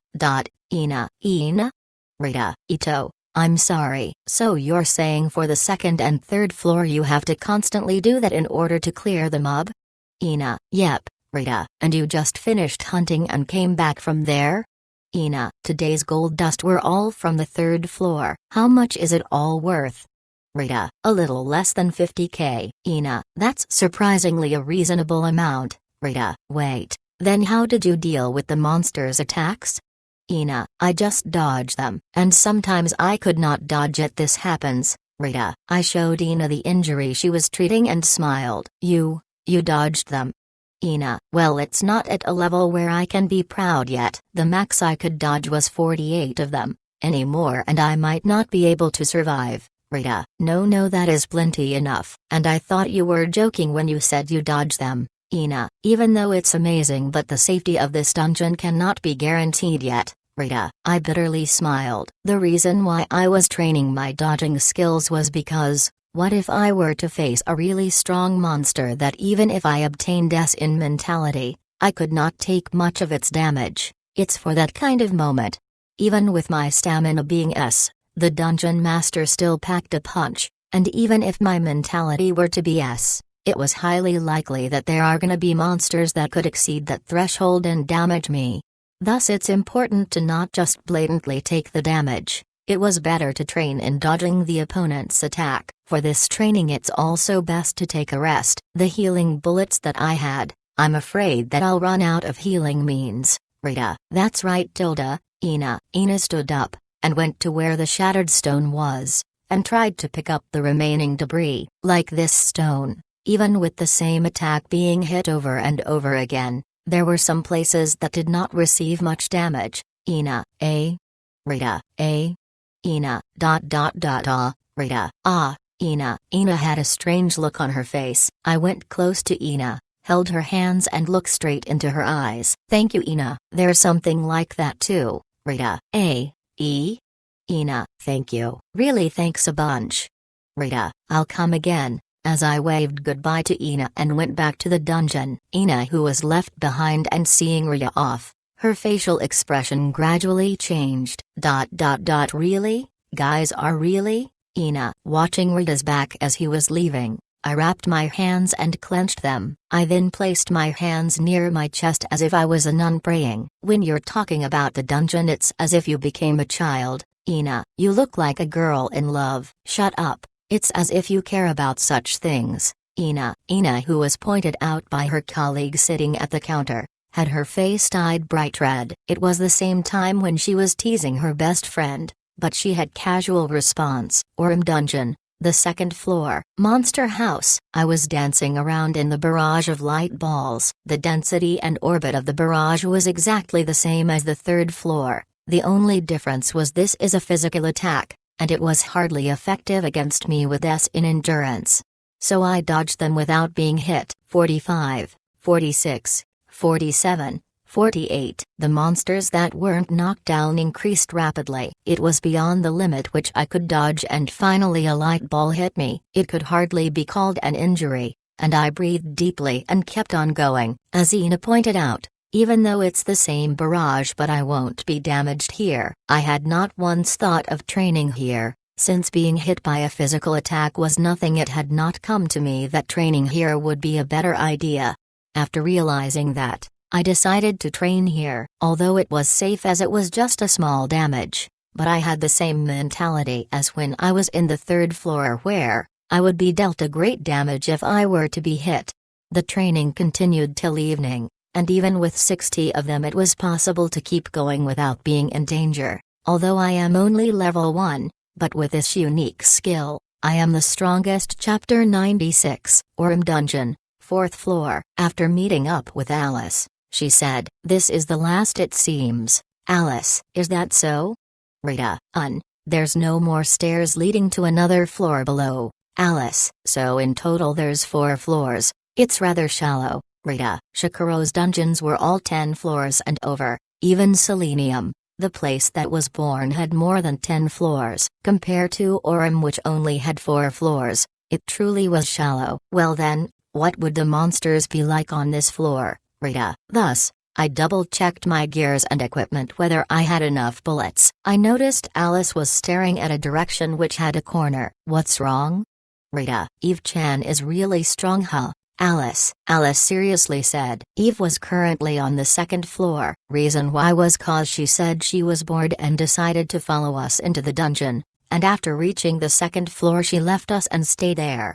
With just a chop she manages to cut the light ball in half. Well, she was already famous before I met her, as she was deemed a veteran adventurer. Last I remembered, the party that she was in previously, they were diving into really deep floors when hunting. Rita, Hey, what happened to the party afterwards? Alice, Eve straight up said, mismatch with dungeons, and decided to leave the party. Rita, because of the dungeon? Alice asked while tilting her head to one side. Well, I'm troubled too if you asked me. I have no idea why either. Well, I guess it's somewhat like a preference of liking different music genre and they can't connect, but it's just a guess. I do not know the full details. Rita, I see. But it's good that she's so strong. Alice said with a hint of loneliness. Bonnie-chan and Jumpy-san both appeared from behind her shoulders and appealed something. Thank you. That's right. I'll just slowly recruit more friends, which is also great. Alice was down for a moment but immediately returned to her usual self. Her level is already capped at 2 and her ability was quite mediocre. In order to become stronger, the only way for her was to increase her fellow monsters. Though she has Bonnie-chan and Jumpy-san, but the both of them aren't that strong. Thus Alice would need me to come to the dungeon with her, as she could not contribute much on fighting. After walking for a while we encountered a monster. It was the little devil, which had the same appearance as the last 3 floors, though the color was slightly different. The little devil then swung its hands down, the hands shone and, a ball of light is coming? My body instinctively tried to dodge it, but, tst, a sound came from its hand and the light disappeared. It's not coming, I wonder why. Alice, beats me. Rita, the little devil waved its hand again. This time the hand turned black. It's as if it absorbed every light, as there was nothing but blackness. This time it's the black ball of magic attack. As I thought so, I began avoiding it, but again a weird sound of air escape and nothing was shot. It's not shooting again. Rita, it looks nervous. For some reason it's adorable. Alice, I agreed with Alice's opinion, even though it was a monster. But looking at its hands, it was shaking and you could see that its face was showing a panic expression. The childlike nervous gesture was strangely charming. How should I go about this? Rita, I don't know. Alice, defeat it. If I do that I would feel slightly guilty about it. Rita, should we let it escape? Alice, I guess we should. Rita, while stroking my chin, the movement of the little devil changed. It waved its hands again but nothing came out, and its eyes were gradually turning round and steam was blown out of its head. Immediately after I gazed at it flying into the air, grasped its hands lightly and stuck out to the sky. The pose was like someone doing a bonsai. Afterwards, light was released from the body. Wait, it's not from the body but from the back of its body. The body cracked, and it seemed like light was leaking from behind. This is bad. Rita, I immediately grabbed Alice and ran. Immediately after, a magic circle spread below the little devil's feet, and it just blew up. The monster had burst. A suicide bomb. The strong blast struck me while I was protecting Alice. I clenched my teeth and endured the pain. For a moment we were swallowed by a torrent of light and nothing could be heard. Eventually it subsided, and I stroked my chest. My body was burned to crisp and my ear had a frequency sound penetrating it, but luckily I did not take much damage. Fuo. Rita, are you alright? Alice, I'm alright. Is Alice okay? Rita, because of Rita protecting me. Thank you tilde. Alice, if you're alright then I'm glad. What's more, that was self-destruction, right? Rita, seems like it. Alice, suicide bombing. Let's be careful next time. Rita, yup. Alice, with the help of Alice leading the way, we went to the nearest group of monsters that she sensed with her power. This time there were 3 little devils who looked exactly the same. Their hands lit up, nothing happened. Next their hands were covered in darkness, nothing happened. And, self-destruct. This time a triple blast struck us. While protecting Alice I noticed something. The sight that I saw just before the explosion, only one detonated after stomping on the ground. The latter 2 had their hands still turning dark. However, the magic circle exploded the 2 of them as well. One of them was triggered and the 3 exploded. Ouch. Rita, are you alright? Alice, yeah, I'm fine. But really this floor is weird. Even after the monster self-destructed no drops appeared. Rita, yeah, there weren't any. Alice, guess we have to defeat it before it explodes. Rita, let's test it out tilde. Alice, well then, that child seems to be alone. Rita, with Alice's guide we encountered one little devil. It waved its hand and it shone. And while it was doing that I loaded a shit ton of bullet enhancer and a normal bullet. Before it decides to explode I should defeat it with one shot. Headshot. And the little devil's head was blown off. So?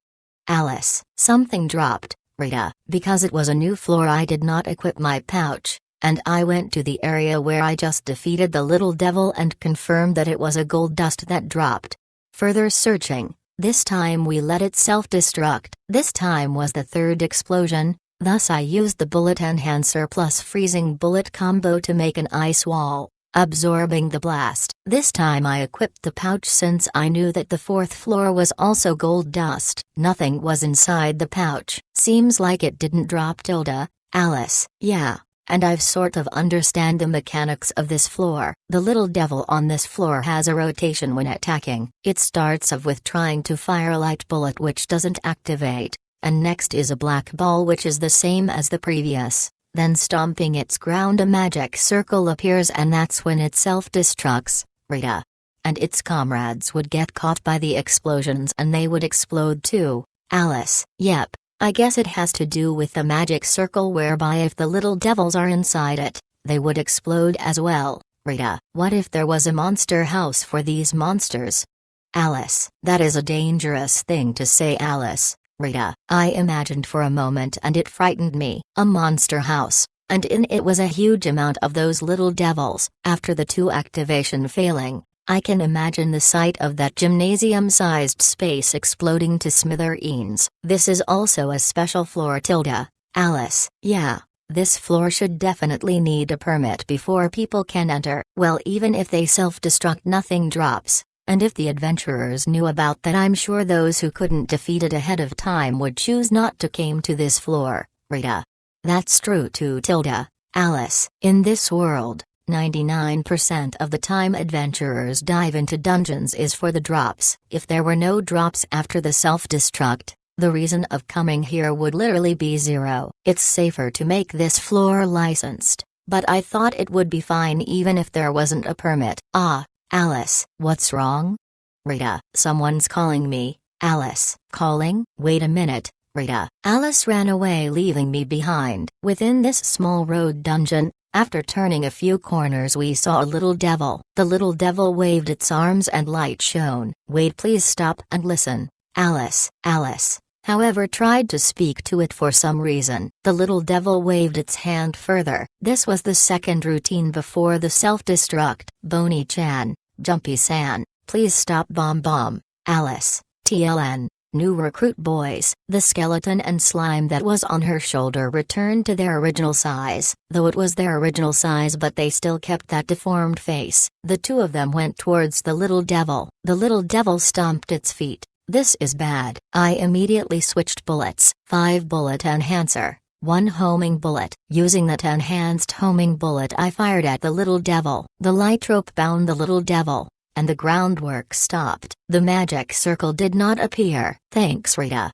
Alice too went at the completely immobilized little devil. Alice, Bonnie-chan, and Jump-san. The three of them attacked the little devil. Alice was level 2, and both the skeleton and slime were from the first floor of their respective dungeons. The completely restrained little devil took about a minute to be defeated. The light rope disappeared, and the little devil fell to the ground. Just before it disappeared, Alice embraced the little devil. The little devil disappeared from her hand, and it turned into a new appearance. It was the little devil, though it was in palm-sized, the same deformed model as Bonnie-chan and Jumpy-san. The name was probably Bomb Bomb. Best regards from now on, Bomb Bomb. Alice. Alice narrowed her eyes while looking at her new friend. Bonnie-chan and Jumpy-san, who finished their roles, returned to their SD size and rode on her shoulder. My name is Alice, and this is Bonnie-chan and Jumpy-san. Pleased to meet you, Tilda. Alice. The monster then greeted Alice through body language.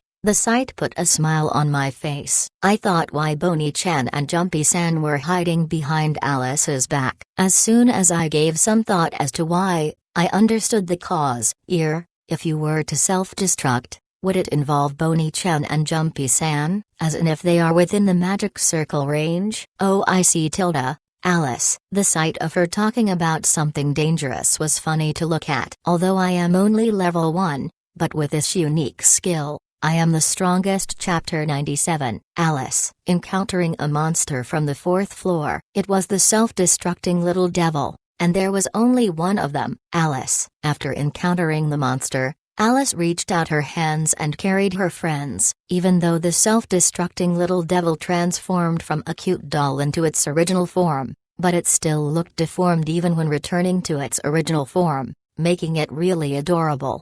The opponent reached out its hand and it shone, but nothing happened. Afterwards blackness came and nothing happened. The written that has already been ingrained into my mind. As for Alice's friends, Bon Bon flew straight ahead, and did a bonsai stance. Beneath its feet a magic circle expanded, and Bon Bon's body was escaping light. Soon after, Bon Bon exploded. Compared to the original thing, the explosion power was inferior to it. After the debris cleared up, nothing was left behind. Alice. Rita. Unbeknownst to us, I could see the doll-sized Bon Bon on Alice's shoulder. The imagination of Alice sending it out was stuck to me, but I guess it would return back to her after the explosion instead of disappearing.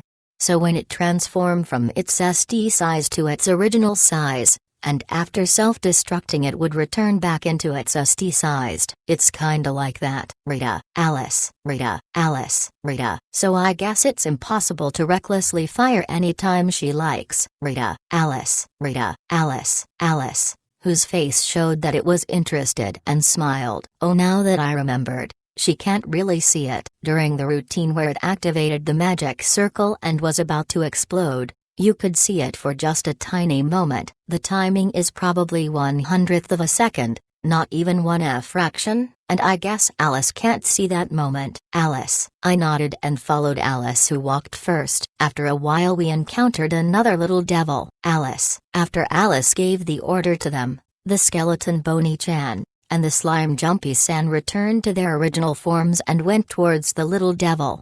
Before the little devil could do its routine, they stopped it. Bonnie-chan caught hold of its arms, whereas Jumpy-san slammed its soft body on its face. It looked like a little devil having the head of a slime. The menacing slime man was what floated above my head when I saw that sight. TLN, most probably another Dragon Quest reference. Alice. After counting down, Alice sent out Bon Bon into the fight. Bon Bon flew towards the monster, Bonsai Ed, and a magic circle expanded. Afterwards, a flash and explosion dominated the entire area. Alice. Rita. I sort of expected it to happen. After having a 3 times explosion going off, the ground shook, and before Alice loses her balance I grabbed hold of her hand. I pulled her onto my chest and hid her from the explosion. A blast is definitely a blast, though my shirt and pants were battered, but I took no damage. Soon after, the blast faded. Alice. Rita. Alice. Out of nowhere the 3 monster was above Alice's shoulder. The 3 SD-sized monsters smiled,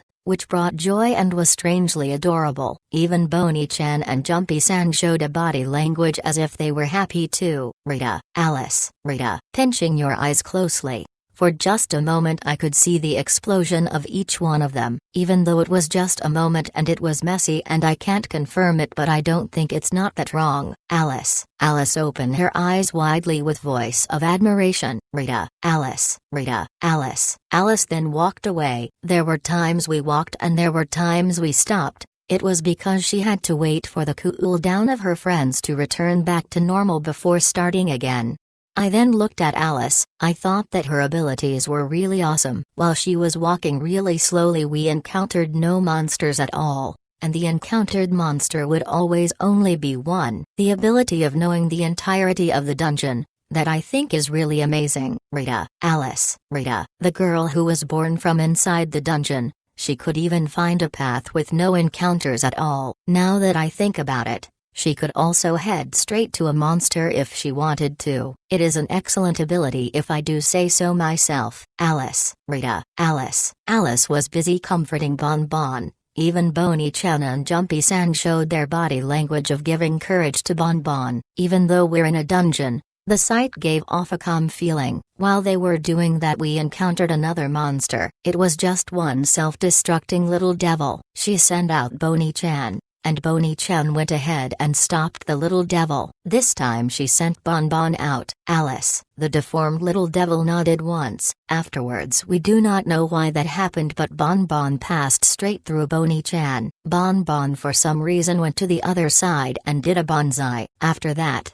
he exploded. It was 3 times the usual explosion, and further in front of Alice was the blast. And inside the strong wind, I asked Alice what I thought of it. Rita, Alice, Rita, Alice, Rita, Alice, Rita, Alice. I could see that the SD-sized Bon Bon was dancing around. Its hands were clapping while it was tiptoeing around. It was kinda cute. Rita, Alice. Before Alice answered, Bon Bon stopped dancing and waved his hands against me. Rita, Alice, Rita. After the SD-sized Bon Bon waved his hand, he put his hands on his waist and made a good-looking face. So I guess a monster that leveled up can use skills that they couldn't before. Rita, Alice. Bon Bon then high-fived Alice, and afterwards Bon Bon gripped his fist and did a high guts pose. Black ball, huh? Remembering the routine of the enemy, it was the second swing that activates the black ball. It was almost the same as the second and third floor's monster's way of firing. Perhaps it might just be possible. Rita, Alice. Together with her 3 friends,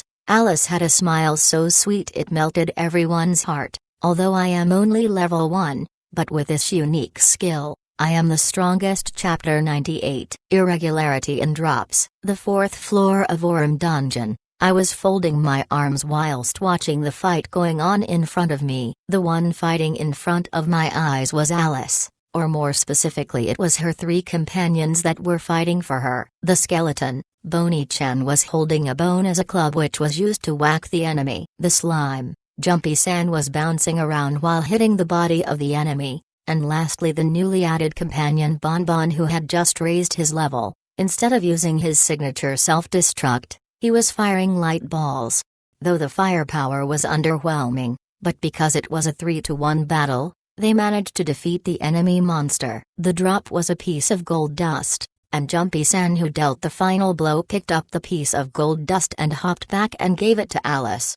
Alice, who received the piece of gold dust, tightly hugged Jumpy-san. Nicely done, Jumpy-san, and also to the both of you too, Bonnie-chan and Bon Bon. Alice, seems like you're now able to fight steadily. Rita, yep, Alik, if you can defeat the monsters here then I'm sure you can fight in Shikaro too. I just remembered the rare monster, High Guts Slime, since it would counter any lethal damage. I wonder what would happen if Bon Bon were to self-destruct on the slime. Rita, I wonder?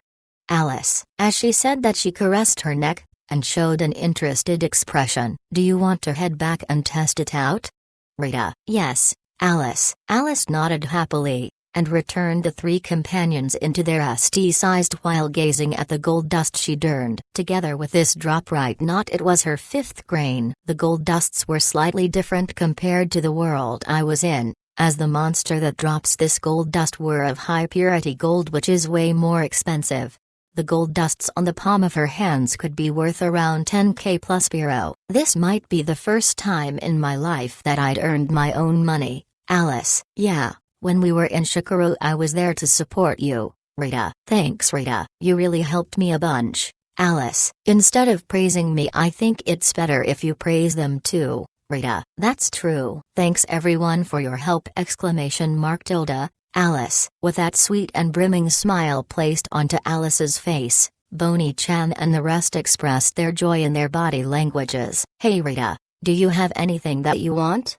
Alice: something that I would like, Rita. I want to give something to Rita with the money I've earned for the first time. Alice: cut me some slack with what you said just now, Rita. Why? Alice: 'cause you're making me feel older now, Rita. It's sweet, and I understood Alice's feelings, but from what she said, converting it into my brain, it just meant a father getting a gift from their child's first salary. I'm honestly really happy about it, but at the same time it's hurting me. It's okay to feel good though, Tilda. Alice: my feelings, Rita. Alice thought for a moment, then approached me, tiptoed, and as if it was a matter of fact kissed me on the cheek. Alice: Rita, feelings. Alice: no, that's not it, Rita. I really love Rita. Tilda. Alice: I see, Rita. I leaked out a bitter smile. Feelings, as in Alice's feelings. I did not feel bad at all. Was it an annoyance? Alice: no, not at all. In fact, I was glad and not like that homo, Rita. Is that so? Thanks. Alice: I wonder why she thanked me again. A warm feeling and a refreshing fragrance was still lingering on my cheeks. I was thrilled for just a moment, but I decided to level with Alice. So what did we figure out? Orem has up till the 4th floor. All of them drop gold dust, and if it's this sort of pattern then I assume that the rare monsters all drop gold bar, Rita. Is that how it works? Alice: from what I know, dungeons seem to have a rule in what they drop. Since Orem is similar to selenium rather than Turaru, the rare drop should be products rather than items, Rita. I see. Alice: so I guess we can finally end this investigation once and for all. It's time to head back to Shikoro too, Rita. Yay, I'm already missing Emily's home-cooked meal and futon to the point where I have not had enough sleep recently. Alice: even though it's your own home? Rita: it's because Emily is amazing, that's why. Alice: I totes agree with that, Rita. We had 3 houses, which were a house with 2 stories, a newly constructed 2 LDK, and a poorly made apartment that costs 20k euro. All 3 houses that I rented were being transformed by Emily into a bright, warm and lovely home, and here I thought I was the only one not getting used to it. After coming to Indole, it seemed that even Alice, who was born and raised here, did not have enough of rest. Next time if we were to go for another trip we must absolutely bring Emily along. Tilda. Alice: agreed, Rita. With that we head back out from how we came in. With the long and slender road of a passage, the end was divided into 2 branches, making it a Y-shaped road. Alice stood before them and compared the both of them. There is a monster on the right, not a monster house but just a regular one, whereas there are none on the left. Alice: then let's head to the right path. Let's earn some cash on the way back, Rita. Yes, Alice. With that, Alice and I went to the right path, though, as soon as I stepped foot onto the ground my foot ceased. What's wrong, Rita? Alice: there, Rita. There as in the left side? There's nothing there though? Alice: no, there is, Rita. Alice: feels like there's something there, Rita. At the left side of the path. I immediately turn into a curve and gaze at the path where nothing can be seen at that point. I don't know why, but I felt that something was there. Let me go and check what's there, Rita. Well then, me too. Tilda. Alice: it's alright, Alice, you head for the right path. Try leveling Bonbon so that he can also fire the black ball too, Rita. That's true, then I'll wait for you at the other side. Alice: okay, toodles, Rita. Waving goodbye to Alice, I proceeded to the left path. Alice, who could feel the entirety of the dungeon, said that she felt nothing on this path. It was a peaceful walk the entire time. as if there would not be any monsters spawning whatsoever. Was it just my imagination? Rita. TLN. Plot. PFFFFT. No. After a while it felt like the feeling I had was completely wrong. Nevertheless I continued forward, and if there were really nothing then I'll just head back. Finally I reached an area where it was slightly spacious, though not as big as the monster house, but more of a garage where you can fit a few cars inside. And as expected there was nothing there. It was a dead end. So there really was nothing, Rita. I bitterly smiled, and thought that the senses of Alice who was born in a dungeon was more accurate. Thus I turned and returned back.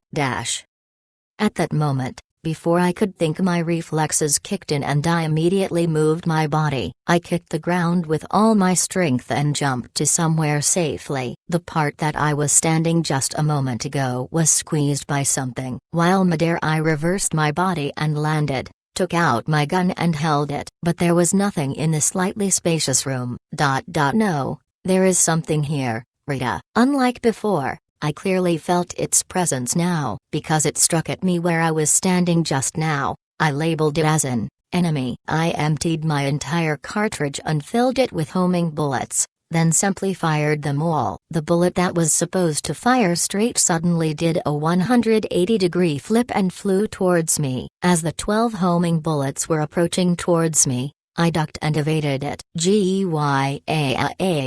Immediately after I could hear the scream of a monster behind me. While repositioning myself, I took a distance away from the scream. The 12 bullets gathered in one place and floated in the air. If you're comparing with a human, then there was something gathering on its head, and around it the space was distorted. Though it looked transparent, but it wasn't completely transparent, and it looked strange. It was the head of the devil. Must be the rare monster on this floor. It had the same appearance as the rest of the devil, but this one can turn invisible. I knew something was here. The tension rose a little, naturally, because if I were to kill it I would get 1 gold bar, which is worth several million. He wasn't completely transparent because something went wrong and the bullet was stuck on its head, which made him unable to completely be invisible.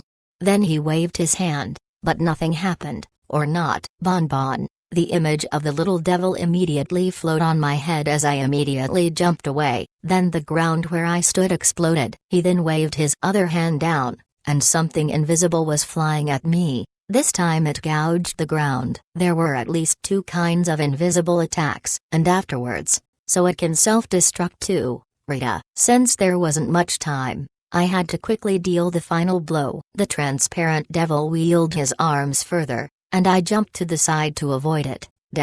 Go foo, Rita. A shock ran on my belly as if being smacked by a hammer. I could see that his mouth, which wasn't completely transparent, warped. The invisible shot did not land on the place I was standing, but instead he anticipated where I was going and fired it. This little, I was slightly frustrated. When I got hit, he showed a proud look on his face. I kept my gun, squat down, grabbed the ground with my toe and kicked the ground with all my might. I ran full speed with my S-speed, and ran full speed into his bosom. I saw that he was surprised and tried to wave his hands down. I grabbed that hand halfway, and he was further surprised. He tried to wave his other hand, but I grabbed it as well. Though I could not see clearly, but I could somehow tell where the position of his wrists were. And now you can't do anything. Now it's my turn, Rita. While shouting I front-kicked it. It connected and the not-so-transparent head went forward. Most probably its body was on a shape. I did not stop there as I continued kicking it without mercy. After the final kick I held both of its arms and pulled. Stretch,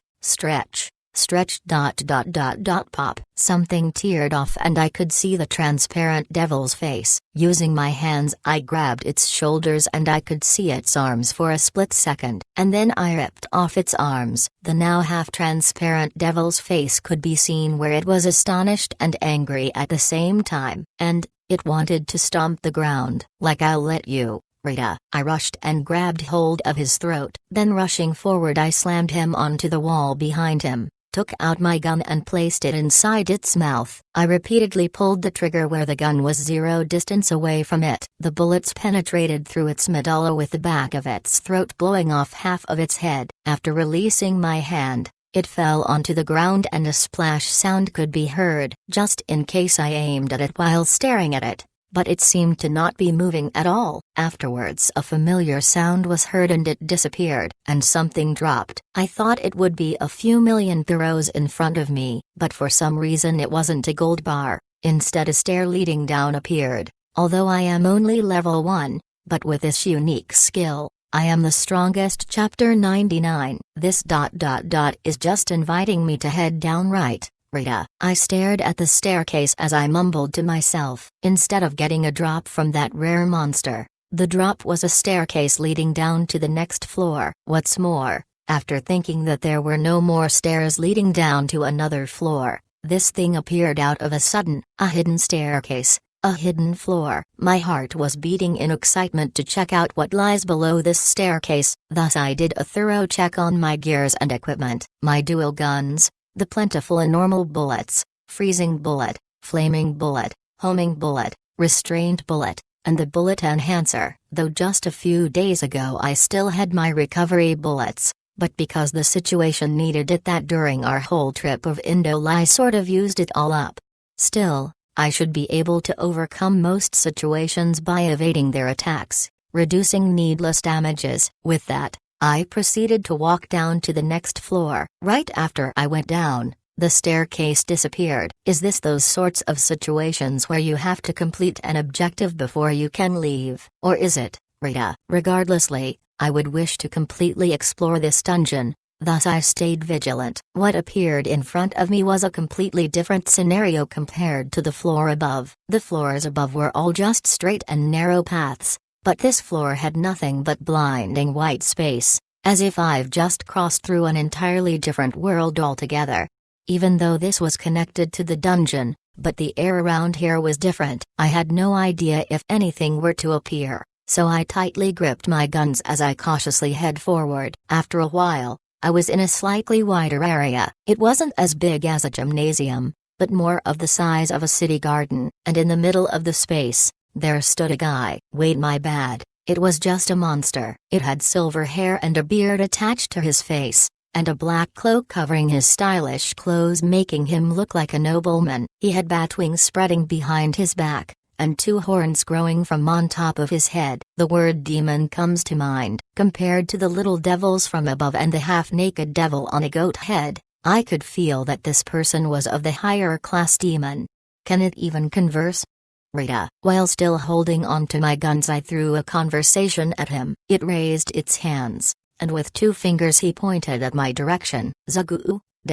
It sent chills down my spine as I immediately jumped away from where I stood. The place where I stood just a moment ago was gouged with no sound being made at all. Not gonna even reply, huh? I guess that's fine by me too, Rita. After landing on the ground, I immediately took out my dual guns and fired normal bullets. Obviously it wouldn't be just the normal bullet. I fired it with the intent to fuse the bullets together. Together with 1 bullet enhancer I fired the fusioned penetration bullet towards him. Passion. A screeching sound was heard and the penetration bullet was stopped dead in its tracks and fell down to the ground. Looking at it closely, I could see a release of magic circle and a pale white wall was surrounding him. A barrier, huh? Or is it a shield? If that's the case then I'll use this instead, Rita. Switching the normal bullet, I loaded another bullet enhancer on each side, and also a freezing and flaming bullet and fired. Midway it collided and fused into an annihilation bullet. The annihilation bullet clashed with the barrier,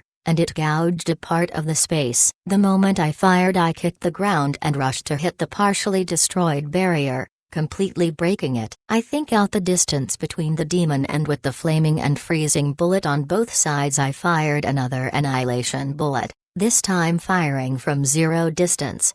However, before I could fire the opponent immediately distanced himself away from it. He dived below the muzzle. Below there was an afterglow and with his red eyes he glared at me. This is bad. As if doing a body blow the demon wheeled his arms. He aligned his fingertips at me though rather than a fist. It was his sharp nails. I immediately did a knee kick and swung his wrists up while kicking. The strange black aura that was clad on his nails scraped the tip of my chin. The front of my clothes was then torn apart and something fell to the ground. I jumped backwards to create a distance while reloading my guns, and continued firing at him. While I was setting up the fusion flaming and freezing bullets, he set up his barrier and interrupted the process. The flaming and freezing bullets that did not merge flew straight at the barrier. It learns really quickly, Rita. Without saying a word he leaped forward, closing in our distance. Since he has learned of the fusioned bullets he immediately swapped to close combat. Thus I used one hand to fire my gun and respond the rest with body fighting techniques.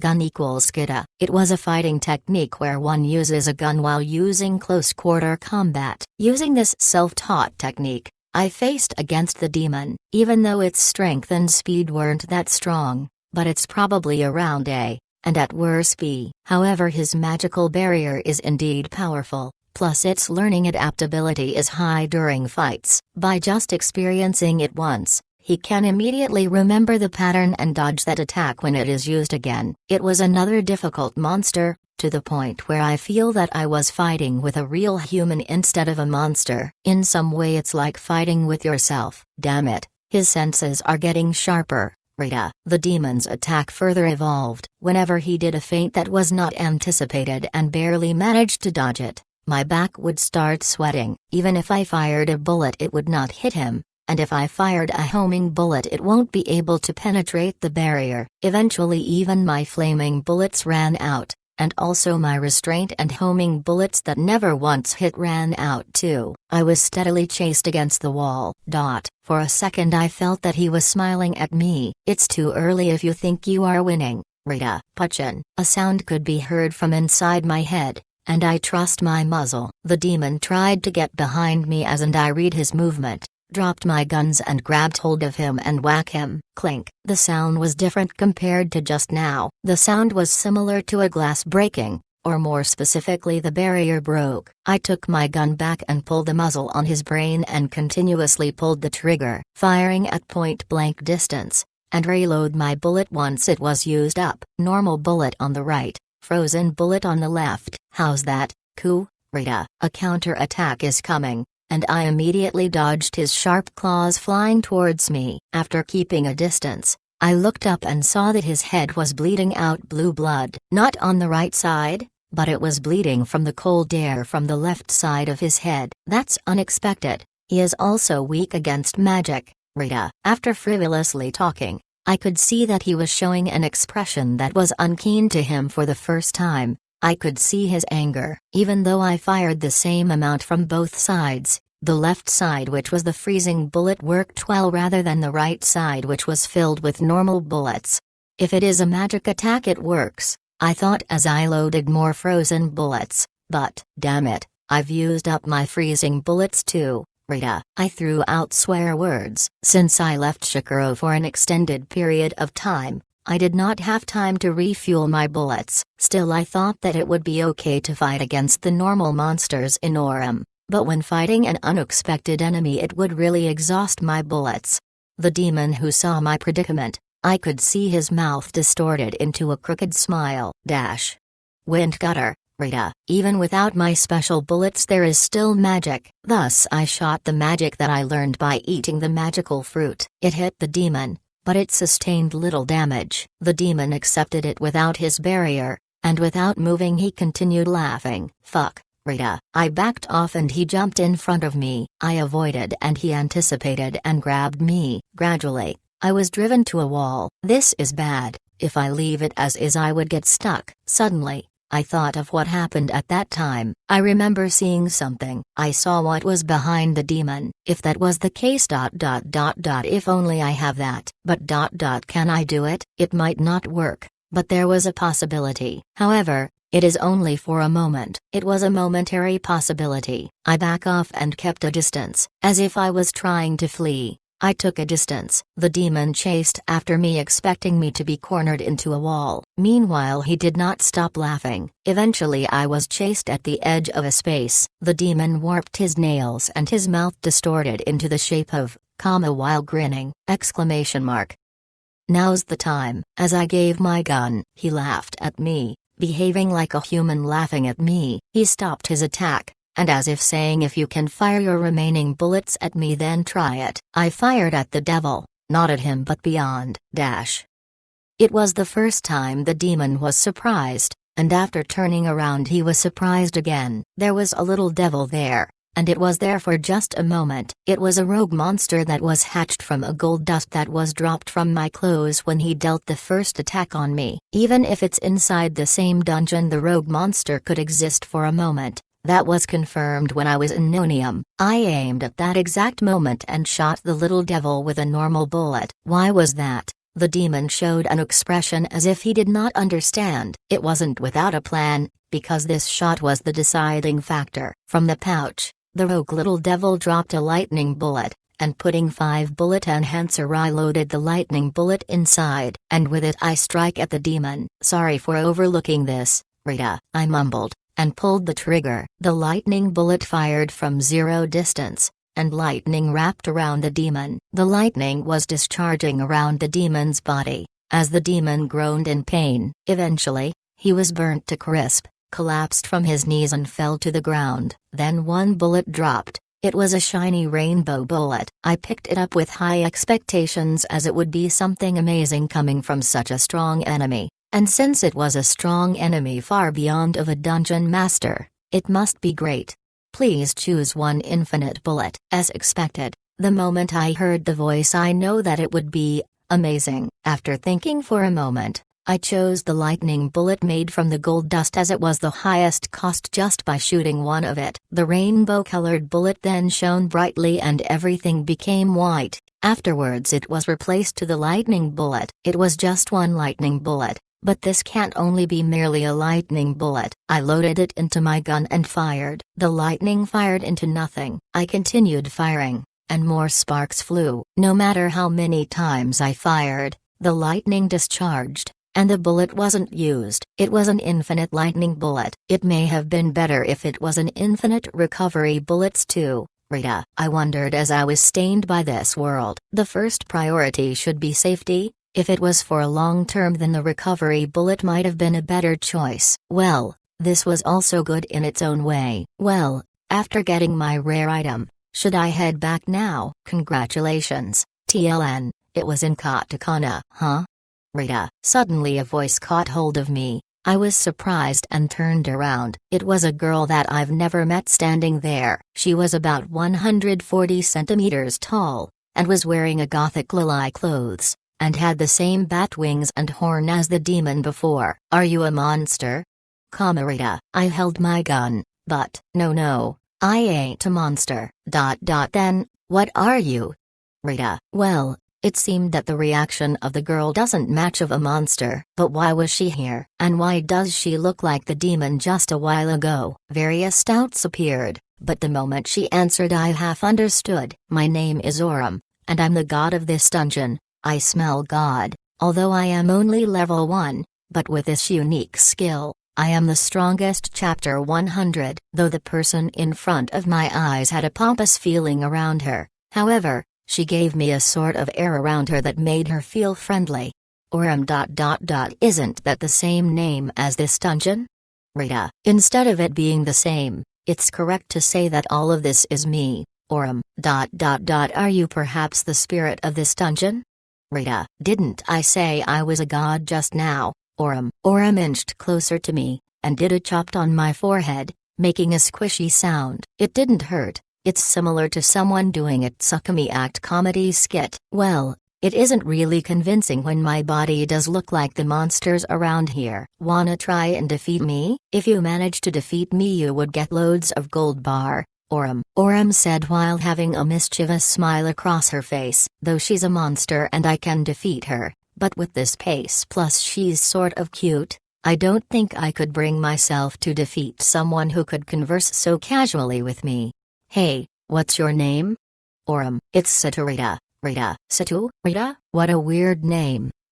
That's cause it's not a name of this world. But still, how long has it been? Roughly around a few hundred years since I've last met a human being. Still, you would have to conquer the dungeon and defeat the rarest monster above this floor with only a 0.000000001% of dropping in order for the door to open, so I guess it can't be help. A few hundred years? Wait, but I thought was just recently born not too long ago? Rita. Oh, so you don't know anything about it?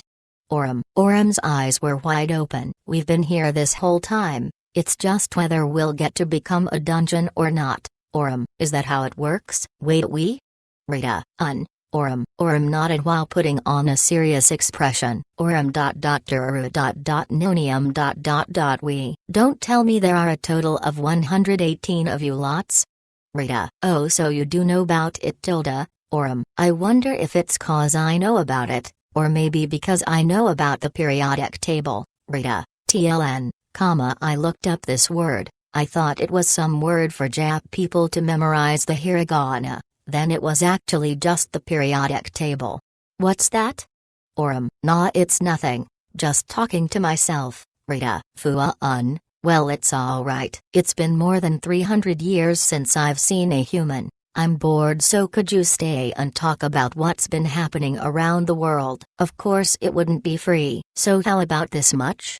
Orum reached out her hands. She then pulled out her sleeves, which showed her white fingers, and after a while, a mountain of golden bars were stacked on top of her palm. Well, saying it's a mountain was an exaggeration, but it was probably the same size as a cardboard box. The reflection of the shiny golden color, just by staring at it for a moment, one could tell it would hit the trillion unit, which in another meaning blinded my sights. Money is great, and having it would certainly make one happy. This truly was a great offer. Sure, if it's this much. Rita. What? This is not enough for you? If that's the case, moreover, are you alright? Rita. Orum, who was caught in surprise, opened her eyes wide and closed them. By alright, you meant me? Yeah. Rita. What are you saying? Of course I'm fine, Tilda.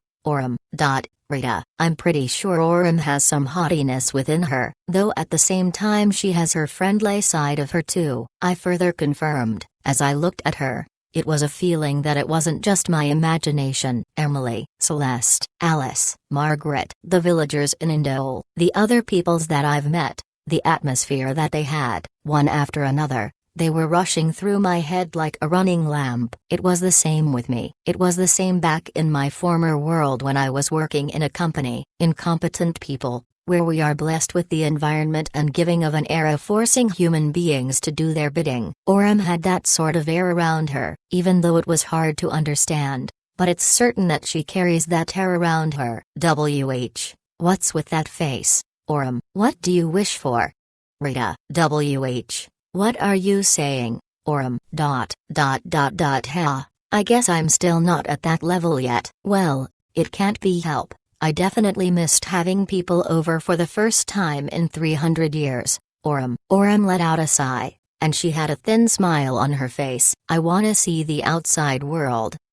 Outside, Rita. Yeah, outside the dungeon. From my first memory, since the day I was born, I was already inside this dungeon and have been staying here ever since. This entire time? Rita. Didn't I mention that this body resembles that of a monster, so I can't get out of this dungeon, let alone going out of this room? That's unfortunate, Rita. I have fully understood the girl's wishes. It's a normal and an obvious thing, a very easy and simple wish. Not being able to leave since the day you were born. That's why if it's just once she wants to get out of this place. These sorts of simple wishes are hard to come by. Well, it's an impossible dream anyways. Well, since you're here, how long will you be staying over? I have your lovely golden bars. Furthermore, since you've heard of my wishes, hang out with me for a while, please. After saying that, winked at me, hiding away her haughtiness. She was showing much friendliness. At the same thing, something else leaked out. Acceptance. Since I'm here, so I should spend some days with her. That wasn't a lie, though I understood that because she couldn't go out, that's why staying here was the best option. That was a product of giving up. That was something fascinating to watch. Thus, what, Orem? I pointed the muzzle of my gun in between her eyebrows and pulled the trigger silently. It was the infinite lightning bullet, and together with the maxed enhanced bullet at work, it made the gothic Lily girl's body charred in a single shot.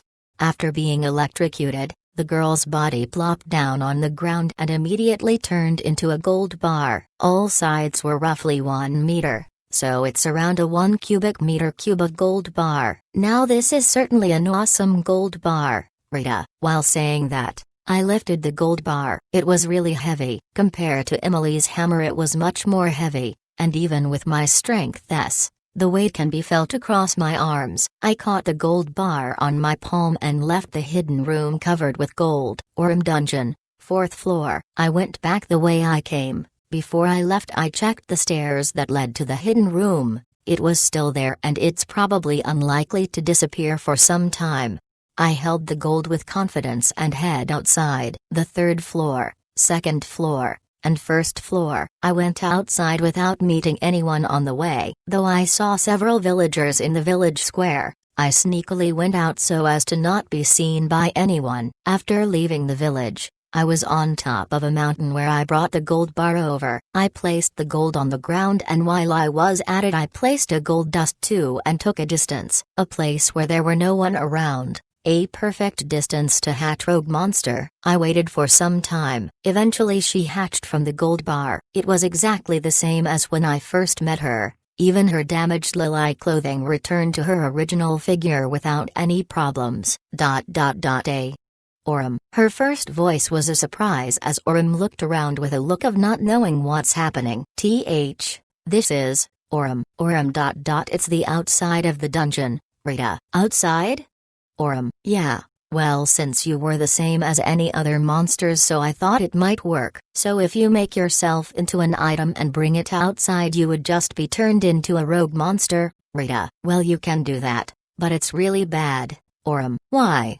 Rita. Well, it's true that you can come out once you're a rogue monster, but at the same time you can't go back in. Since I can only be at that floor, if I were to return again, the floors would disappear halfway, and if I were to disappear I would not drop anything. Orem. That's fine, Rita. What is, Orem? Here, Rita. I pointed at her feet. The gold dust hatched at the same time as her. The golden dust rogue monster, the little devil that looked like Bonbon. This is Ian. Orem. Instead of explaining, it's faster to just show it. Thus I shot the little devil and it instantly died. The lightning bullet blackened the little devil in a flash. Immediately something dropped. What was dropped on the ground was the lightning bullet instead of gold dust.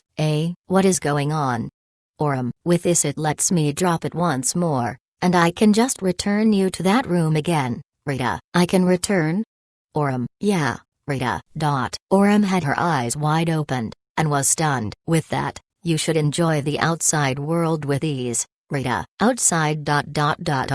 Orem. Finally she could go out, as if it finally hit her consciousness that her dream came true. Orem turned around and looked at the ever-expanding scenery, a world where you can see from the top of the mountain. Well, because everything drops in dungeons, there weren't anything, though on the contrary you can see a beautiful green world. This is what outside looks. Orem was deeply touched. The expression that was depressed a while ago was gone. Looking at her, I was glad that I took the bird out of the basket. Thank you, Orem. After some time, she said that while looking at the scenery. Thank you for bringing me out, Orem. If you enjoyed it, then it was worthwhile to carry you here, Rita. But is this the end? What a waste to return back, Orem. Last? Why? Rita, didn't I tell you that the probability of the door opening was 0.000000001%? It'll probably take hundreds of years, Orem. If that's the case, then there's no problem, since my drop rate is at a 100%, Rita. What? Orem. Orem raised her voice in a dumbfounded manner. Why? Orem. It's part of my ability. What's more, don't you think it's weird that the rogue monster even dropped something? Rita, now that you mention, Orem, now that you know, I can then occasionally bring you out, Rita. Oh, please do, Orem. Orem smiled that showed her youth, came and hugged me. She was soft and light. It was the opposite feeling of the gold bar, and without thinking I nodded. I tried to return Orem to the dungeon in her gold bar form. However, when I shot her with a lightning bullet, the dropped gold bar doubled. Well, if a rogue monster drops something, things will change, and the dropped item would be better than the previous item in most cases. Orem herself was no exception. She became 2 gold bar. Thus I carried it and returned to the dungeon, though as expected it was rather heavy, even though she would return to her own weight. But now the weight has doubled. Even with my strength it made my muscles tremble as I was carrying it. Since it was too heavy, I had to place the gold bar down and took a rest. Orem, you're heavy. Wait. If I were to tell that to a girl, I got a feeling they would unleash their wrath on me. Well, a few hundred years, if she continued to be trapped here, even if it was 1,000 years, I don't think she would be able to leave. Thus, seeing her smile when she left, I did not mind helping at all. Besides her, there are other dungeons similar to her, so there are 118 of them. So another 117 more to go, huh, Rita? In Shikaro there's already Turaru, Nonium, Silicon and Arsenic. What that means was that in this world there are others like Orem hidden somewhere in the dungeon. Let's try meeting them all, Rita. Just when I was about to get used to the dungeon, a new goal was set. I don't know whether it's the spirit of the dungeon or it's actually God, but I've decided to come into terms with their existence. Ah, there you are, Alice. Alice, what's wrong? Rita, Rita, what's that, Alice? Alice, who ran here from the village, was surprised by the gold bar. Take a deep breath. You seem to be looking for me in panic. What's wrong? Rita, ah, that's right. It's bad, Rita. Alice, so what seems to be the problem? Rita, the drops in the dungeon has doubled from a while ago. Alice, huh? Rita, everyone has gotten double drop. What's happening? Because it was so sudden people were worried, but is it okay? Alice, double drop, Rita. I caught sight of the gold bars that I placed at my feet. The doubled gold bars? And Orem, who was touched when she saw what was outside. I wonder which was it, Rita, eh? Alice, no, it's nothing, Rita, though I don't know which was it, but I decided to think it as the latter. It was more worth it if it's that. Alice, Rita, Alice, the drops being double should be of no problem, so please tell everyone that the drops would be doubled from now on. Rita, I got it, Alice. Alice ran back. I saw her back as she ran, and I looked at Orem, who has doubled. I wanted to see Toru and the rest as I began to think about it. I wonder what color I should be putting for Orem, cause she seemed to be the next girl for Rita.